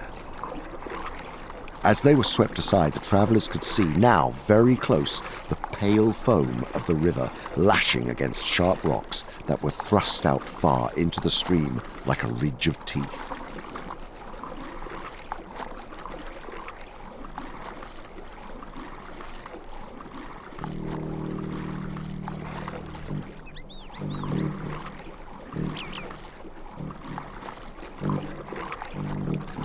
I am out of my reckoning, he said to Frodo.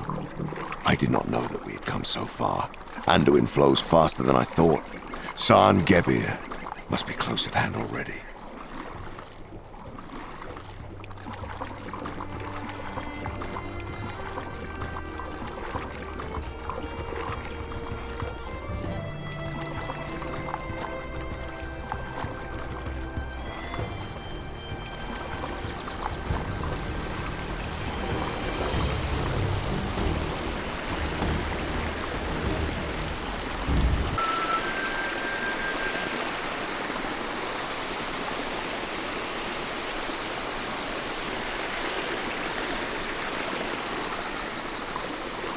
Before the travellers lay a wide ravine, with great rocky sides to which clung, upon shelves and in narrow crevices, a few thorn trees.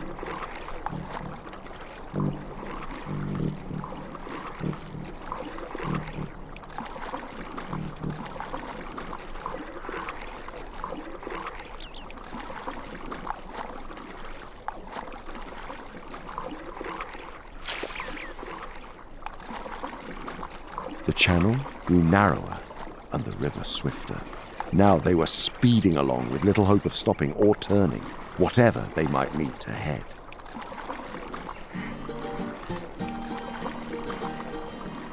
Over them was a lane of pale blue sky. Around them, the dark, overshadowed river, and before them, black, shutting out the sun, the hills of Emyn Muil, in which no opening could be seen.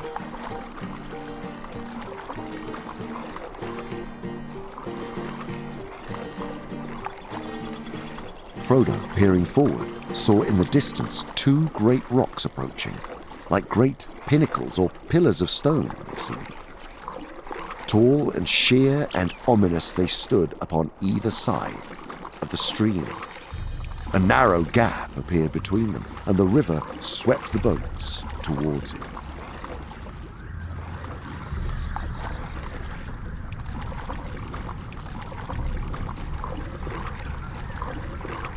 Behold the Argonath, the pillars of the kings, cried Aragorn. We shall pass them soon. Keep the boats in line and as far apart as you can. Hold the middle of the stream.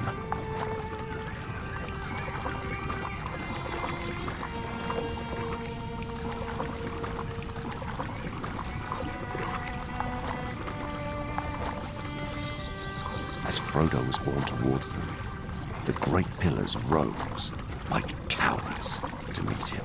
Giants, they seemed to him, vast, grey figures, silent but threatening. Then he saw that they were indeed shaped and fashioned. The craft and power of old had wrought upon them, and still they preserved, through the suns and rains of forgotten years, the mighty likenesses in which they had been hewn.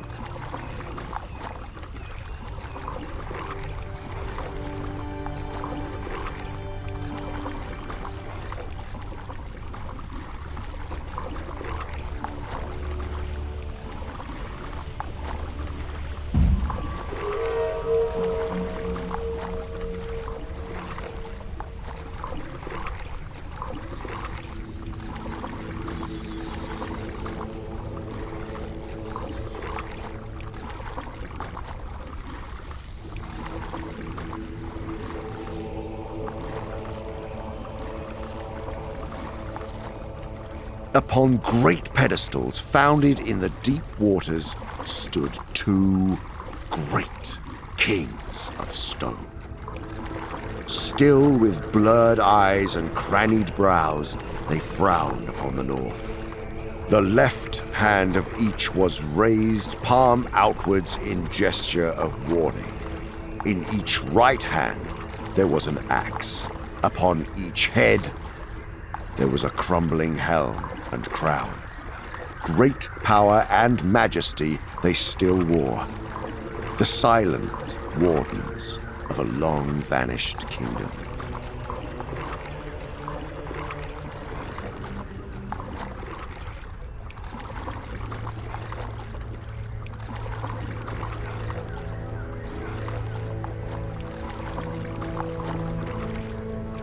Awe and fear fell upon Frodo, and he cowered down, shutting his eyes and not daring to look up as the boat drew near. Even Boromir bowed his head as the boats whirled by, frail and fleeting as little leaves under the enduring shadow of the sentinels of Ungol. So they passed into the dark chasm of the gates.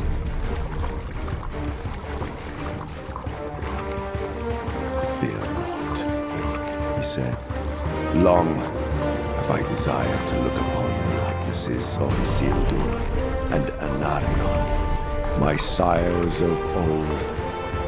Under their shadow, Elessar, the Elfstone son of Arathorn, of the house of Valandil, Isildur's son, heir of Elendil, has nought to dread.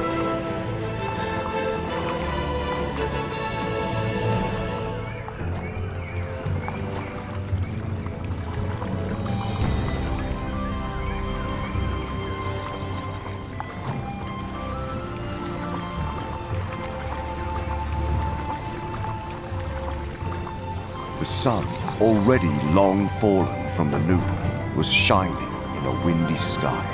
The pent waters spread out into a long, oval lake, pale, Nin Ithil, fenced by steep grey hills whose sides were clad with trees, but their heads were bare, cold gleaming in the sunlight.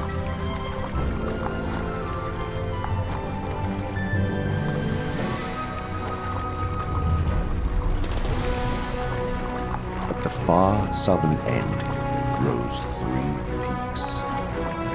The midmost stood somewhat forward from the others and sundered from them, an island in the waters, about which the flowing river flung pale shimmering arms.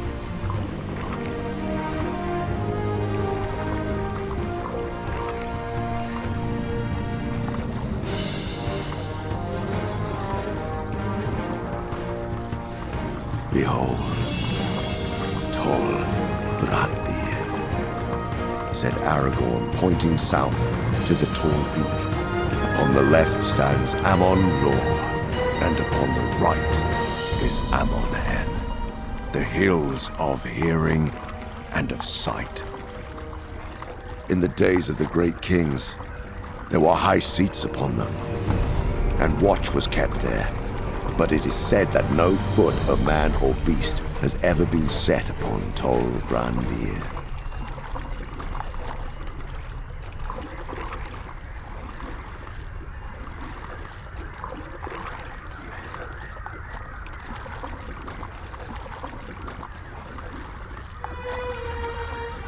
The company rested now for a while, drifting south on the current that flowed through the middle of the lake.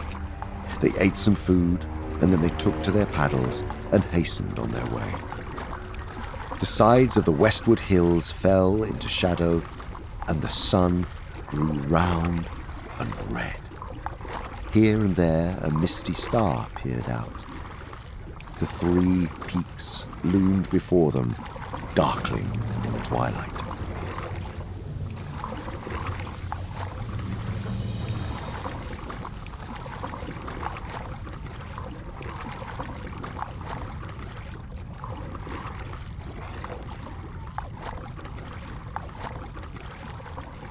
The 10th day of their journey was over.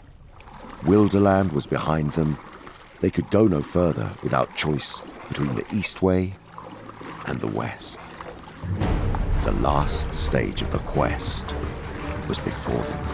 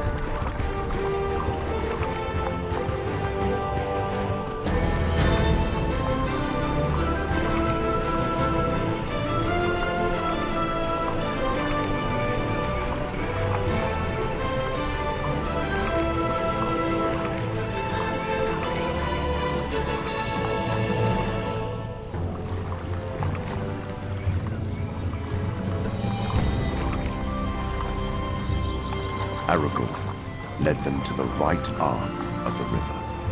Here, upon its western side, under the shadow of Tol Brandir, a green lawn ran down to the water from the feet of Amon Hen. Behind it rose the first gentle slopes of the hill, clad with trees, and trees marched away westward along the curving shores of the lake. A little spring fell tumbling down and fed the grass. Here we will rest tonight, said Aragorn. This is the lawn of Path Galan, a fair place in the summer days of old. Let us hope that no evil has yet come here.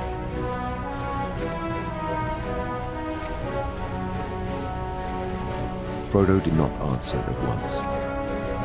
Then he spoke, slowly. I know that haste is needed, yet I cannot choose. The burden is heavy. Give me an hour longer and I will speak. Let me be alone. Aragorn looked at him with kindly pity. Very well, Frodo, son of Drogo. You shall have an hour, and you shall be alone.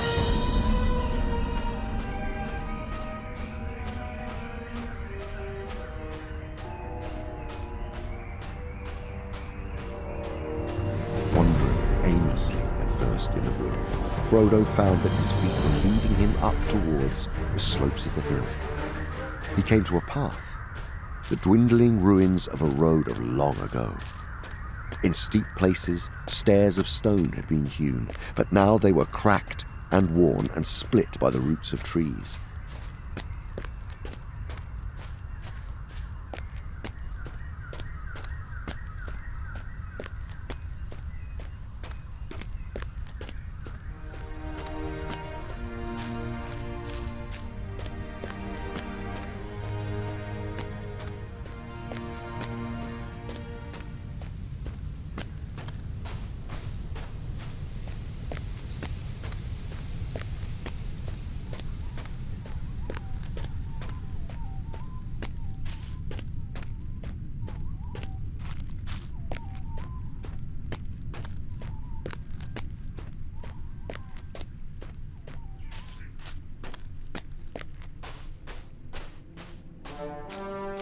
For some while he climbed, not caring which way he went, until he came to a grassy place.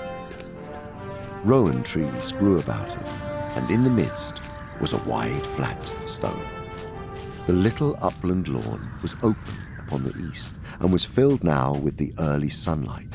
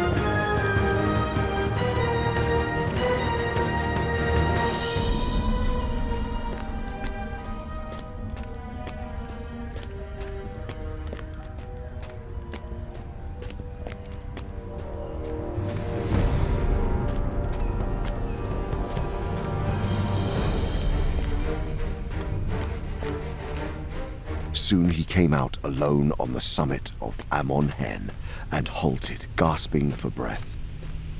He saw as through a mist a wide, flat circle, paved with mighty flags and surrounded with a crumbling battlement, and in the middle, set upon 4 carven pillars, was a high seat reached by a stair of many steps.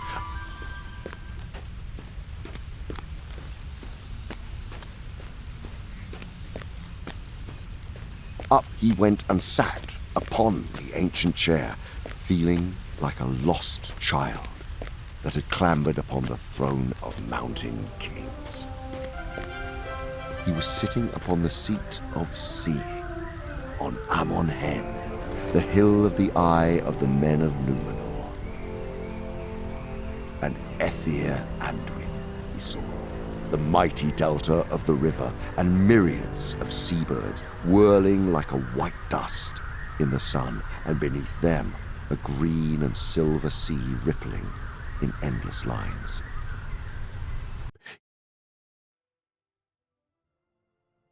Slowly he drew out the ring and put it on once more.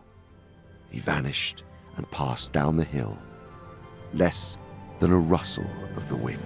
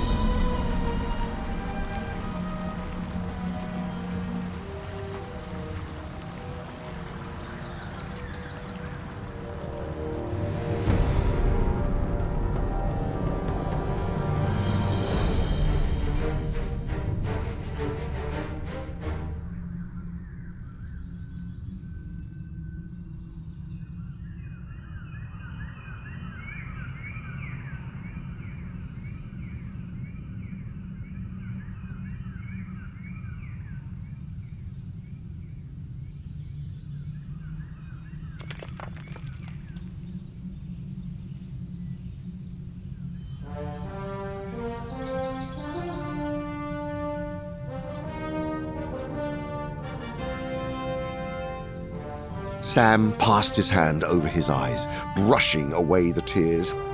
"Steady, Gamgee," he said. "Think if you can. He can't fly across rivers, and he can't jump waterfalls. He's got no gear, so he's got to get back to the boats. Back to the boats! Back to the boats, Sam! Like lightning!"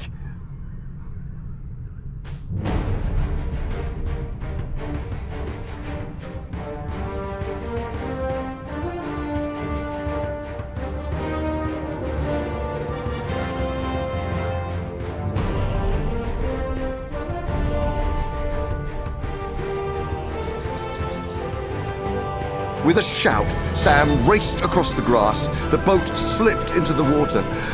"Come in, Mr. Frodo! Come in!" called Sam, and flung himself from the bank, clutching at the departing boat. He missed it by a yard. With a cry and a splash, he fell face downward into deep, swift water. Gurgling, he went under, and the river closed over his curly head.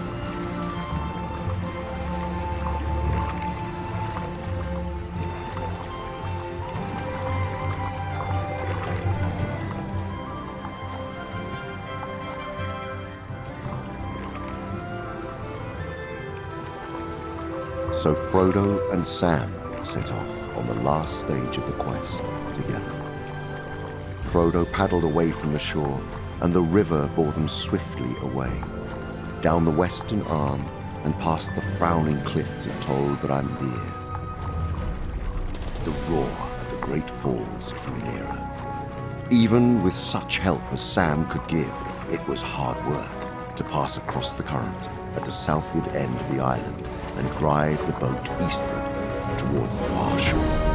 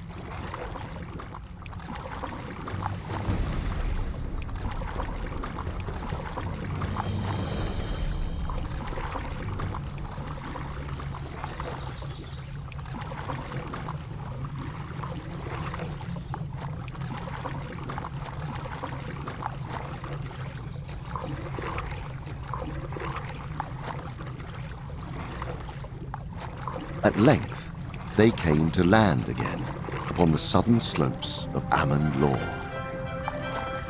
There they found a shelving shore, and they drew the boat out high above the water and hid it as well as they could behind a great boulder.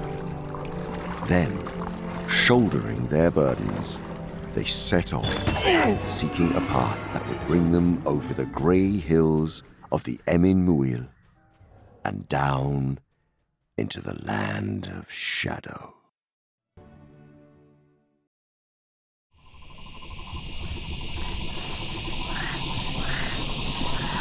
How do we shape our course now, Sméagol? Asked Frodo. Must we cross these evil-smelling fens? No need at all, Said Gollum. not if others want to reach the dark mountains and go to see him very quick. Back a little and round a little. His skiddy arm waved north and east. And you can come on hard, cold roads to the very gates of his country. Lots of his people will be there looking out for guests. Very pleased to take them straight to him. Oh yes, his eye watches that way all the time. It caught Sméagol there long ago.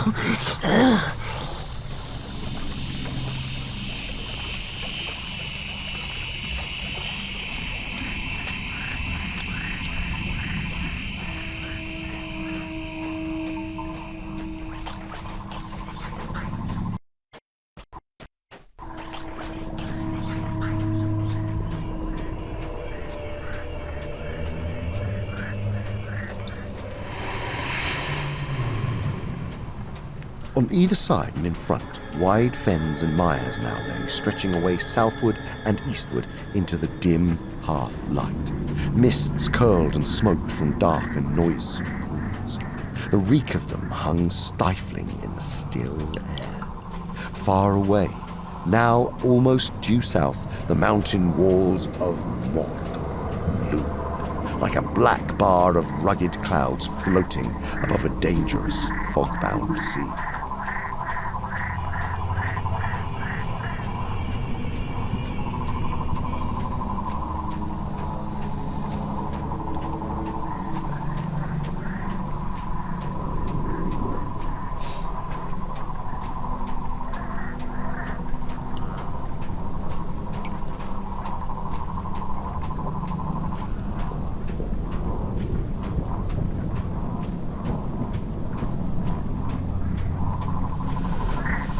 At last, they came to the end of the Black Mere, and they crossed it, perilously, crawling or hopping from one treacherous island tussock to another.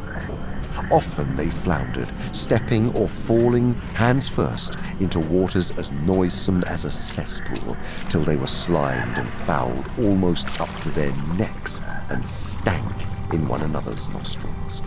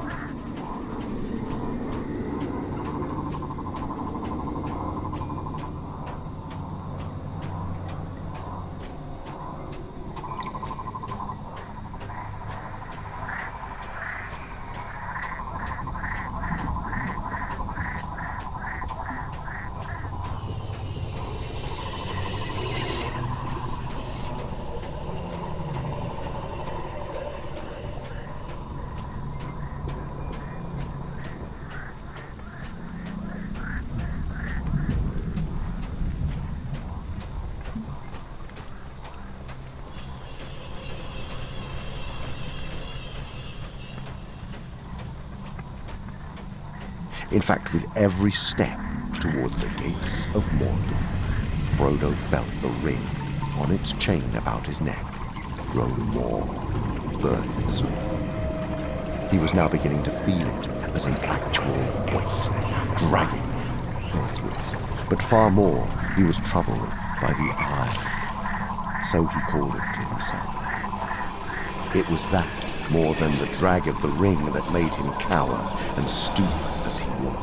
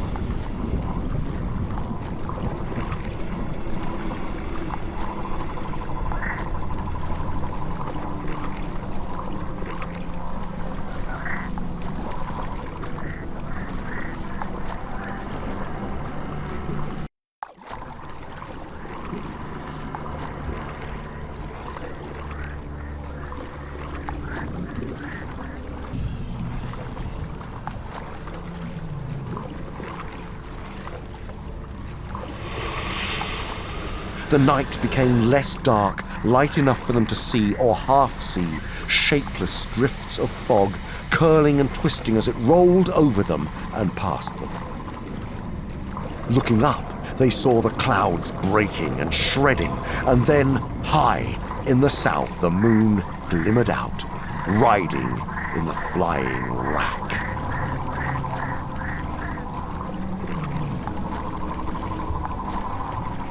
For a moment, the sight of it gladdened the hearts of the hobbits, but Gollum cowered down, muttering curses on the white face.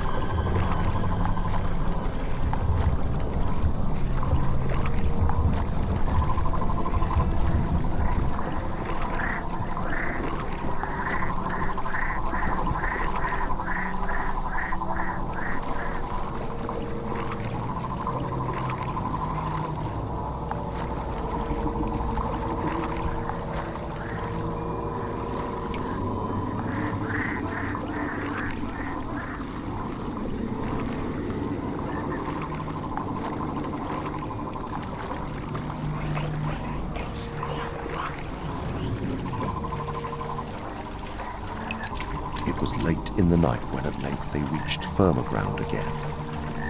Gollum hissed and whispered to himself, but it appeared that he was pleased, in some mysterious way, by some blended sense of feel and smell and uncanny memory for shapes in the dark. He seemed to know just where he was again, and to be sure of his road ahead.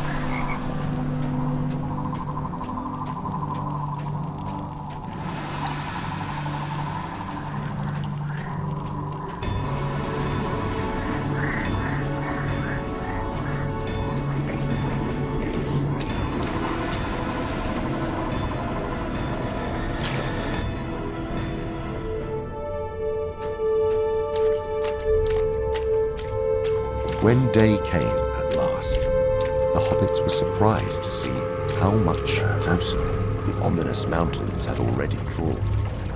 The air was now clearer and colder, and though still far off, the walls of Mordor were no longer a cloudy menace on the edge of sight, but as grim black towers they frowned across a dismal waste.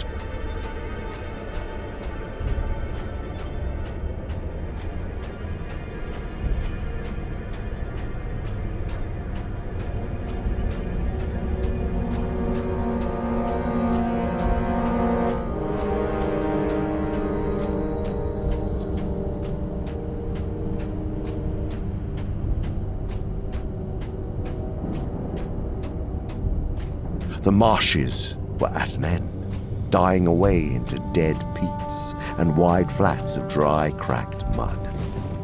The land ahead rose in long, shallow slopes, barren and pitiless, towards the desert that lay at Sauron's gate.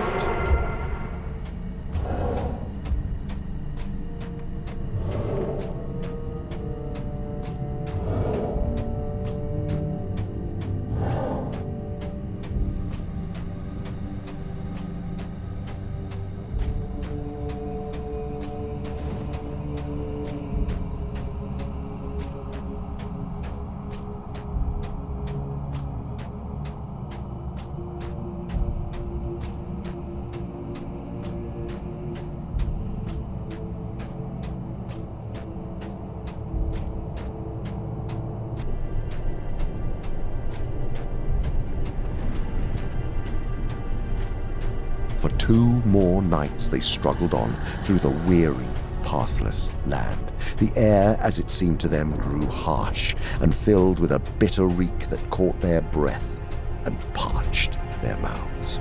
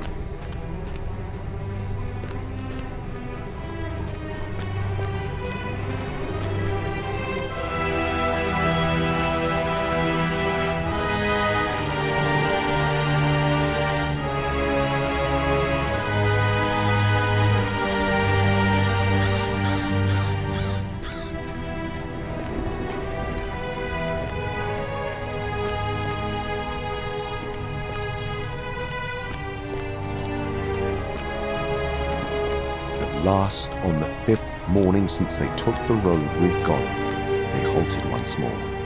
Before them, dark in the dawn, the great mountains reached up to roofs of smoke and cloud. Out from their feet were flung huge buttresses and broken hills that were now, at the nearest, scarce a dozen miles away.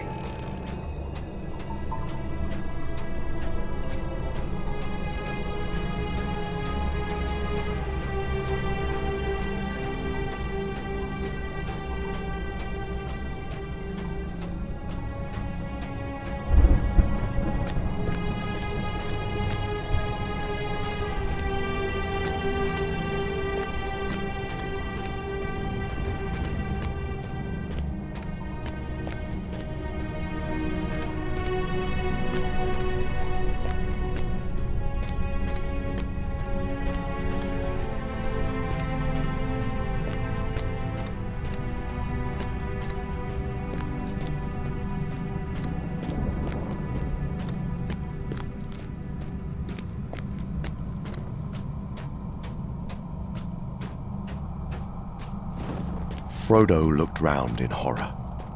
Dreadful as the dead marshes had been, and the arid moors of the no-man lands, more loathsome far was the country that the crawling day now slowly unveiled to his shrinking eyes.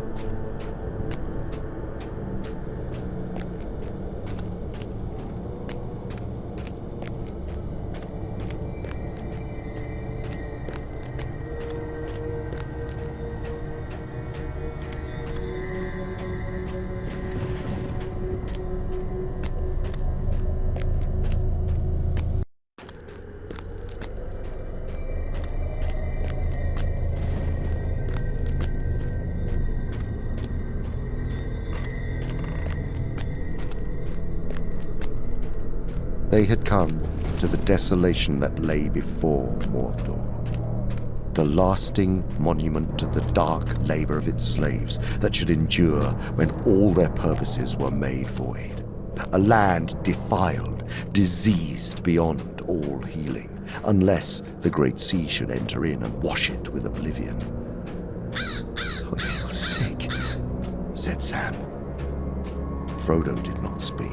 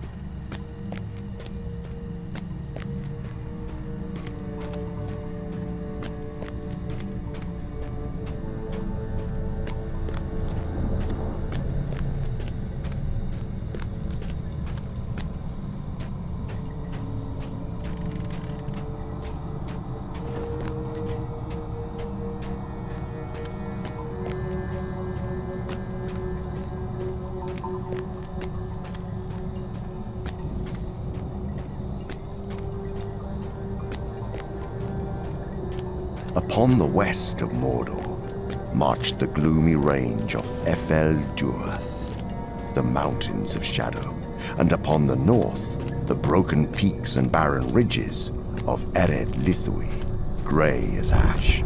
But as these ranges approached one another, being indeed but parts of one great wall about the mournful plains of Lithlad and of Gorgoroth, and the bitter inland sea of Nurnen amidmost, they swung out long arms northward, and between these arms there was a deep defile.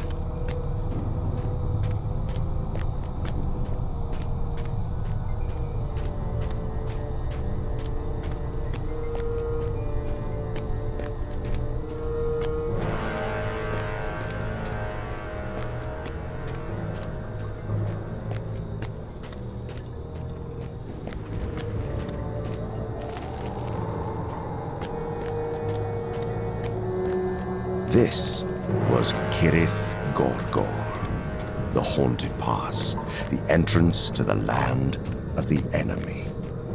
High cliffs lowered upon either side, and thrust forward from its mouth were two sheer hills, black-boned and bare.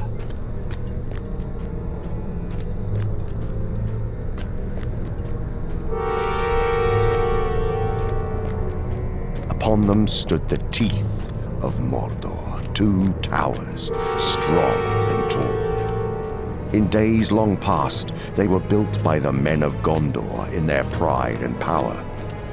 After the overthrow of Sauron and his flight, lest he should seek to return to his old realm. But the strength of Gondor failed, and men slept, and for long years the towers stood empty.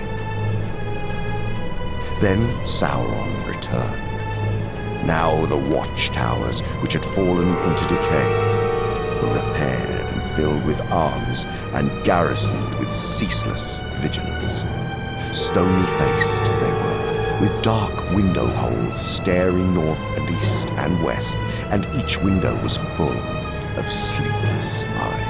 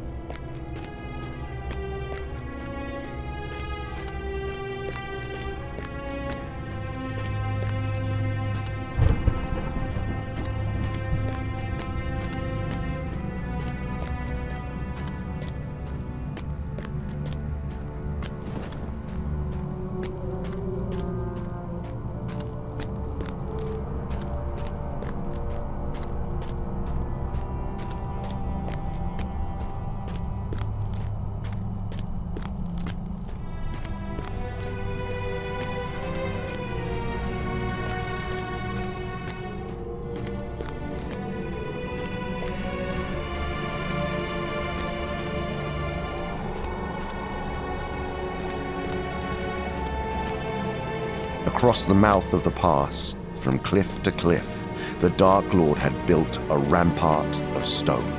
In it, there was a single gate of iron, and upon its battlement, sentinels paced unceasingly. Beneath the hills on either side, the rock was bored into 100 caves and maggot holes. There, a host of orcs lurked, ready at a signal to issue forth like black ants going to war.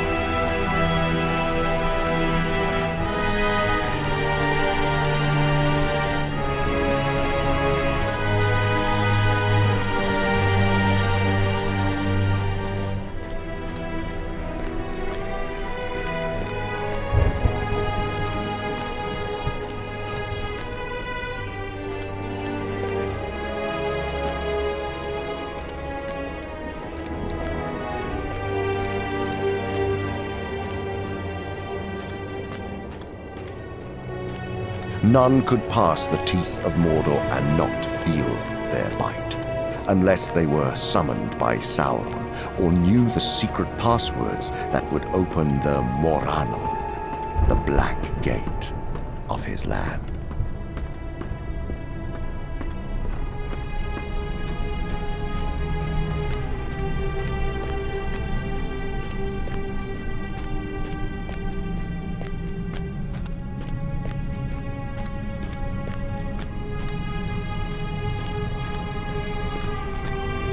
The two hobbits gazed at the towers and the wall in despair. Even from a distance they could see in the dim light the movement of the black guards upon the wall and the patrols before the gate.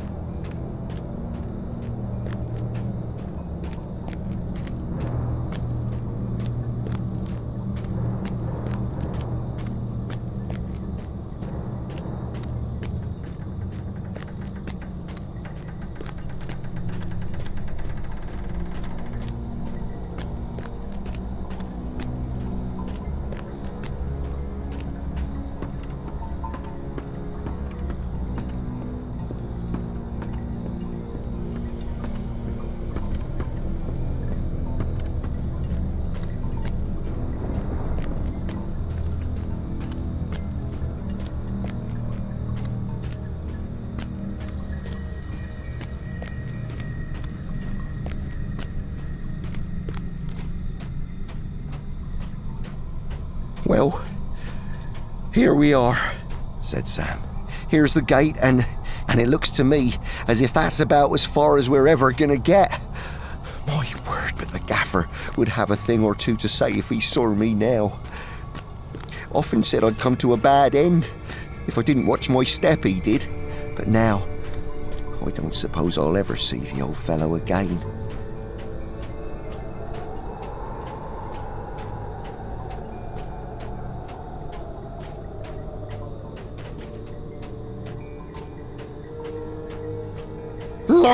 No, master! Wailed Gollum, pawing at him and seeming in great distress. No use that way. No use. Don't take the precious to him. He'll eat us all if he gets it. Eat all the world. Keep it nice, master, and be kind to Sméagol. Don't let him have it.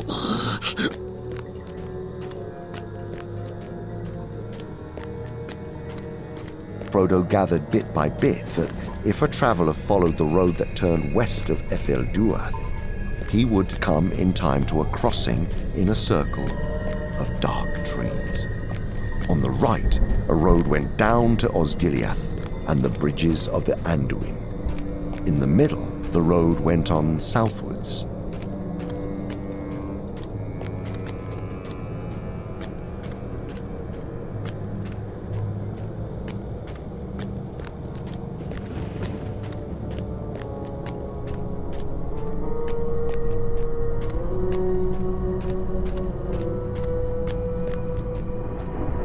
dusk was deep when at length they set out, creeping over the westward rim of the dell and fading like ghosts into the broken country on the borders of the road. The moon was now 3 nights from the full, but it did not climb over the mountains until nearly midnight, and the early night was very dark. A single red light burned high up in the towers of the Teeth, but otherwise no sign could be seen or heard of the sleepless watch on the Morannon.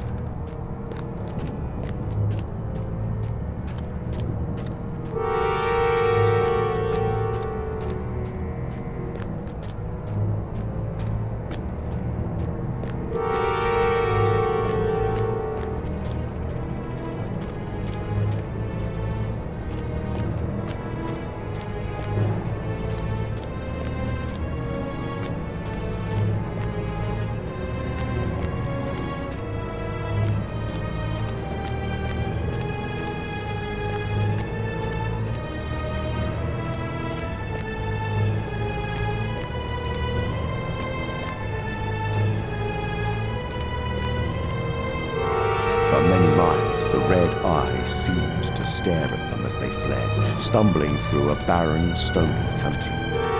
They did not dare to take the road, but they kept it on their left, following its line as well as they could at a little distance. At last, when night was growing old and they were already weary, for they had taken only one short rest, the eye dwindled to a small, fiery point. They had turned the dark northern shoulder of the lower mountains and were heading southwards.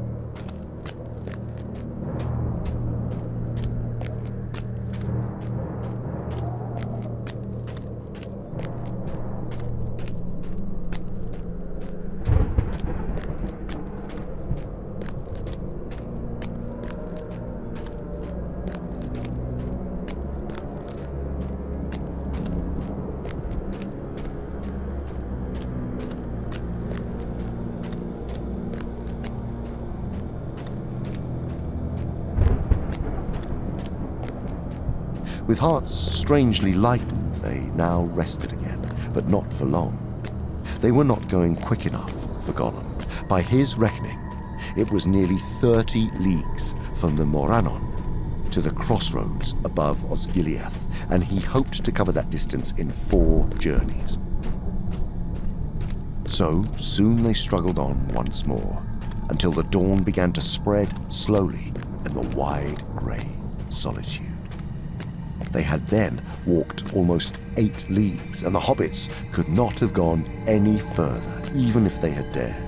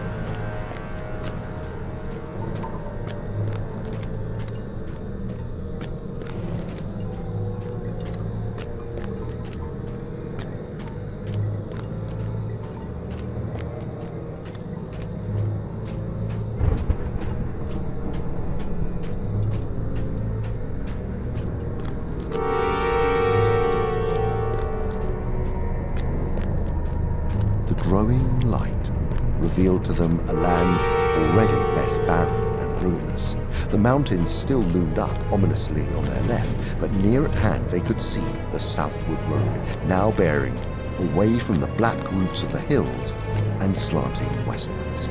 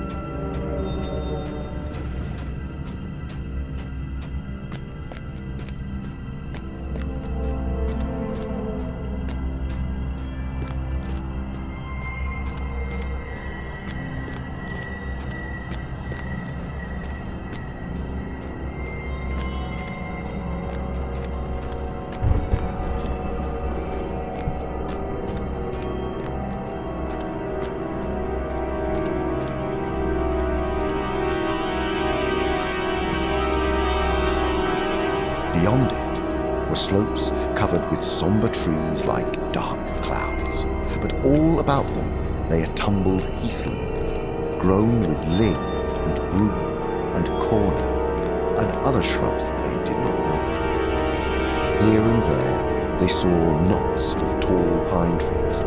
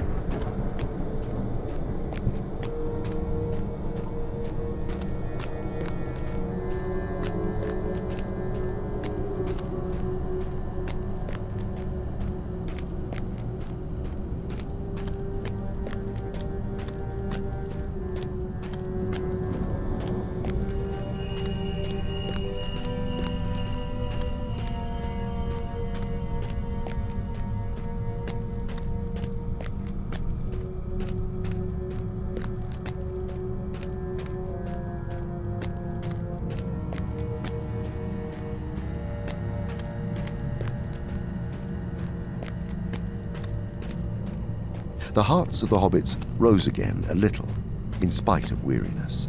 The air was fresh and fragrant, and it reminded them of the uplands of the North Farthing far away. It seemed good to be reprieved, to walk in a land that had only been for a few years under the dominion of the Dark Lord, and was not yet fallen wholly into decay.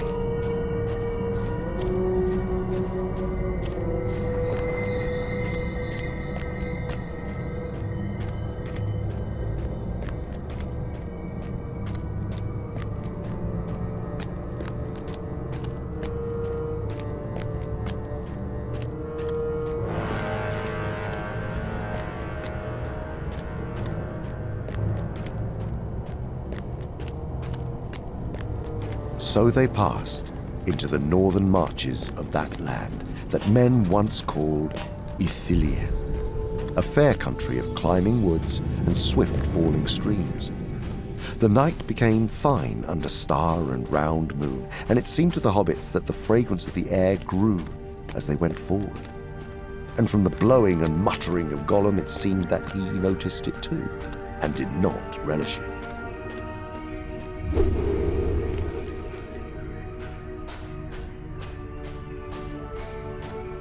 The road had been made in a long-lost time, and for perhaps 30 miles below the Morannon.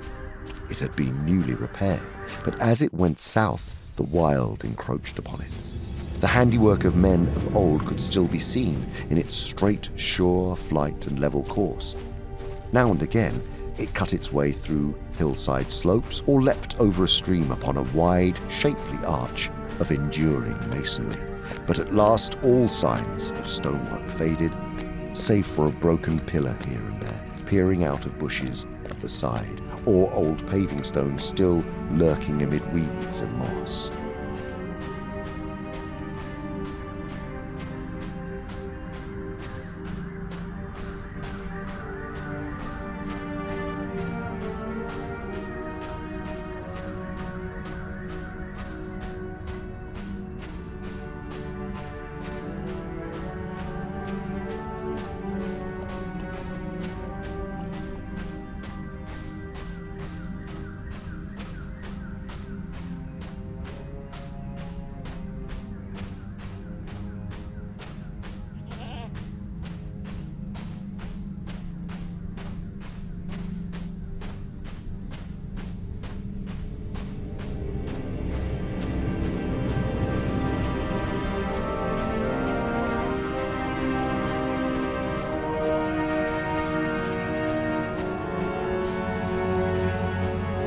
All about them were small woods of resinous trees, fir and cedar and cypress, and other kinds unknown in the Shire, with wide glades among them. And everywhere there was a wealth of sweet-smelling herbs and shrubs.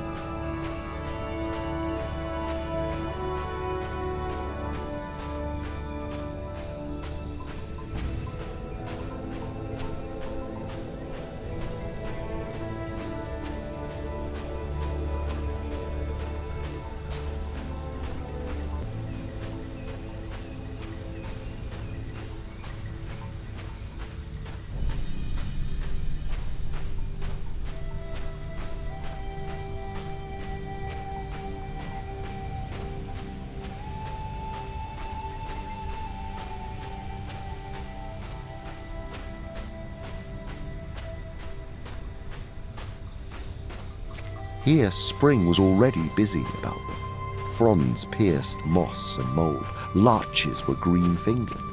Small flowers were opening in the turf. Birds were singing.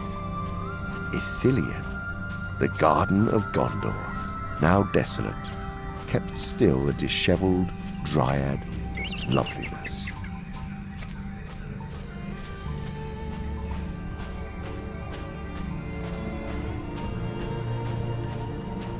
South and west it looked towards the warm lower vales of Anduin, shielded from the east by the Ephel Duath, and yet not under the mountain shadow, protected from the north by the Emyn Muil, open to the southern airs and the moist winds from the sea far away.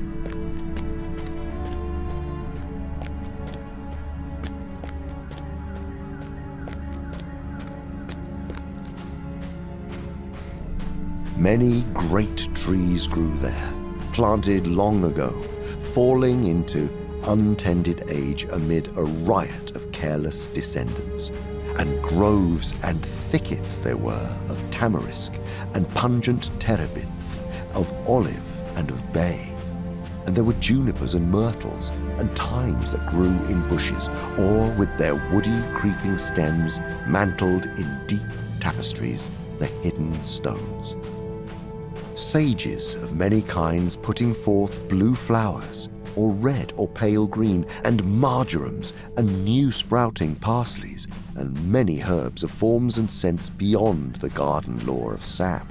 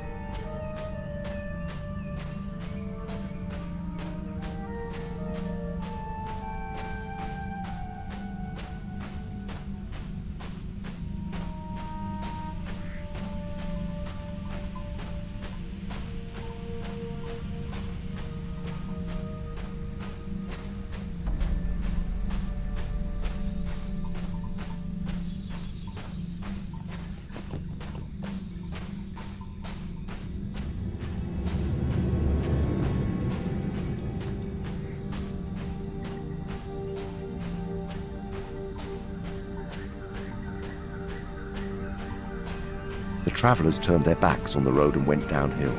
As they walked, brushing their way through bush and herb, sweet odours rose about them.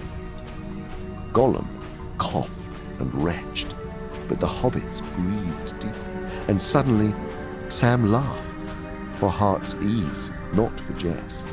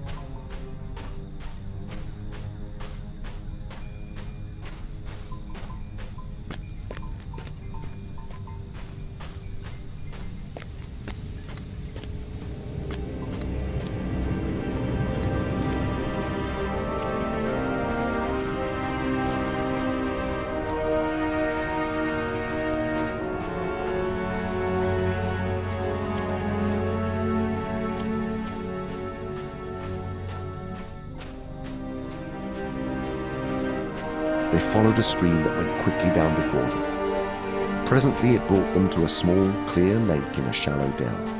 It lay in the broken ruins of an ancient stone basin, the carven rim of which was almost wholly covered with mosses and rose brambles.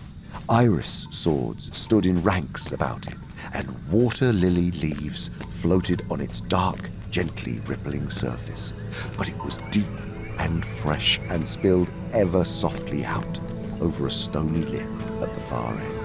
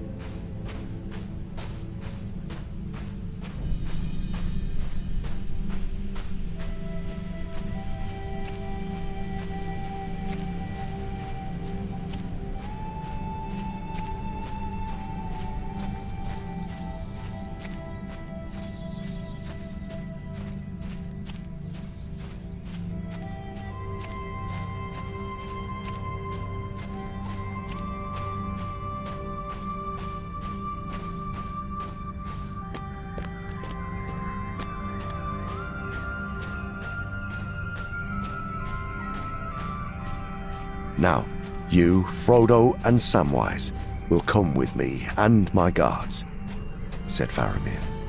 You cannot go along the road southwards if that was your purpose. It will be unsafe for some days, and always more closely watched after this affray than it has been yet.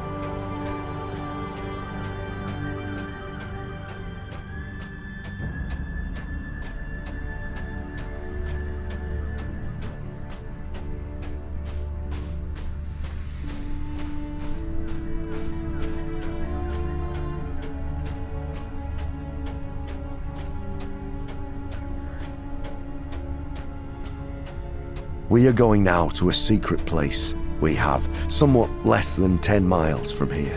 The orcs and spies of the enemy have not found it yet, and if they did, we could hold it long, even against many. There, we may lie up and rest for a while, and you with us. In the morning, I will decide what is best for me to do, and for you.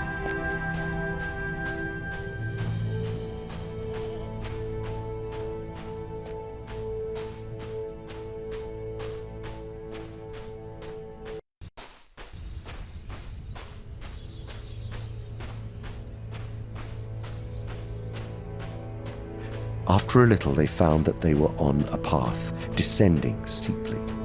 Soon it grew so narrow that they went in single file, brushing a stony wall on either side.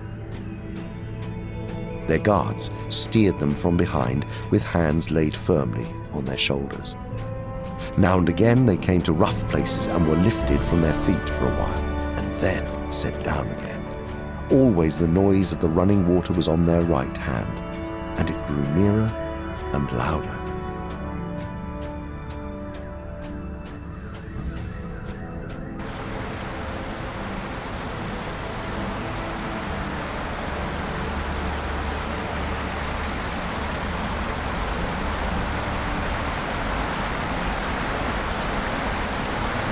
Suddenly they heard the water again, loud now, rushing and splashing.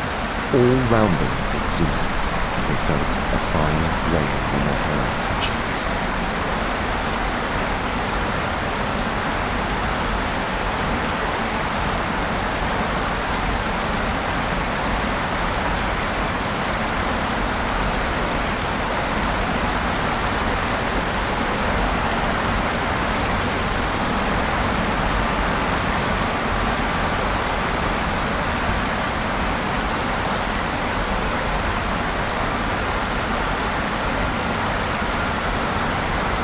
This is the window of the sunset.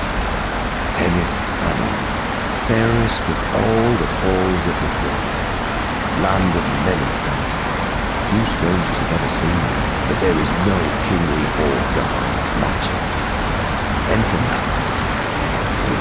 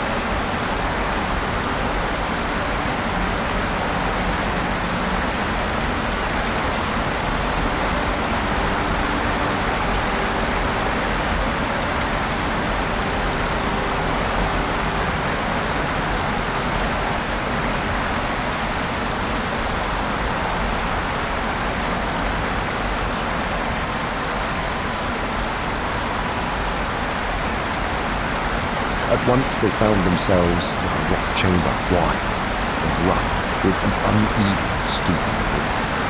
A few torches were kindled and cast a dim light on the glistening walls. Many men were already there. Others were still coming in by twos and threes through a dark, narrow door on one side. As their eyes grew accustomed to the gloom, the hobbits saw that the cave was larger than they could guess, and was filled with great store of herbs and victuals.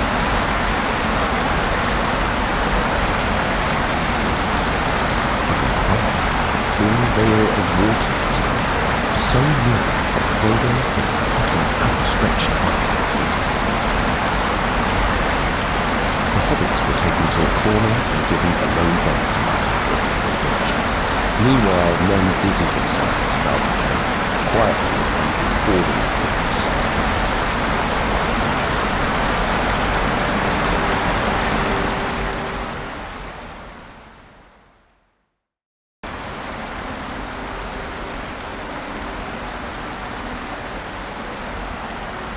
When they had finished, they stood up. "May no hunger trouble you on the road," said Faramir.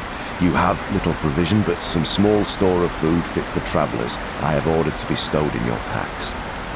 You will have no lack of water as you walk in Lothlòrien, but do not drink of any stream that flows from Imlad Morgul, the Valley of Living Death."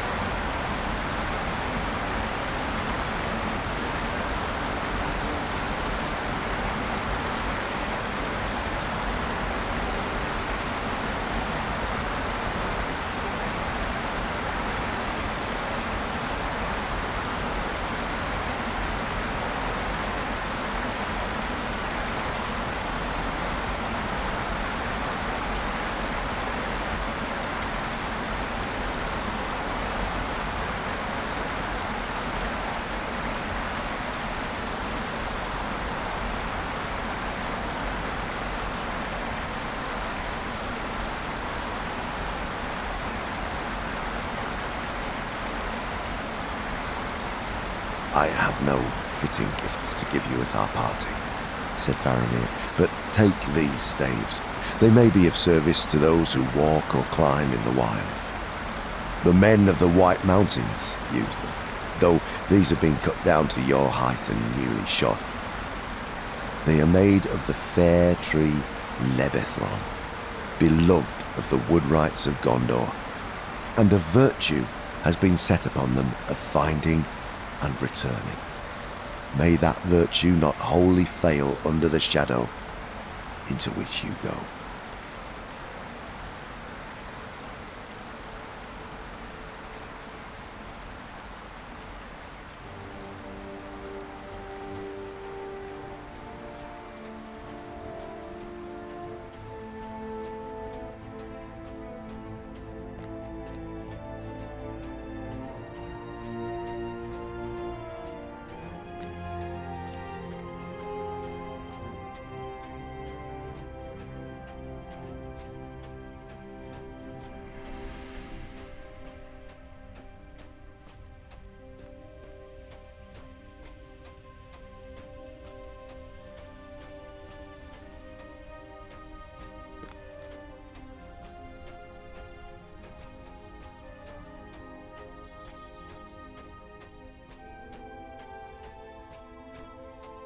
After they had passed the passages and stairs, they felt the cool morning air fresh and sweet about them.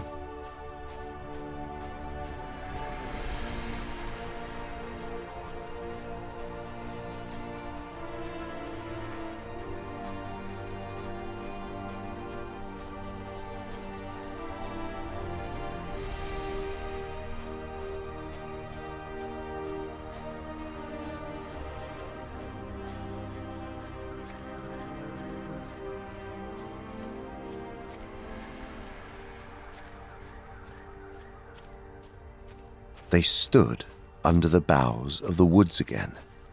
No noise of the falls could be heard, for a long southward slope lay now between them and the ravine in which the stream flowed. To the west they could see light through the trees, as if the world came there to a sudden end, at a brink looking out only onto sky.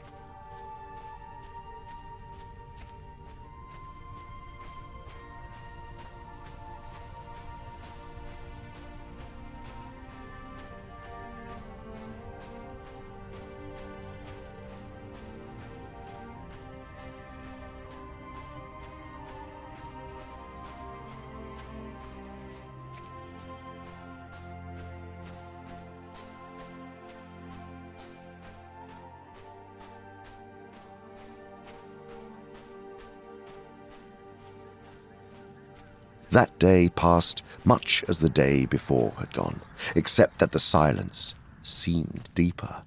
The air grew heavy, and it began to be stifling under the trees.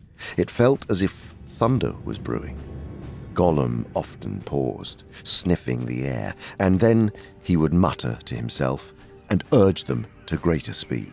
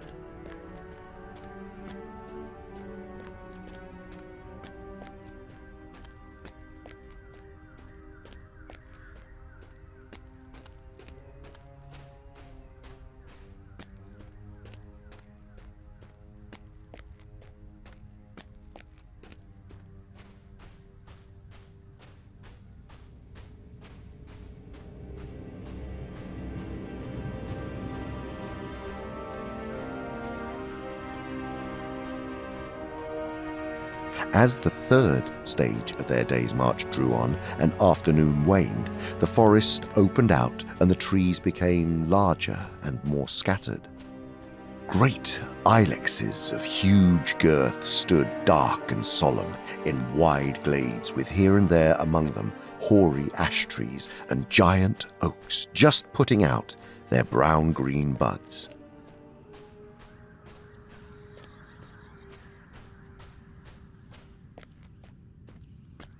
About them lay long lawns of green grass dappled with celandine and anemones, white and blue, now folded for sleep.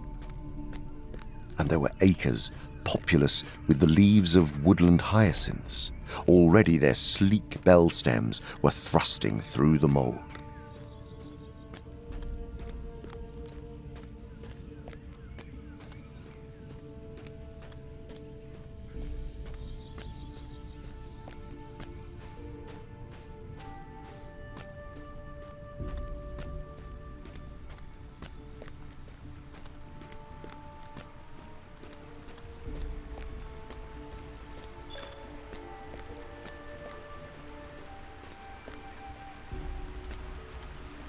To the right, the mountains of Gondor glowed remote in the west under a fire-flecked sky. To the left lay darkness, the towering walls of Mordor. And out of that darkness, the long valley came, falling steeply in an ever-widening trough towards the Anduin.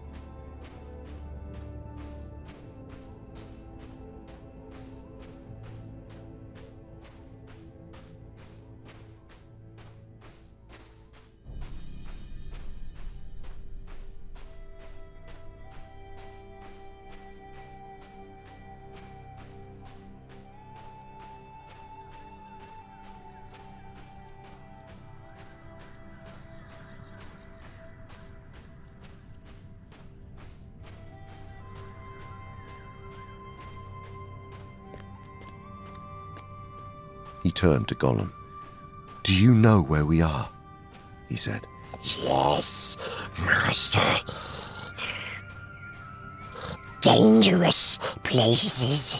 This is the road from the Tower of the Moon, Master, down to the ruined city by the shores of the river. The ruined city, yes. Very nasty place, full of enemies. We shouldn't have taken men's advice.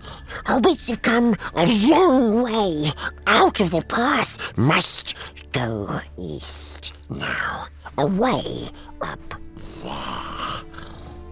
He waved his skinny arm towards the darkling mountains. And we can't use this road. Oh no. Cruel peoples come this way, down from the tower.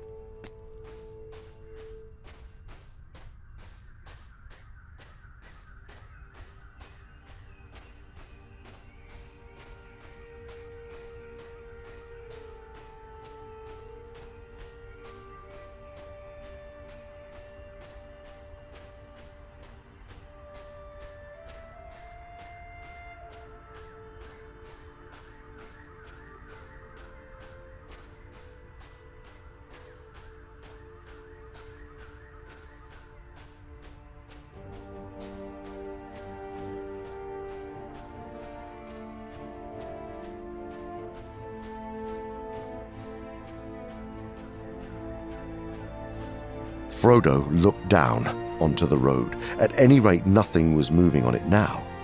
It appeared lonely and forsaken, running down to empty ruins in the mist. But there was an evil feeling in the air, as if things might indeed be passing up and down that eyes could not see.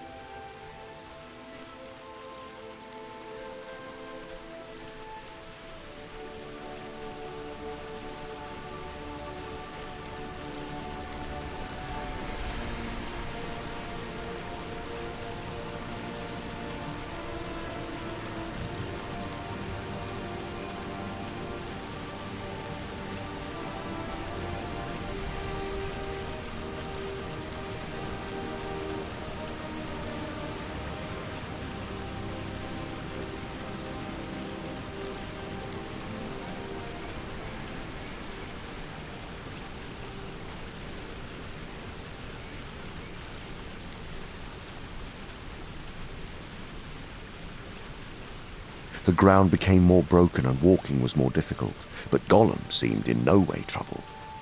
He led them through thickets and wastes of brambles, sometimes round the lip of a deep cleft or dark pit, sometimes down into black bush-shrouded hollows and out again. But if ever they went a little downward, always the further slope was longer and steeper.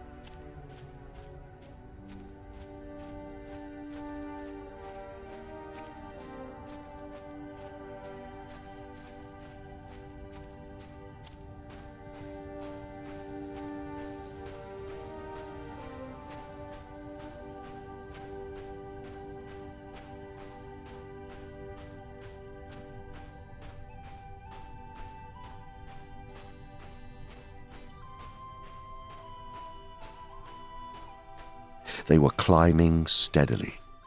At their first halt, they looked back, and they could dimly perceive the roofs of the forest they had left behind, lying like a vast, dense shadow, a darker night under the dark, blank sky.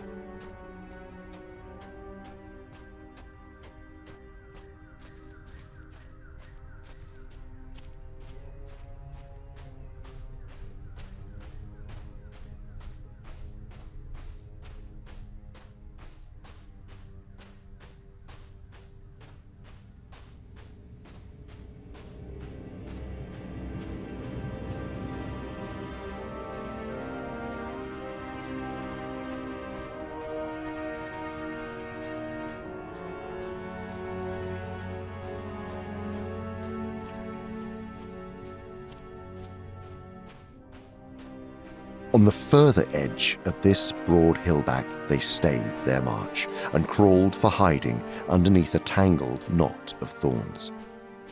Their twisted boughs, stooping to the ground, were overridden by a clambering maze of old briars.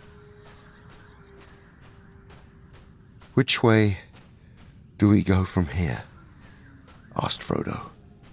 "Is that the opening of the Morgul Valley, away over there, beyond that black mass?" "Need we think about it yet?" said Sam. "Surely we're not going to move any more today, if day it is." Perhaps not. Perhaps not, said Gollum. but we must go soon. To the crossroads. Yes, to the crossroads. That's the way. Over there. Yes, Master. Presently, not far ahead, looming up like a black wall, they saw a belt of trees. As they drew nearer, they became aware that these were of vast size, very ancient it seemed, and still towering high, though their tops were gaunt and broken, as if tempest and lightning blast had swept across them but had failed to kill them or to shake their fathomless roots.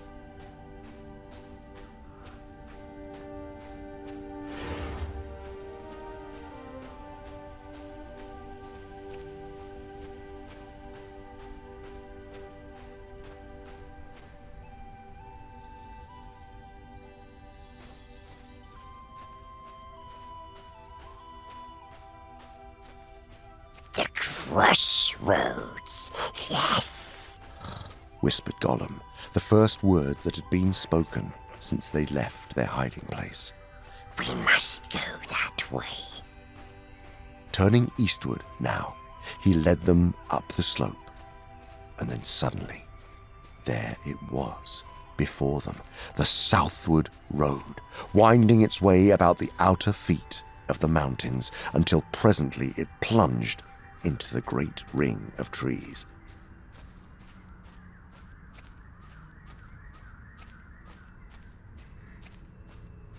At length they reached the trees and found that they stood in a great roofless ring, open in the middle to the somber sky, and the spaces between their immense boles were like the great dark arches of some ruined hall.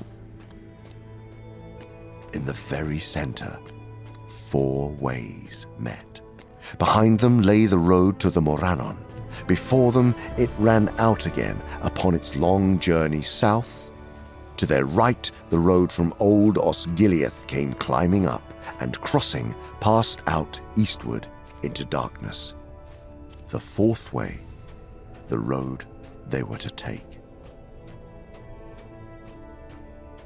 Turning towards it, he saw, beyond an arch of boughs, the road to Osgiliath running almost as straight as a stretched ribbon down into the west.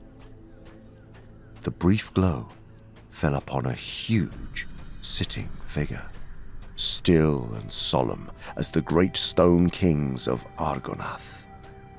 The years had gnawed it, and violent hands had maimed it. Its head was gone, and in its place was set, in mockery, a round, rough-hewn stone, rudely painted by savage hands in the likeness of a grinning face, with one large red eye in the midst of its forehead. Upon its knees and mighty chair, and all about the pedestal, were idle scrawls mixed with the foul symbols that the maggot folk of Mordor used.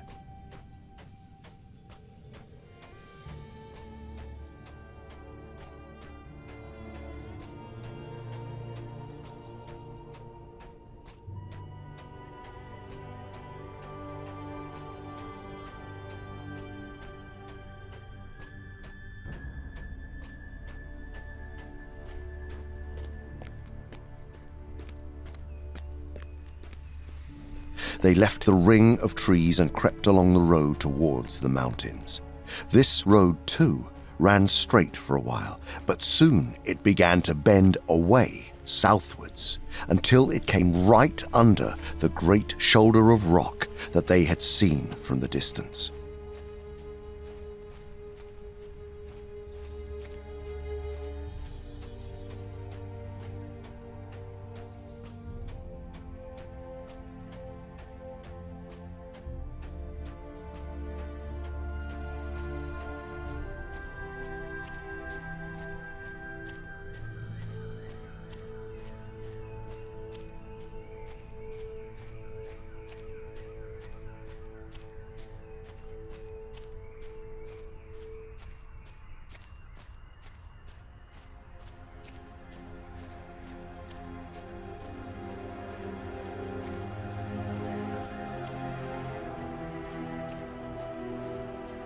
Black and forbidding it loomed above them, darker than the dark sky behind.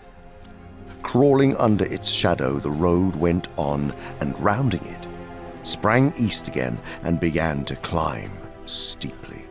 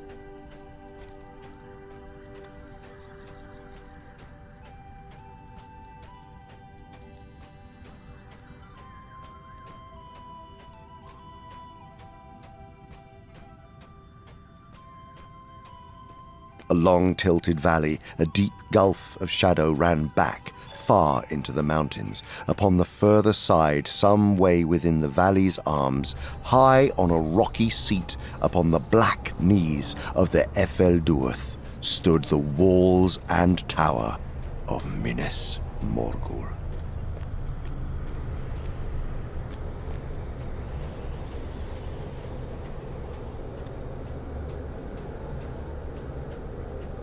All was dark about it, earth and sky, but it was lit with light. Not the imprisoned moonlight welling through the marble walls of Minas Ithil long ago, tower of the moon, fair and radiant in the hollow of the hills.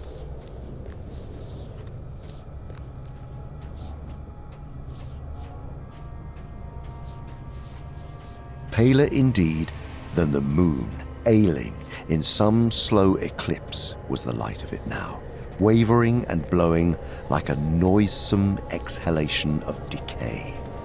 A corpse light, a light that illuminated nothing. In the walls and tower, windows showed like countless black holes looking inward into emptiness.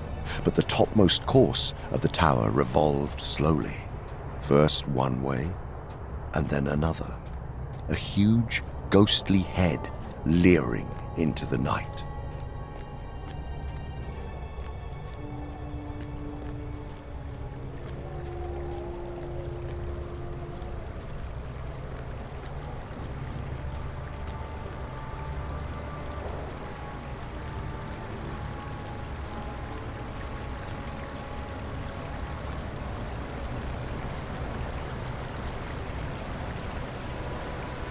So they came slowly to the white bridge. Here the road, gleaming faintly, passed over the stream in the midst of the valley and went on, winding deviously up towards the city's gate, a black mouth opening in the outer circle of the northward walls. From mead to mead the bridge sprang. Figures stood there at its head, carven with cunning, in forms human and bestial, but all corrupt and loathsome. The water flowing beneath was silent, and it steamed, but the vapor that rose from it, curling and twisting about the bridge, was deadly cold. Not that way! No, not that way! Whispered Gollum, but the breath between his teeth seemed to tear the heavy stillness like a whistle, and he cowered to the ground in terror. "Hold up, Mr. Frodo," muttered Sam in Frodo's ear. "Come back. Not that way. Gollum says not, and for once, I agree with him." Frodo passed his hand over his brow and wrenched his eyes away from the city on the hill. The luminous tower fascinated him, and he fought the desire that was on him to run up the gleaming road towards its gate. Wide flats lay on either bank, shadowy meads filled with pale white flowers. Luminous these were, too, beautiful and yet horrible of shape, like the demented forms in an uneasy dream. And they gave forth a faint, sickening charnel smell. An odor of rottenness filled the air.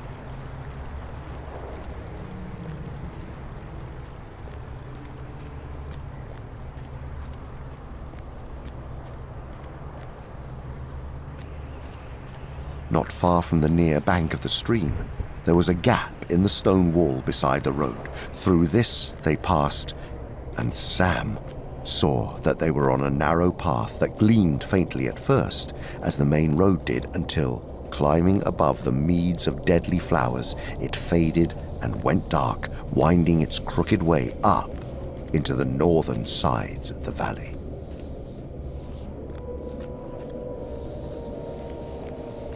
Along this path, the hobbits trudged, side by side, unable to see Gollum in front of them, except when he turned back to beckon them on.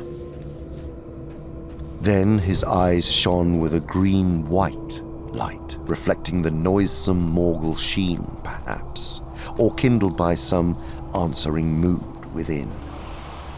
Of that deadly gleam and of the dark eye-holes, Frodo and Sam were always conscious, ever glancing fearfully over their shoulders and ever dragging their eyes back to find the darkening path. Slowly, they labored on.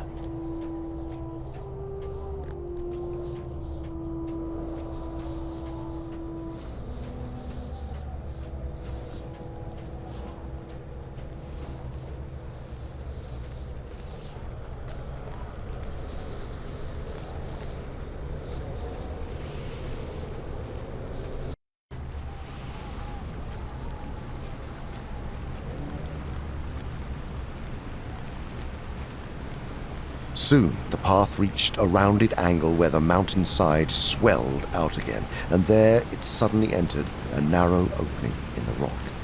They had come to the first stair that Gollum had spoken of. The darkness was almost complete, and they could see nothing much beyond their hand's stretch.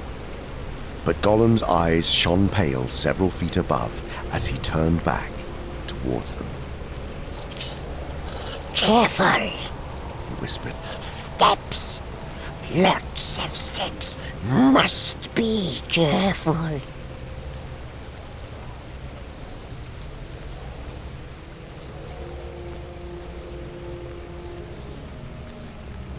Care was certainly needed.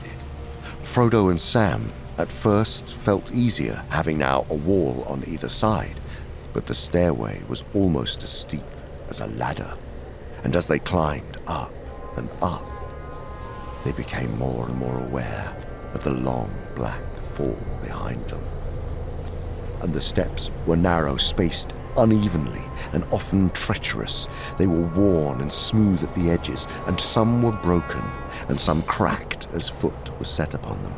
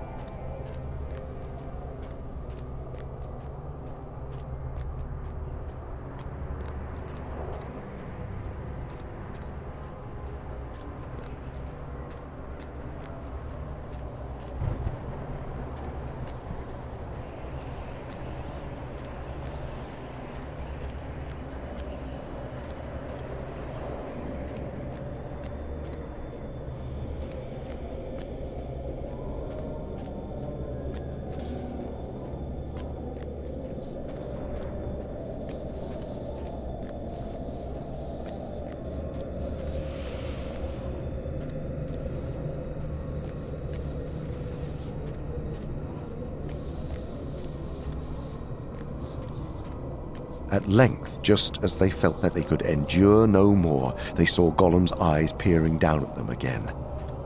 We're up. He whispered. First stairs past.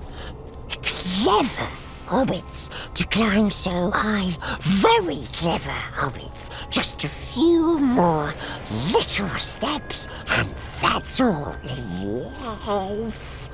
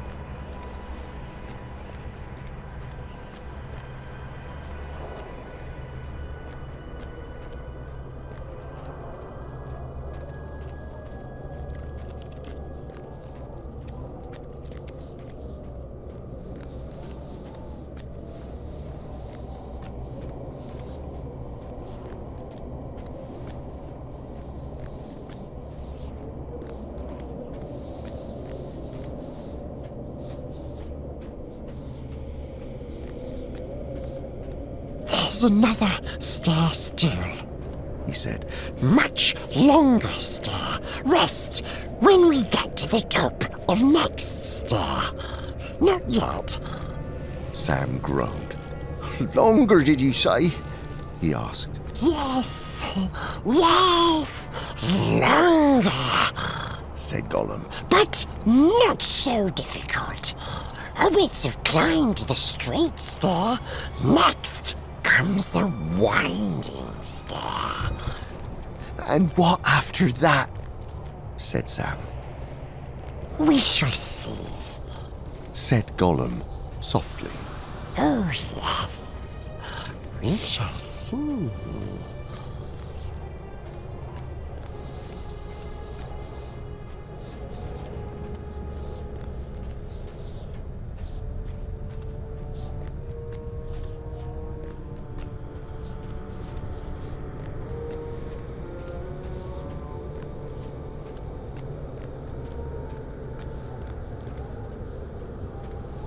At length they were once more aware of a wall looming up, and once more a stairway opened before them.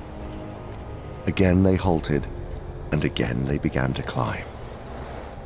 It was a long and weary ascent, but this stairway did not delve into the mountainside. Here the huge cliff face sloped backwards, and the path like a snake wound to and fro across it.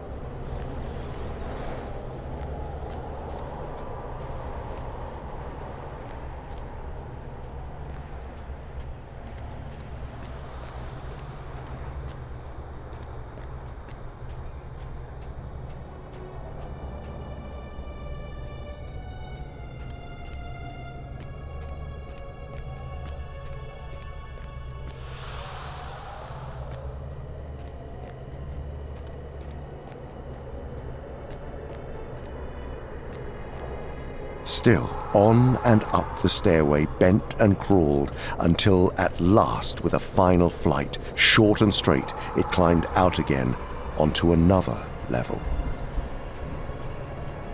The path had veered away from the main pass in the great ravine, and it now followed its own perilous course at the bottom of a lesser cleft among the higher regions of the Efelduath.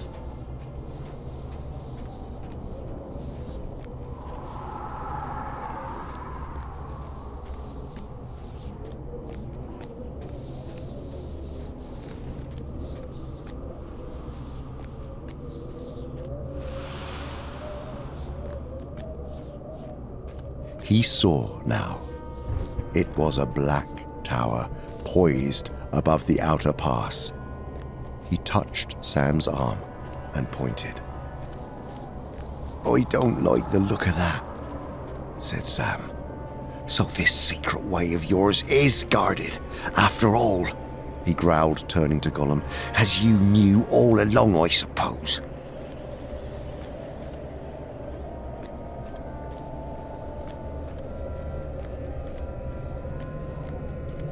The terrors of the land beyond and the deed to be done there seemed remote, too far off yet to trouble him. All his mind was bent on getting through or over this impenetrable wall and guard. If once he could do that impossible thing, then somehow the errand would be accomplished, or so it seemed to him in that dark hour of weariness, still labouring in the stony shadows under Cirith Ungol. "I don't like anything here at all," said Frodo. "Step or stone, breath or bone. Earth, air, and water all seem accursed. But so our path is laid." "Yes, that's so," said Sam, "and we shouldn't be here at all if we'd known more about it before we started. But I suppose it's often that way. The brave things in the old tales and songs, Mr. Frodo, adventures, as I used to call them, I used to think that they were things the wonderful folk of the stories went out and looked for because they wanted them, because they were exciting and life was a bit dull. A kind of a sport, as you might say. But that's not the way of it with the tales that really mattered, or the ones that stay in the mind. Folk seem to have been just landed in them, usually. Their paths were laid that way, as you put it." Presently, they were under the shadow, and there in the midst of it, they saw the opening of a cave. "This is the way in," said Gollum softly. "This is the entrance to the tunnel." He did not speak its name. Torek Ungol, Shelob's Lair. Drawing a deep breath, they passed inside.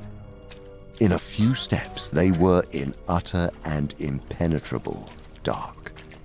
Not since the lightless passages of Moria had Frodo or Sam known such darkness, and if possible here, it was deeper and denser. There were airs moving and echoes and a sense of space.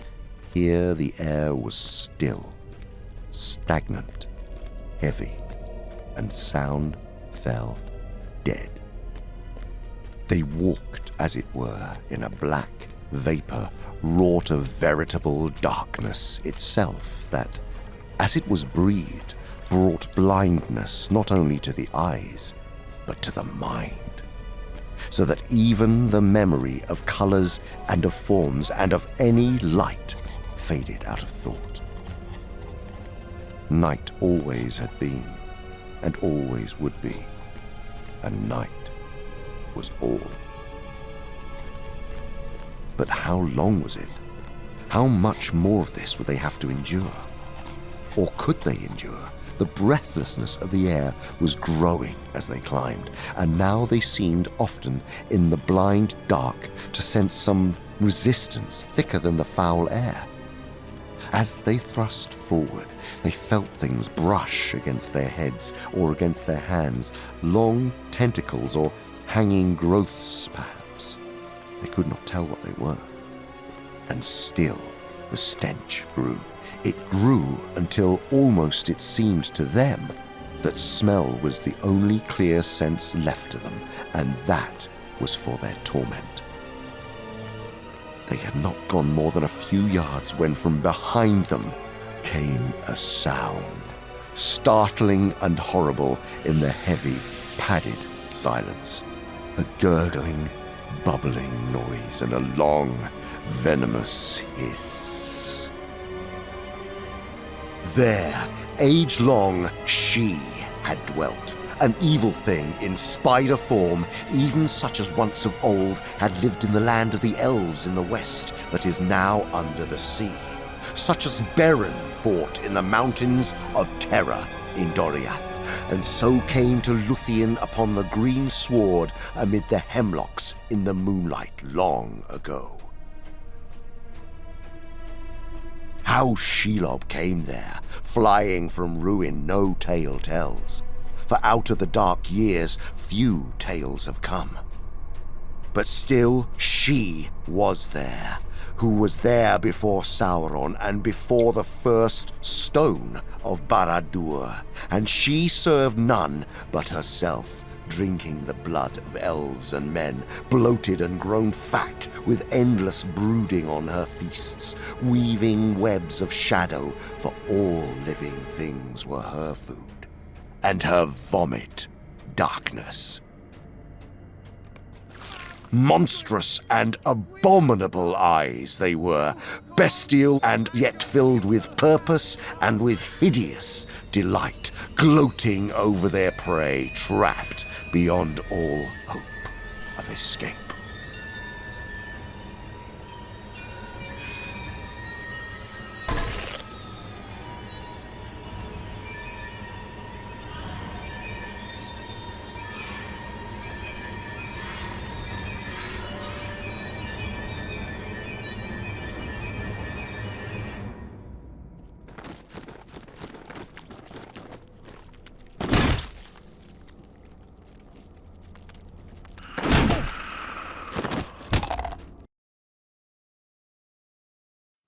Frodo. Mr. Frodo, he called. Don't leave me here alone. It's your Sam calling. Don't go where I can't follow. Wake up, Mr. Frodo. Oh, wake up. Frodo, me dear, wake up. Frodo sighed and sat up. Where are we? How did I get here? He asked. There's no time for tales till we get somewhere else, Mr. Frodo, said Sam. But you're in the top of that tower you and me saw from away down by the tunnel before the orcs got you. How long ago that was, I don't know. More than a day, I guess. As we're in Mordor, we'd best dress up Mordor fashion. And anyway, there isn't no choice. It'll have to be orc stuff for you, Mr. Frodo, I'm afraid. Well, there you are, Mr. Frodo. A perfect little orc, if I may make so bold.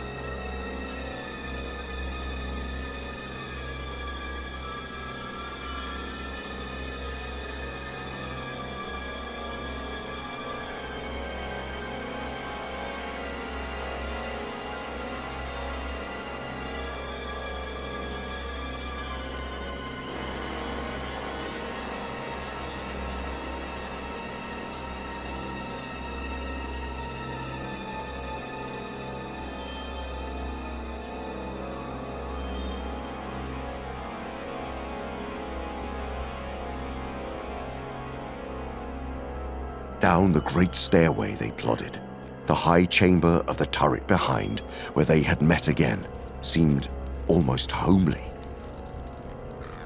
They were out in the open again now, and terror ran along the walls. All might be dead in the tower of Cirith Ungol, but it was steeped in fear and evil still.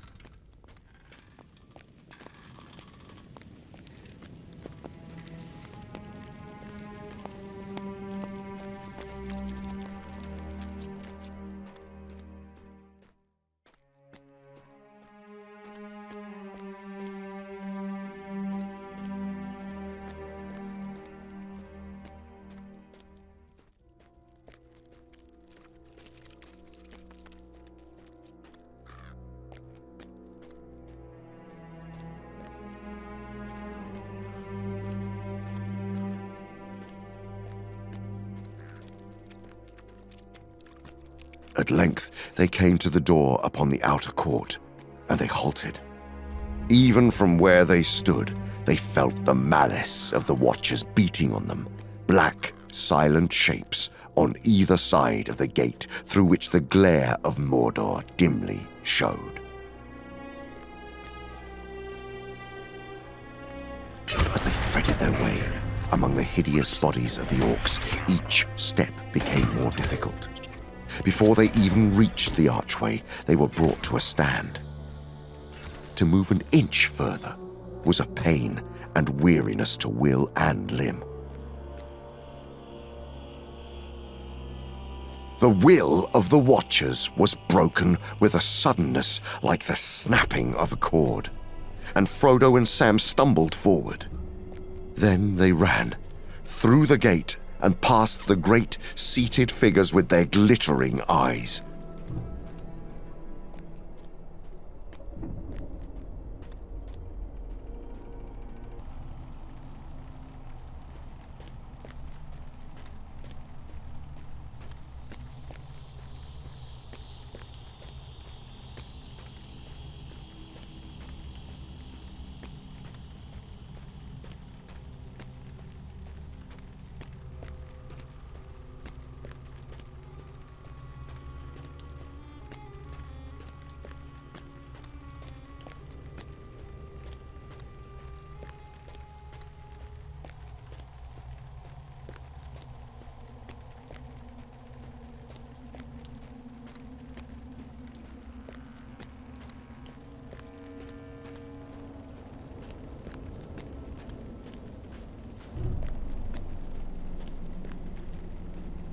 In terror, they stumbled on. Soon the road bent sharply eastward again and exposed them for a dreadful moment to view from the tower. As they flitted across, they glanced back and saw the great black shape upon the battlement. Then they plunged down between high rock walls in a cutting that fell steeply to join the Morgul road.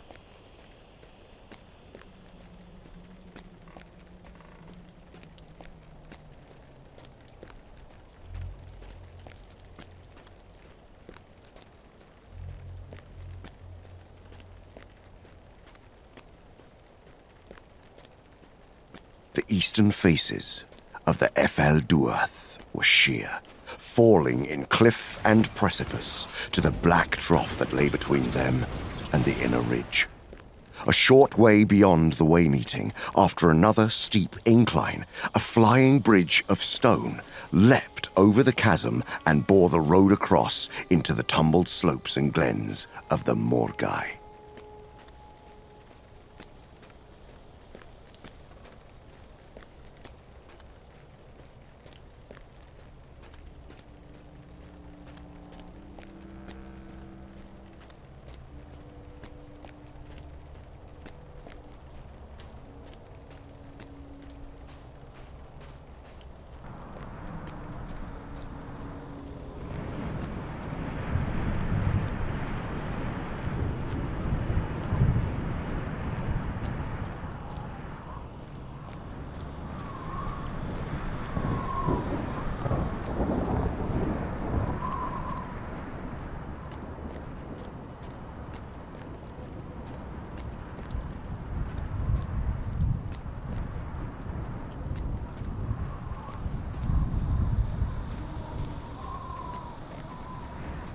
With a desperate spurt, Frodo and Sam dashed along the bridge, but they had hardly reached its further end when they heard the hue and cry begin.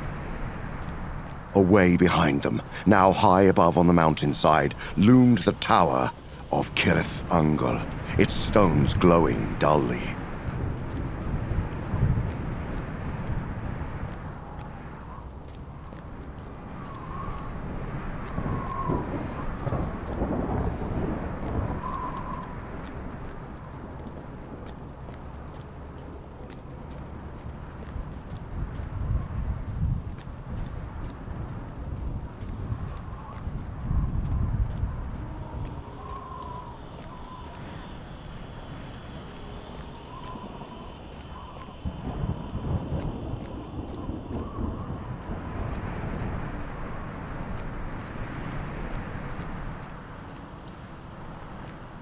Quick, Sam! Over we go! Cried Frodo.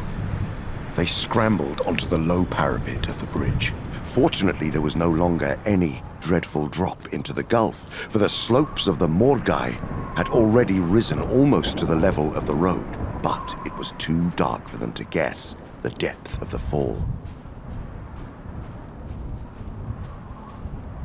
Half fearing a breaking plunge down onto unseen rocks, the hobbits landed in a drop of no more than a dozen feet, with a thud and a crunch into the last thing that they had expected, a tangle of thorny bushes.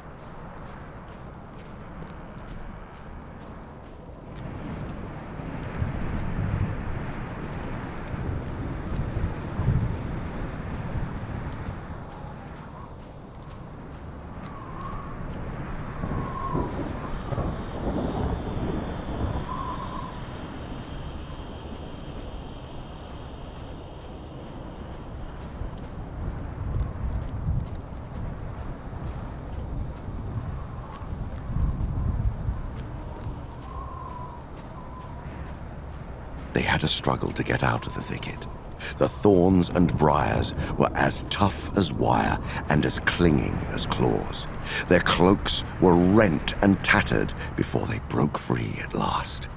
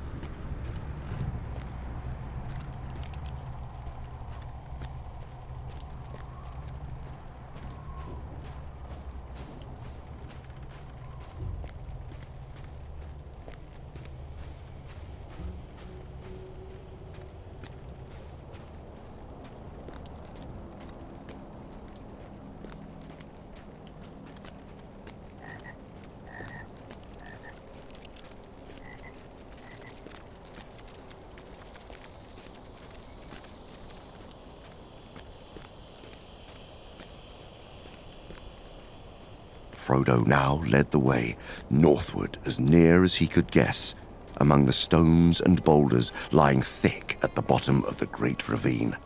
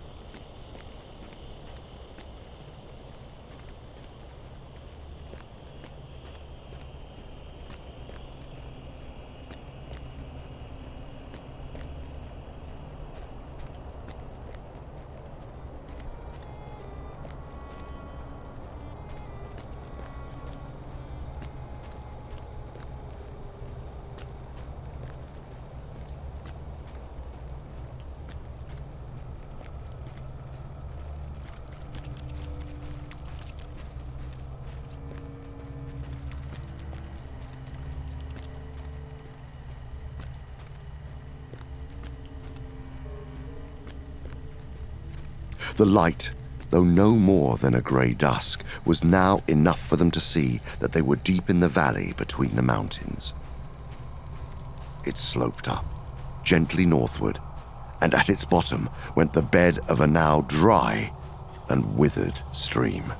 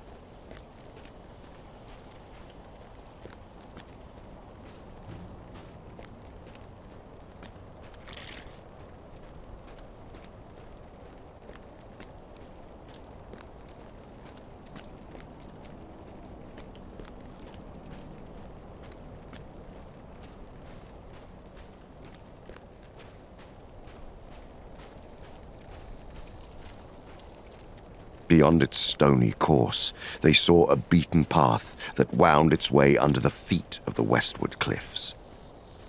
Had they known, they could have reached it quicker, for it was a track that left the main Morgul road at the western bridge end and went down by a long stair cut in the rock to the valley's bottom.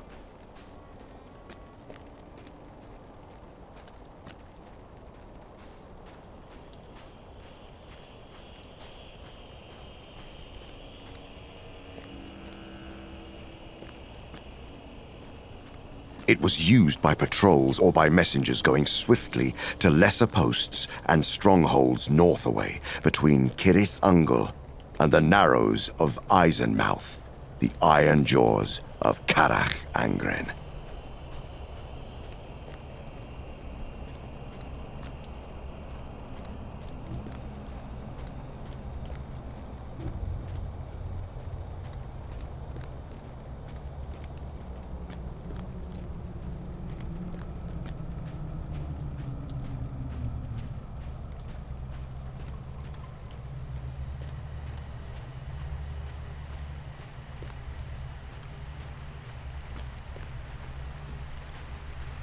It was perilous for the hobbits to use such a path, but they needed speed, and Frodo felt that he could not face the toil of scrambling among the boulders or in the trackless glens of the Morgai.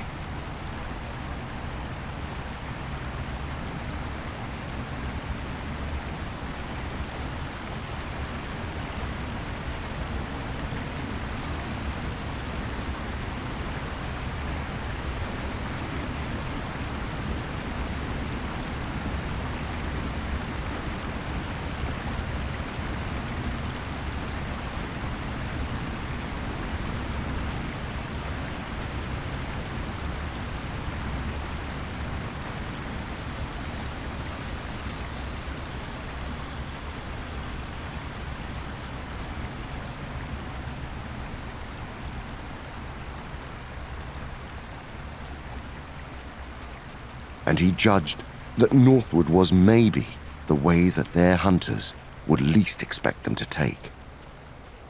The road east to the plain, or the pass back westward, those they would first search most thoroughly. Only when he was well north of the tower did he mean to turn and seek for some way to take him east, on the last desperate stage of his journey.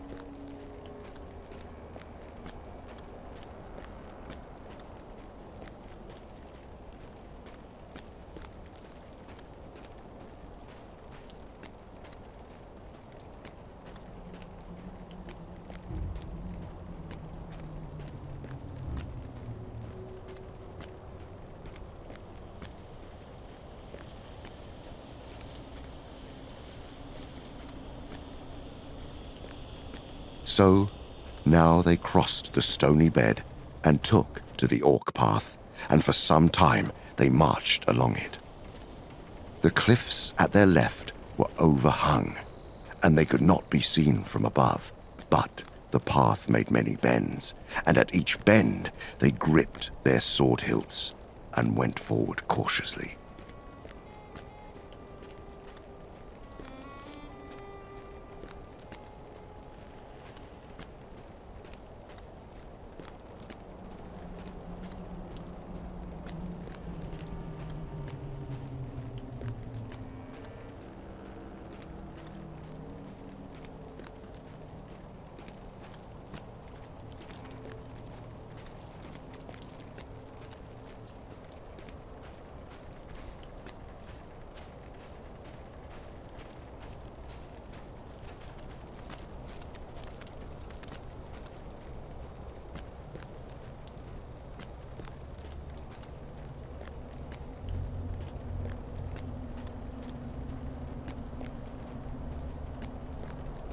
Upon its outer marges, under the westward mountains, Mordor was a dying land. But it was not yet dead. And here things still grew, harsh, twisted, bitter, struggling for life.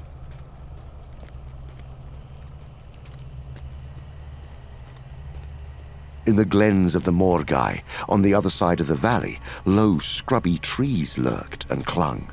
Coarse, grey grass tussocks fought with the stones, and withered mosses crawled on them, and everywhere great, writhing, tangled brambles sprawled.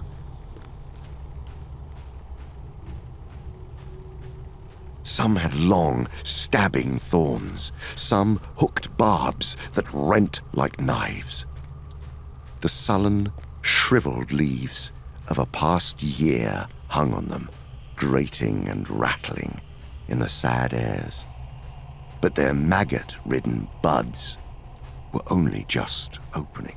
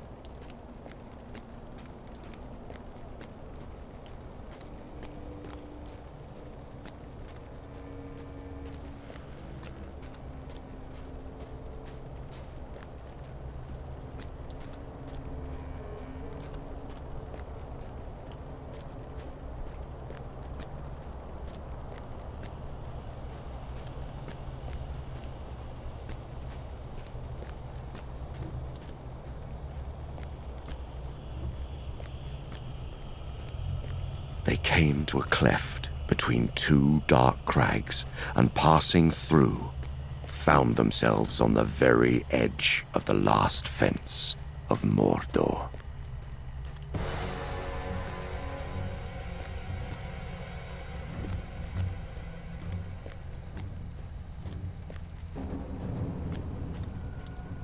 The wind of the world blew now from the west, and the great clouds were lifted high, floating away eastward.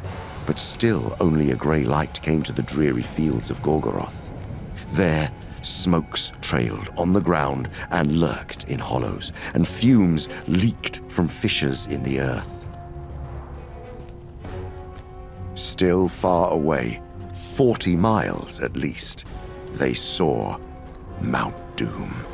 Its feet founded in ashen ruin, its huge cone rising to a great height where its reeking head was swathed in cloud. Its fires were now dimmed, and it stood in smouldering slumber, as threatening and dangerous as a sleeping beast.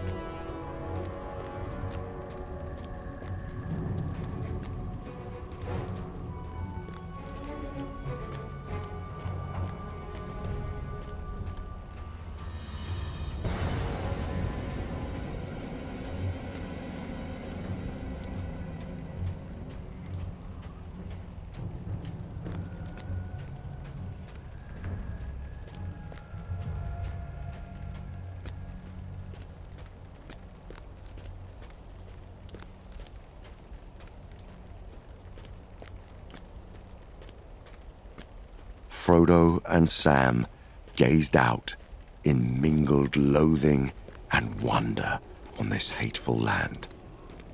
Between them and the smoking mountain, and about it north and south, all seemed ruinous and dead. A desert burned and choked.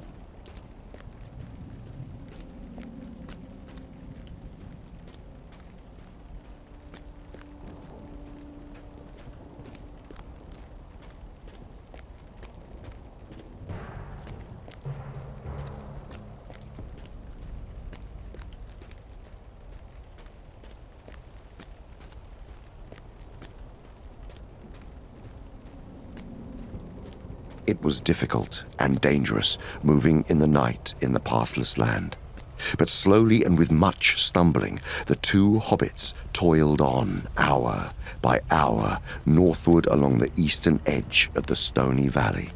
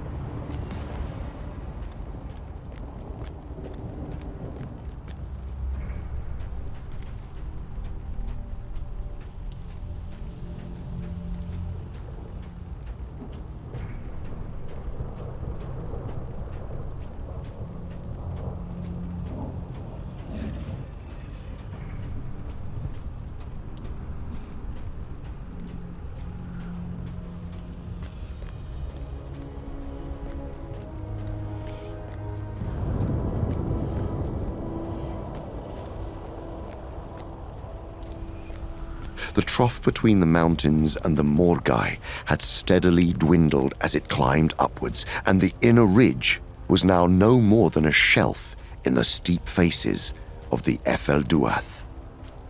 But to the east, it fell as sheerly as ever down into Gorgoroth.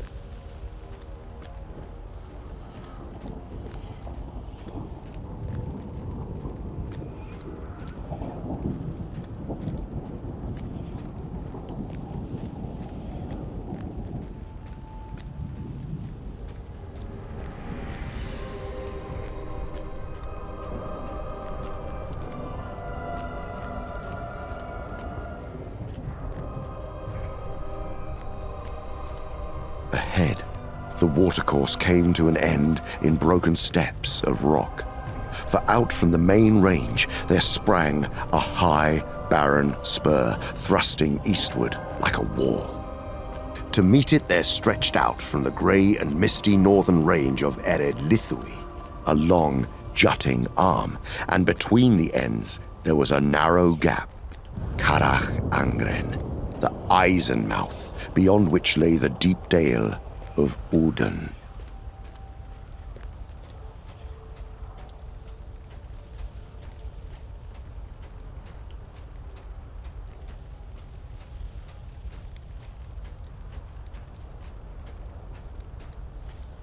A few miles north, high up in the angle where the western spur branched away from the main range, stood the old castle of Dorthang, now one of the many orc holds that clustered about the Dale of Udun. If only they are in a hurry and will let a couple of tired soldiers alone and pass on, he thought. Come on, you slugs! He cried.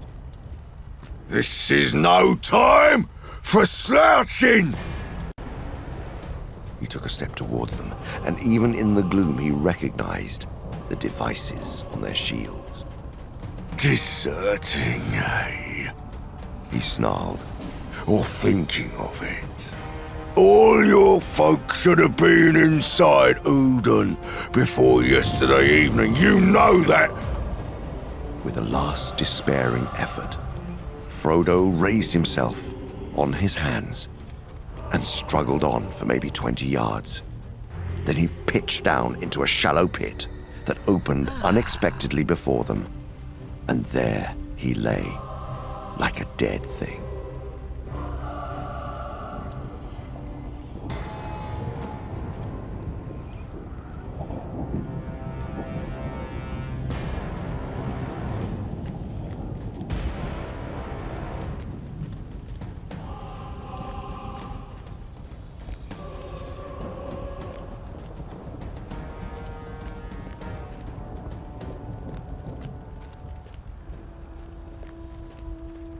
Once more they started, crawling from hollow to hollow, flitting behind such cover as they could find, but moving always in a slant towards the foothills of the northern range.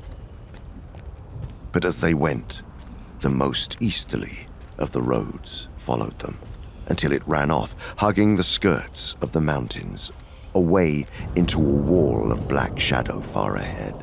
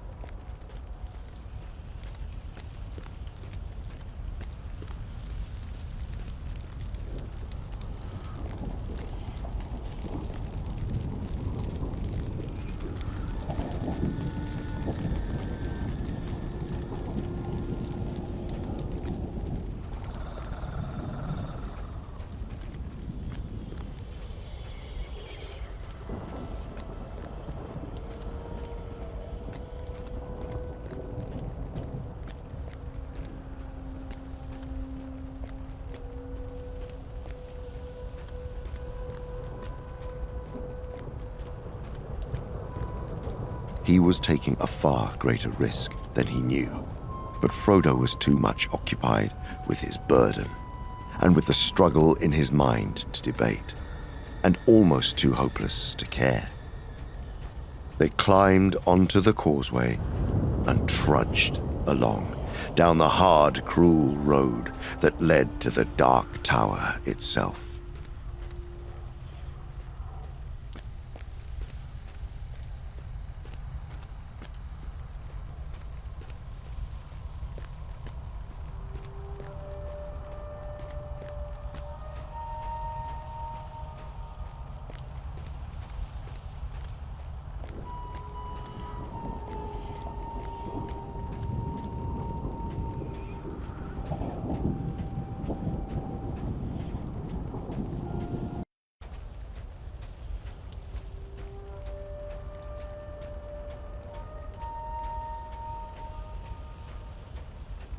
Nearer and nearer it drew, looming blacker, like the oncoming of a wall of night at the last end of the world.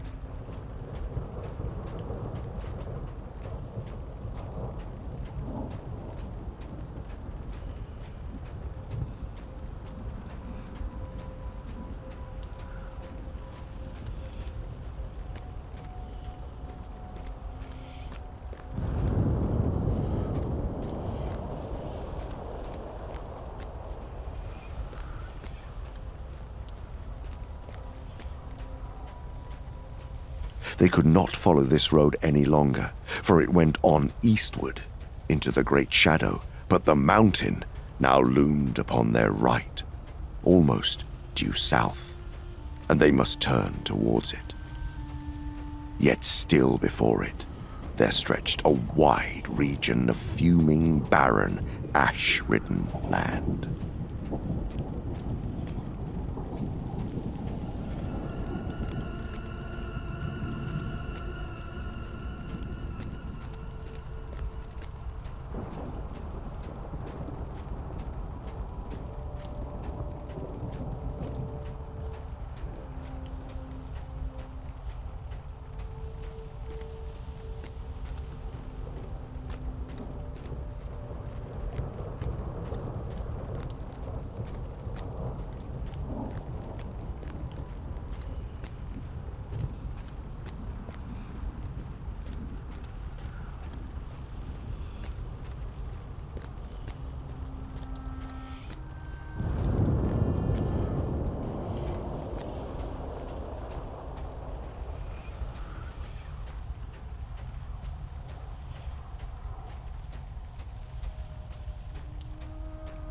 Frodo looked again towards the mountain.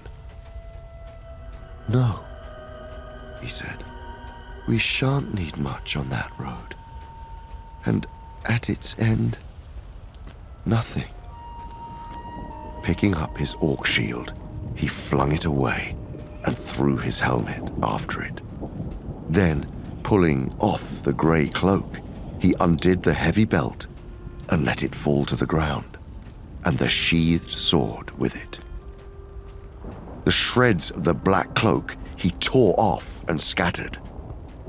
There, I'll be an orc no more, he cried, and I'll bear no weapon, fair or foul. Let them take me if they will.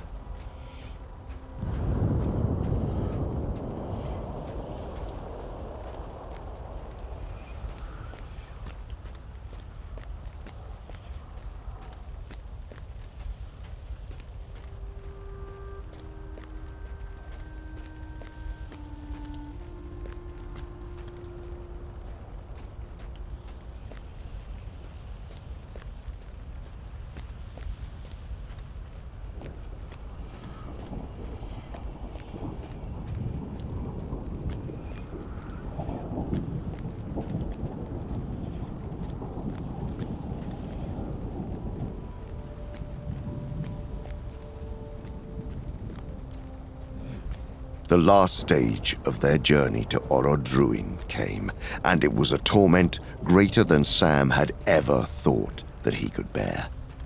He was in pain, and so parched that he could no longer swallow even a mouthful of food.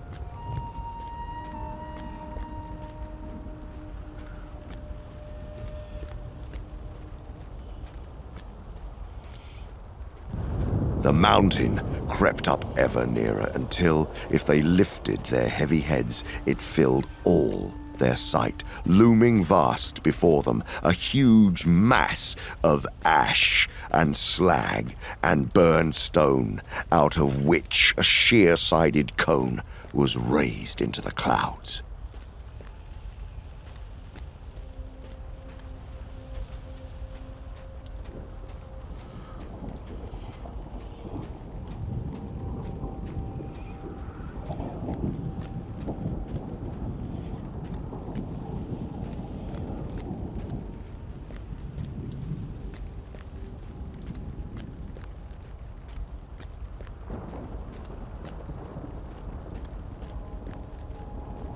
"Now for it. Now for the last gasp," said Sam, as he struggled to his feet.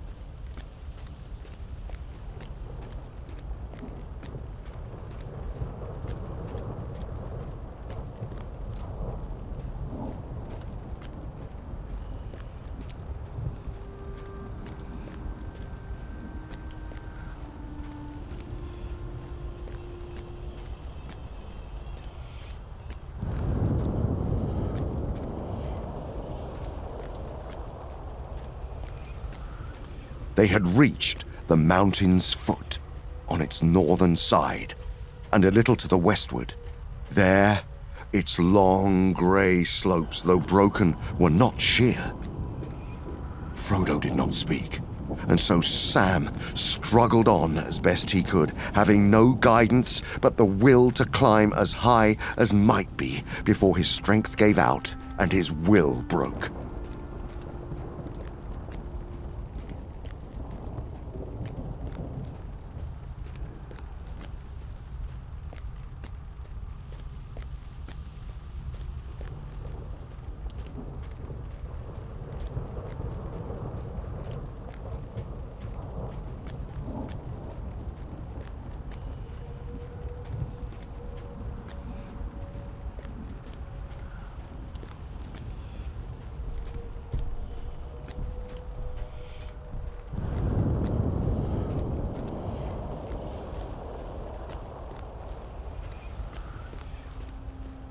The confused and tumbled shoulders of its great base rose for maybe 3,000 feet above the plain, and above them was reared half as high again its tall, central cone, like a vast oast or chimney capped with a jagged crater.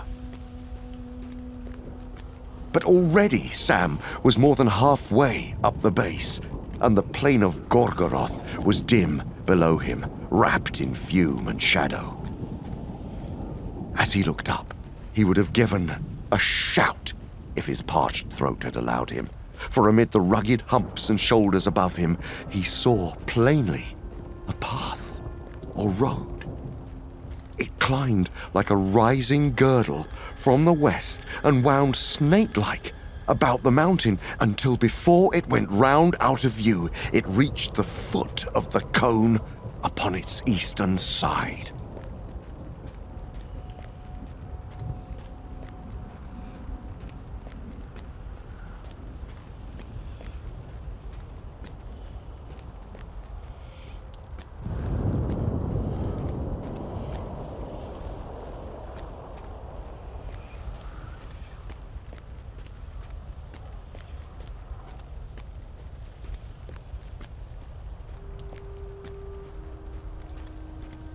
The path was not put there for the purposes of Sam.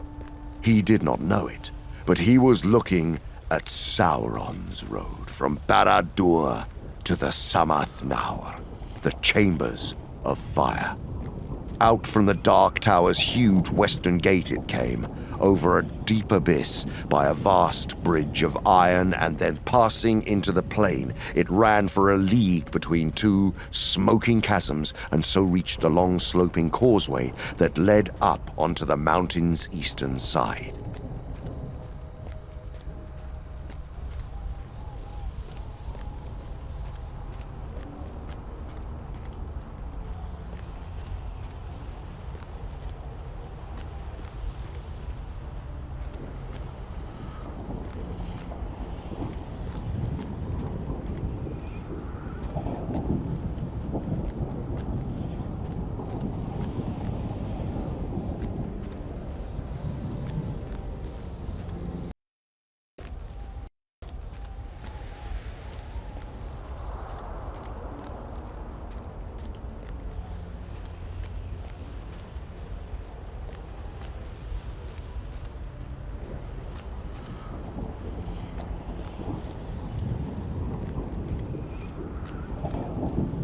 So foot by foot, like small grey insects, they crept up the slope.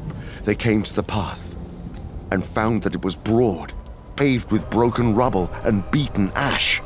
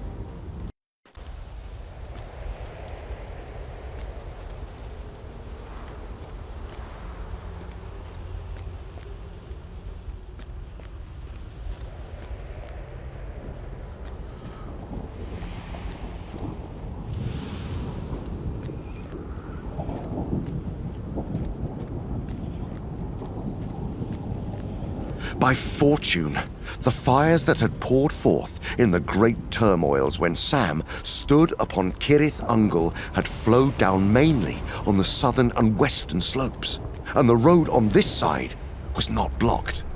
Yet in many places it had crumbled away or was crossed by gaping rents. After climbing eastward for some time, it bent back upon itself at a sharp angle and went westward for a space. There, at the bend, it was cut deep through a crag of old weathered stone once long ago vomited from the mountain's furnaces.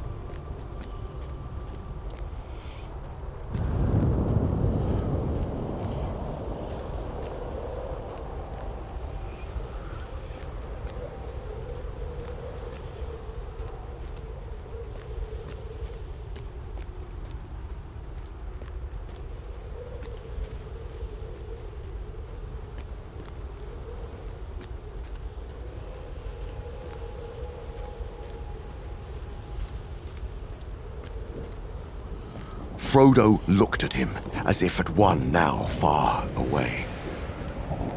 Yes, I must go on, he said. Farewell, Sam. This is the end, at last. On Mount Doom, Doom shall fall. Farewell.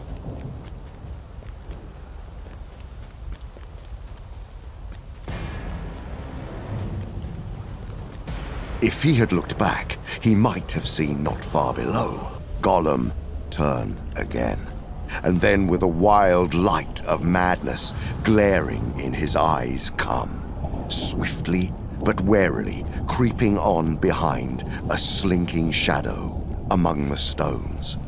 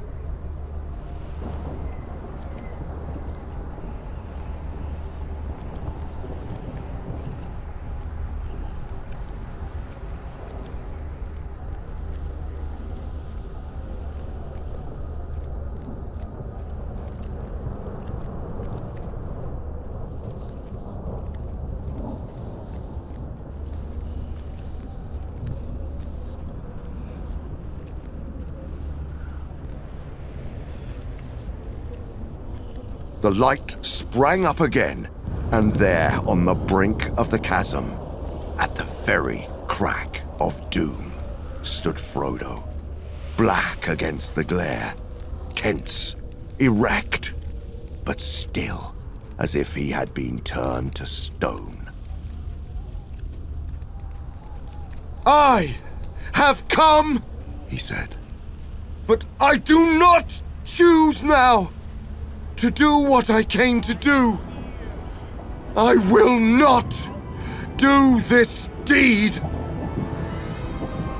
The ring is mine. and suddenly, as he set it on his finger, he vanished from Sam's sight. Something struck Sam violently in the back. His legs were knocked from under him, and he was flung aside, striking his head against the stony floor as a dark shape sprang over him. Gollum, on the edge of the abyss, was fighting like a mad thing with an unseen foe. My precious! Oh, my precious! And with that, even as his eyes were lifted up to gloat on his prize, he stepped too far, toppled, wavered for a moment on the brink, and then with a shriek, he fell. Out of the depths came his last wail. Precious!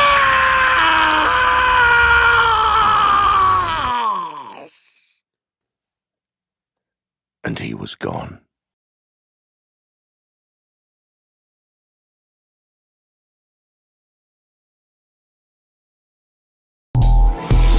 Emulated vintage gaming.